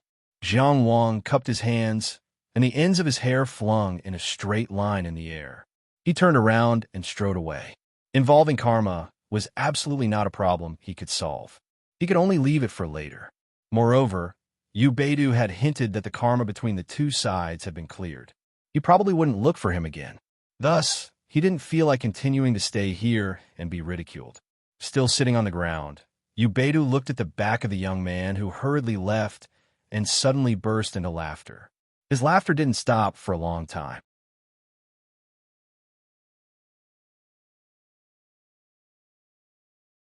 Chapter 1335. The old man's laughter echoed a few times in the empty cave. His laughter should have been extremely carefree, but it was as sad as a withered owl. If the divination technique wanted to restore its glory, it had to overturn the divination technique. Furthermore, because the divination technique overlapped with the cultivation system of the modern world, it had to break the existing order. Or it could be said that it had to at least create a worldwide disaster and disturb the stars that had already been anchored in order to see a bit of hope. Ubedu would not do that, so he chose to accept the final result. He jokingly asked Jiang Wang if he wanted to give it a try, because the number one inner house disciple in history was still very young and had endless possibilities and hope. Perhaps he could really find his way. But Jiang Wang seriously refused, so he let it go. The divination technique had already sacrificed too much by struggling until now. There was really no need to sacrifice more. He laughed. Rather than laughing at the embarrassed young man who left, it was better to say that he was laughing at himself. Flowers could bloom again, but people could not be young again. After laughing, he let it go. Ubedu closed his fingers and messed up the divination. He still looked at the place where the divinator disappeared and finally stopped hiding his sadness. He muttered, "You want to kill me, but you also want to use the origin of the blood demon to perfect your divination technique. How could it be so easy? He has the chance to do the method left by my senior brother, but you are far from it." Xiaofeng, a man who is never content, is like a snake trying to swallow an elephant. Whether it is me or the origin of the blood demon, how could we be calculated by you? Even I can't calculate everything. When the word everything was abruptly emphasized, Ubedu's left eye suddenly opened wide and turned blood red. With the pupil as the center, the blood vessels shot out in all directions like a blooming flower. It was extremely fierce and terrifying. But immediately, a black and white 8 trigrams pattern appeared and pressed down on the left eye, suppressing the surging and spreading blood-red color. The blood vessels that were like blooming flower petals were forced back little by little. The blood-red color in this, I was like a rushing tide, constantly surging and attacking, but could not break through the defense of the 8 trigrams pattern. Finally, the stalemate calmed down. But at the same time, a voice sounded, "How is it? Is this body useful?" It was the voice of the blood demon. Throughout the battle between Ubedu and the diviner, the blood demon had been suppressed by Ubedu from the very beginning, so he did not have much of a presence. However, how could it be weak when it was able to restrain the majority of Ubedu's power? It had fled all the way from the Rong State to the Broken Soul Gorge before being suppressed by Ubedu. How could it be simple? It was able to pass down its inheritance through the ages, making it difficult for others to trace its origins. How could it not have any methods? Blood demon should not be underestimated. The divination master had used his peak divine descent cultivation to attempt to include the blood demon in Ubedu. He had indeed made many arrangements. He brought the 4 great human demons, buried Fat Zheng and Skinny Lia's pawns, set up the blood sacrifice lifelock formation, and brought the ancient stone altar. After all of his methods were neutralized, he directly committed suicide, causing Yin Chunhui to attack him with his sword. He wanted to perish together with Ubedu. He regarded the blood demon suppressed by Ubedu as nothing. He thought that he could easily trace the source of the blood demon with the method left behind by his master, complete the blood occupation, and ascend to truth understanding. However, he had forgotten how terrifying the blood demon was to be able to create an opportunity for him in front of the terrifying Ubedu. Ubedu had calculated everything and suppressed the divination master at every step. However, he did not have enough understanding of the blood demon. After all, the origin of the blood demon was too ancient and too mysterious. Even in the river of fate, there were not many traces of it. How could there be no price for borrowing the blood demon's lifeblood to revive? The blood demon that was killed by Yin Chunhui was only a puppet named Lu Huai. The true origin of the blood demon was still spying on the world from that ancient place. It could even be said that the ball of lifeblood that was given out was the blood demon's own scheme, deliberately giving you Beidou an opportunity to set up a trap. He wanted to find a substitute body to appear in the world. How could Lu Huai, Jing Yi, and even Yang Jinda, who suppressed the blood demon technique with his powerful willpower, compare to the current enlightened master Yu Beidou? The blood demon's body blocked Yu Beidou without any resistance and was destroyed by Yin Chunhui's sword. It looked like Yu Beidou used it as a shield, but it was actually to protect himself. The divination master wanted Yin Chunhui to kill Yu Beidou with his sword. Yu Beidou wanted to revive with the blood demon's lifeblood. The blood demon wanted to revive with Yu Beidou's lifeblood. The three sides each had their own demands and methods. They clashed with each other. Even now, there was still no conclusion. Yu Beidou suddenly became talkative and wanted to chat with Jiang Wang because he sensed the hidden danger in his body. On the surface, he was chatting, but in reality, he was preparing a countermeasure.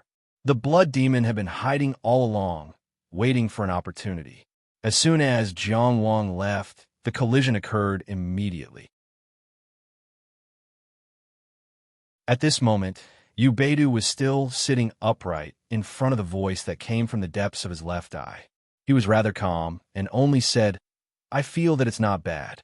Would you be willing to part with it?"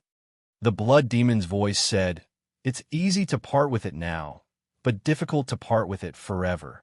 Why don't you try?" Yu Beidou asked, "If you don't give it a try, how do you know that it's suitable for you to give it up?" "Humph." The blood demon ignored his boring words and only asked, "That young man just now, there was the light of humanity on him. Not bad. You can see that too."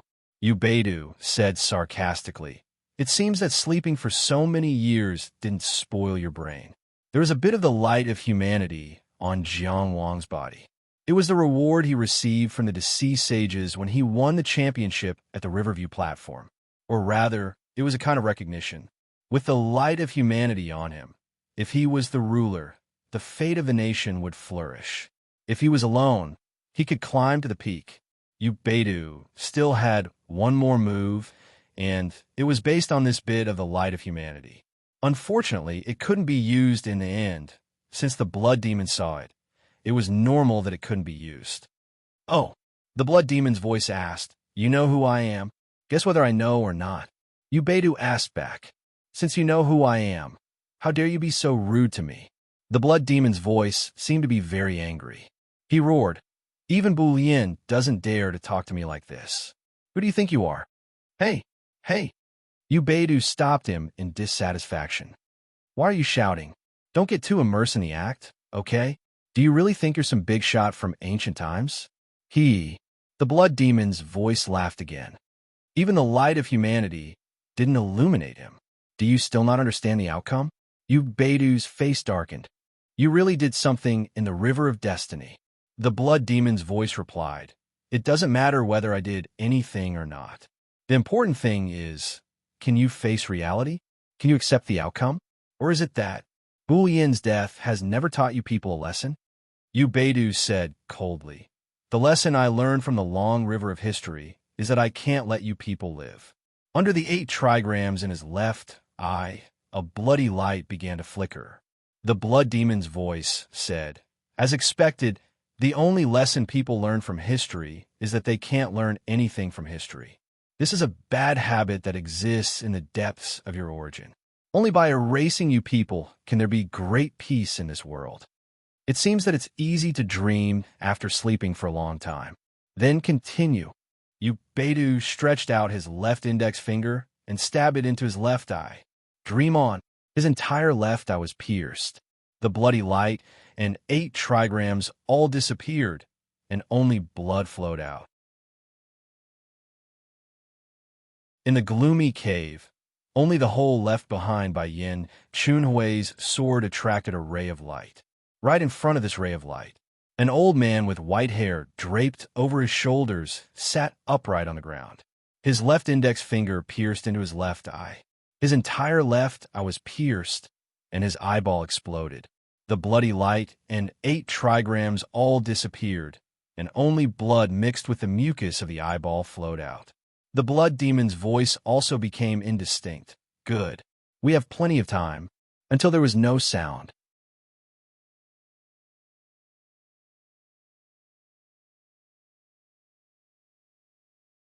Chapter 1336. Her graceful body was curled into a ball on the bed, as if she was suffering from some kind of pain in her sleep. The young man slowly walked forward and reached out with his right hand. Bang! Before he could react, his entire body had already crashed heavily onto the ground. It was as if his internal organs had fallen apart. The Tao essence in his body dissipated, and his neck was tightly gripped by 2 fingers. The man's face quickly turned red, and his eyes widened as he looked at the faceless woman on top of him. Yin, Yin. The unmasked devil man glanced at the bottles and jars scattered on the ground. Seeing that they were all kinds of medicine, he gently loosened his grip, but his eyes were still cold.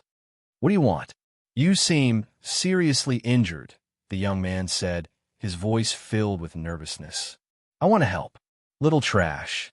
The unmasked devil man snorted, stood up, and walked back to the bed. With a teasing tone, he said, What can you help me with? Liang 9, a former disciple of Yang's Azure Cloud Pavilion, lay quietly on the ground. He was still trembling from the near-death experience, unable to break free. Yanzi turned around and sat on the bed, her graceful body still in a curve. As she pulled back her long hair, she wiped away the sweat on the back of her neck. Then, she retracted her hand and placed it on her knee. Her voice was gentle. Idiot, why are you still lying there? Liang 9 got up with a start. His stumbling footsteps knocked into the jars and jars, making clinking sounds. Then he stopped in fear. What are you doing? Yanzi rebuked. Are you afraid of me? No. I like it. Liang 9 hurried forward, trembling as he climbed onto Yanzi's body. He reached out to unbutton his collar, but he couldn't. Instead, the back of his hand touched the faceless mask. Slap. Yanzi gave him a backhand slap, sending him flying and rolling on the ground several times. What a killjoy! Her cold voice was filled with anger. Other people are in their 20s, but you're like a dog in your 20s. You can't even be a dog. So clumsy. Liang 9 rolled a few times on the ground in a sorry state. When he stopped, he quickly turned around and knelt, lowering his head. He did not know why he had been slapped. He didn't know who Yanzi was talking about, nor did he know that she was wrong. Jiang Wang wasn't even 20 years old yet. He just lowered his head submissively and curled up his destroyed essence, energy, and spirit. He whispered, I'm sorry. AI. Yanzi sighed and seemed to have softened a little. She got up and walked in front of Liang 9 and slowly squatted down. A fragrant wind blew past his nose, and her jade hand touched his forehead. Big sister really likes you and treats you well. But with you like this, how can you stay by my side? Sister is teaching you every day. Every day, I'm teaching you. You have to work harder, okay? Liang 9 was scared, ashamed, and flustered. He whimpered like a puppy. Yes. Yanzi reached out and pulled him into her arms. The two of them stuck close to each other and felt the warmth of each other's needs. Being absent-minded was also love. On the battlefield of Xingyue Plain, the armies of Xiang and Su Empire were gathered. Xiang country's leading general was the pillar of Xiang country, Lin Jingji. Su country's leading general was Su country's grand marshal, Fang Yu. Both of them were famous generals of their time and were the best military strategists of their countries. But everyone knew that the outcome of the war did not depend on them. Of the two famous generals, the only thing that really made a difference was their reputation. They wanted the people to believe that the two armies were fighting for their country's interests. Qi Jing and a large number of young heavenly legends from their vassal states and vassal states that filled the battlefield were the real test of this battle. Lin Xian, as the #1 Tianjiao of Rome, was naturally very famous in his own country. But in Xingyue Plain, he was not very eye-catching. Bao Boizhao, Chao Yu, Xia Huaian, Wang Yiwu, Cheng Geng Sheng, Li Longchuan, Yin Fu, Tian Chong, Wen Lianmu, Gaozha, just the young people from Qi who came to the battlefield were all talented and dazzling. There was no room for those small countries in the eastern region to show their faces at all. And because of Rong's intentions at the Battle of the Yellow River, it was foreseeable that they would be punished in Xingyue Plain. Therefore, Lin Xian kept a low profile after arriving at Xingyue Plain. He would not leave the camp without orders. But even so, some things could not be avoided. After the meeting, Fang Yu announced the end of the meeting. Lin Xian had already stood up and left for the camp in a low-key manner. Before he could take more than a few steps, he suddenly saw a shadow flash, and a tall man blocked his path. The man had a wide nose and wide eyes. He was dressed in luxurious clothes and looked proud. His gaze landed on Lin Xian, and he seemed to be quite arrogant. "You're Lin Xian, right?" the man asked. Lin Xian's expression was calm as he nodded and greeted, "Greetings, young Master Gao." Gaozha was half a head taller than him. He looked down at Lin Xian with interest, like a cat playing with a mouse. "You know me?" Lin Xian was very humble in front of the heir of Jinghai's Gao family. A small country does not dare to disrespect a big country. "I have done my homework on the reputation of Tianjiao and Qi." Gaozha looked around and laughed. This person's attitude is different from the rumors. Yin Fu, who was not far away, said, "Brother Gao, why did you stop here? I have a Dao technique to discuss with you. Let's go to my camp and talk." "TCH, there's no hurry." Gaozha waved his hand and refused to step on Yin Fu's ladder. He looked at Lin Xian and said, "I heard from the people of Rome that after Jiang Wang disappeared, you, Lin Xian, became the #1 inner mansion in the eastern region." Gaozha's attitude was very obvious. Wang Yiwu, Wen Lianmu, and the others who were passing by also stopped and looked over. Cheng Geng Sheng and Li Longchuan walked on the other side, but they did not speak. Li Longchuan had no relationship with Gaozha, but Cheng Geng Sheng could see through Gaozha's thoughts. He was too lazy to waste his energy. Now that Gaozha had consolidated his position as the heir of his family, he had become more ambitious. He came to the battlefield of Xingyue Plain to make a name for himself. The best way was to show off on the battlefield. However, stepping on Lin Xian, who was once on the river viewing platform, was also one of the ways. Moreover, it was safe and secure. Bao Buizhao, Chao Yu, and the others walked away as if it had nothing to do with them. Bao Buizhao, especially, felt that these people were all from the younger generation and that Bao Zhongxing should be with them. Yung Genzuan did not even bother to come to Xingyue Plain. Bao Buizhao was also quite proud of himself and kept a distance from these younger guys. Other than that, the geniuses from the small countries like Su, Zhao, Yi, and Chong did not dare to come close. They only looked from afar. With so many young geniuses present, who would be willing to lose face and show weakness? Presumably, a fight was unavoidable.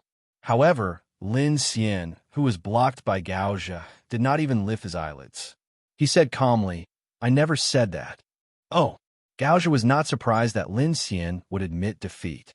However, he was surprised that Lin Xian did it so quickly that he did not struggle at all. He took half a step forward and asked harshly, "Now, in front of so many people, let me ask you one question. From the bottom of your heart, how do you think you are compared to Jiang Wang?" Lin Xian raised his eyes and looked around. Under the gaze of a young Tianjiao from various countries in the eastern region, he said calmly, "I, Lin Xian, am willing to be Jiang Qingyang's lackey. Before reaching the Tao, I dare not compare to Jiang Wang." As soon as he said this, the noisy, and restless people all fell silent. The whole place was silent.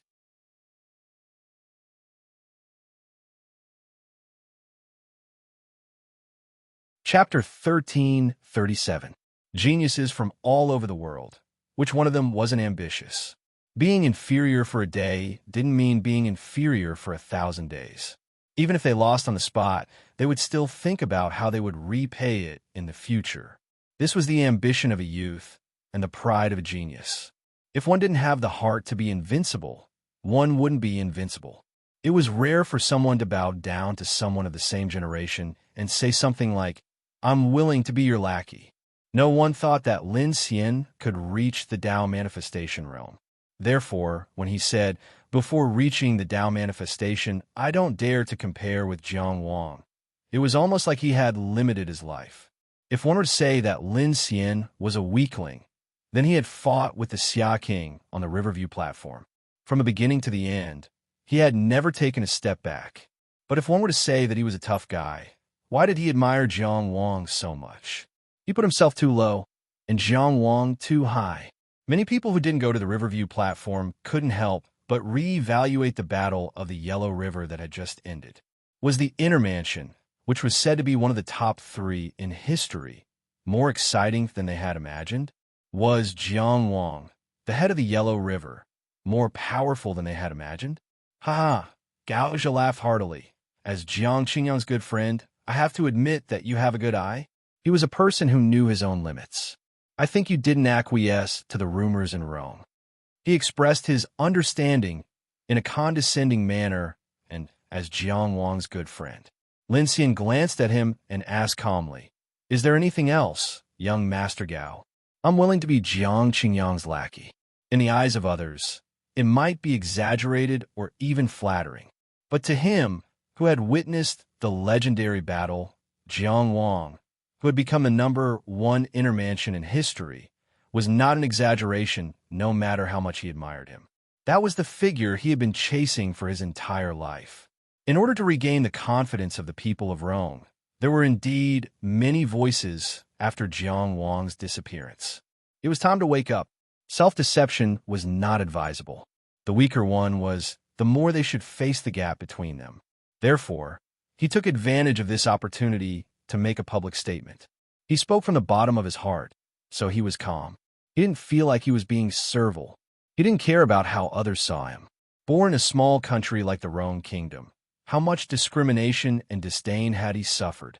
As for Gao Zhe's approval, it could only be said that this person was happy. Gao Zhe felt that he had dealt a blow to the arrogance of the Rome nation's prodigy and represented the state of Qi. He smiled and asked, Brother Lin, you have such good taste. How do you think I compare to Jiang Wang? As soon as this question was asked, Yin Fu was the first to leave. Among the group of people who were on good terms with Jiang Wang, he was the only one who was on good terms with Gao Zhe. However, this friendship was not necessarily deep. Yin Fu was gentle and treated people generously. He maintained a good relationship with many people in the circle of young masters in Linzi. Among these relationships, there were naturally some who were close and some who were distant. It was Jiang Wang who helped him solve Jiang Wuyo's problem. It was Jiang Wang who accompanied him to the Fufeng Ryu clan. Their relationship was not something that a fair-weather friend like Gao Zhe could compare to. He was not stingy to anyone, but he had a balance in his heart. In his opinion, Gao Zhe was too arrogant. In the past, when he was the second in the family, he could still remain humble.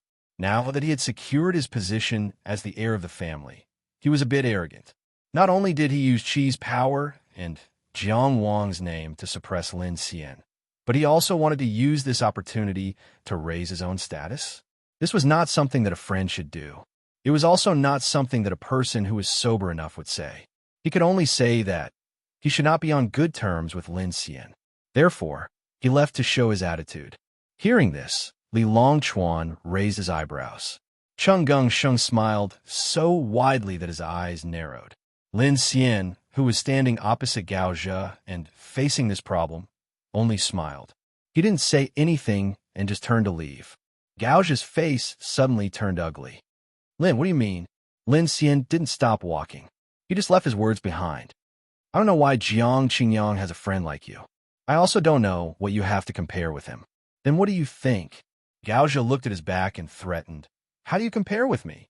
Lin Xian suddenly turned around. His eyes were like cold lightning. The war in Xingyue Plain has just begun. It's not good to fight on the same side. After this battle, you could come find me. If I let you pass the second round, it'll be my loss. Coming from a small country, facing Tianjiao, an aristocratic family from an overlord country, his arrogance was also the same. Everyone was shocked. Lin Xian was not a coward. It wasn't that he was not arrogant. He just didn't want to be arrogant in front of Jiang Wang. When Lianmu stood at the side of the field, Lin Xian had the Wu bind, a top-level technique, and had a persevering personality. His knife skills were outstanding. As the military secretary of the Tianjiao army, he had carefully studied this person. After all, the eastern region would not be able to avoid Tianjiao in the next few decades. Although Jiang Wang won first place at the river viewing platform, he was undoubtedly the world's #1 expert. It wasn't that there was no hope of surpassing him. Lin Xian shouldn't look up to him so much. Then what else happened after that? When Jiang Wang went missing, did he hide in Rome? After the Battle of the Yellow River, how much did Jiang Wang improve? Was that why Lin Xian was so arrogant to defeat Gao Zhe with one strike, but he didn't have the heart to compete with him? He couldn't help but look at Wang Yiwu. He stood straight like a javelin, his expression unchanged. He didn't seem to think that Lin Xian's words were too much. Yes, the only opponent that someone as arrogant as Wang Yiwu acknowledged as being at the same level was Jiang Wang. If he compared himself to Jiang Wang, no matter what kind of praise he gave him, he would probably acknowledge it. In his eyes, not only was Gao Zhe weak, Lin Xian wasn't even worth a punch. Even the reason why he stopped to watch this dispute was only because he heard the two words Jiang Wang. How could Lin Xian and Gao Zhe be worth a glance? When Lianmu envied this kind of invincibility, but it also worried him. The Wang Yiwu of today didn't lose to Jiang Qingyang of the same level back then. However, Jiang Mengxiong was invincible in the same level back then, but today there was Jiang Qingyang. What would Wang Yiwu do if he realized one day that he could never catch up to Jiang Wang? Would he be able to face the gap like Lin Xian? Or would he never recover from this setback? When Lianmu quickly eliminated this dangerous thought in his heart. No matter what Jiang Wang did, it was impossible for him to pull Wang Yiwu so far away. Maybe it was because Lin Xian was inexperienced. Thinking of this, when Lianmu couldn't help but look at Lin Xian again. His aura was like a deep abyss, standing tall in the field. No matter how he looked at him, he didn't look like someone who hadn't seen the world. Lin Xian, who claimed to be Jiang Qingyang's lackey, spoke arrogantly in front of Gao Zhe, claiming that he didn't need a second strike. He didn't give the Gao family of Jinghai any face at all. Gao Zhe was put on the stage, unable to go up or down. He came to pick a fight to suppress Gao Zhe. In terms of cultivation, what did he have to go up to the Riverview platform? Could he really fight Lin Xian? Could he really withstand Lin Xian's second strike? After a moment of hesitation, Lin Xian strode away. He gritted his teeth and was about to say something, but he felt that it was too late to say anything now. He turned back to look at Yin Fu, but Yin Fu was long gone. He then looked at Cheng Gengsheng and Li Longchuan, but all he saw were the backs of the two leaving. He was the heir of the Gao family of Jinghai, the young master of a new noble family in Qi. How could he trample on someone from a small country and lose so much face? After all, the Gao family's strongest connections were in the palace. They had only started operating in recent years and didn't have much foundation in the military. Right now, in the military camp, whether it was Li Longchuan or Cheng Gengsheng, it wouldn't be difficult for them to suppress Rome and force Lin Xian to bow down. But now, they clearly didn't want to interfere in this matter. They had resentment. Where did their resentment come from? No matter what, Gao Zhe and Jiang Wang were brothers. They had drunk together many times. What was the big deal about using the tiger's skin and borrowing some reputation? Why did it have to be like this? Yin Fu, Li Longchuan, Cheng Gengsheng. These people, they relied on their family background and never really respected him. They always revolve around Jiang Wang and often ignored his feelings. One moment, they asked Jiang Wang if he wanted this. The next moment, they asked Jiang Wang if he was okay with that. No one ever asked him how he was.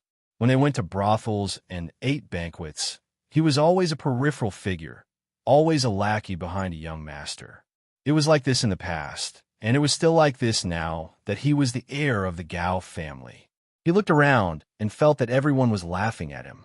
However, the heavens' favorites from the small countries were still far away. As for those who were close, could he vent his anger on Wang Yiwu or Wen Lianmu? Interesting.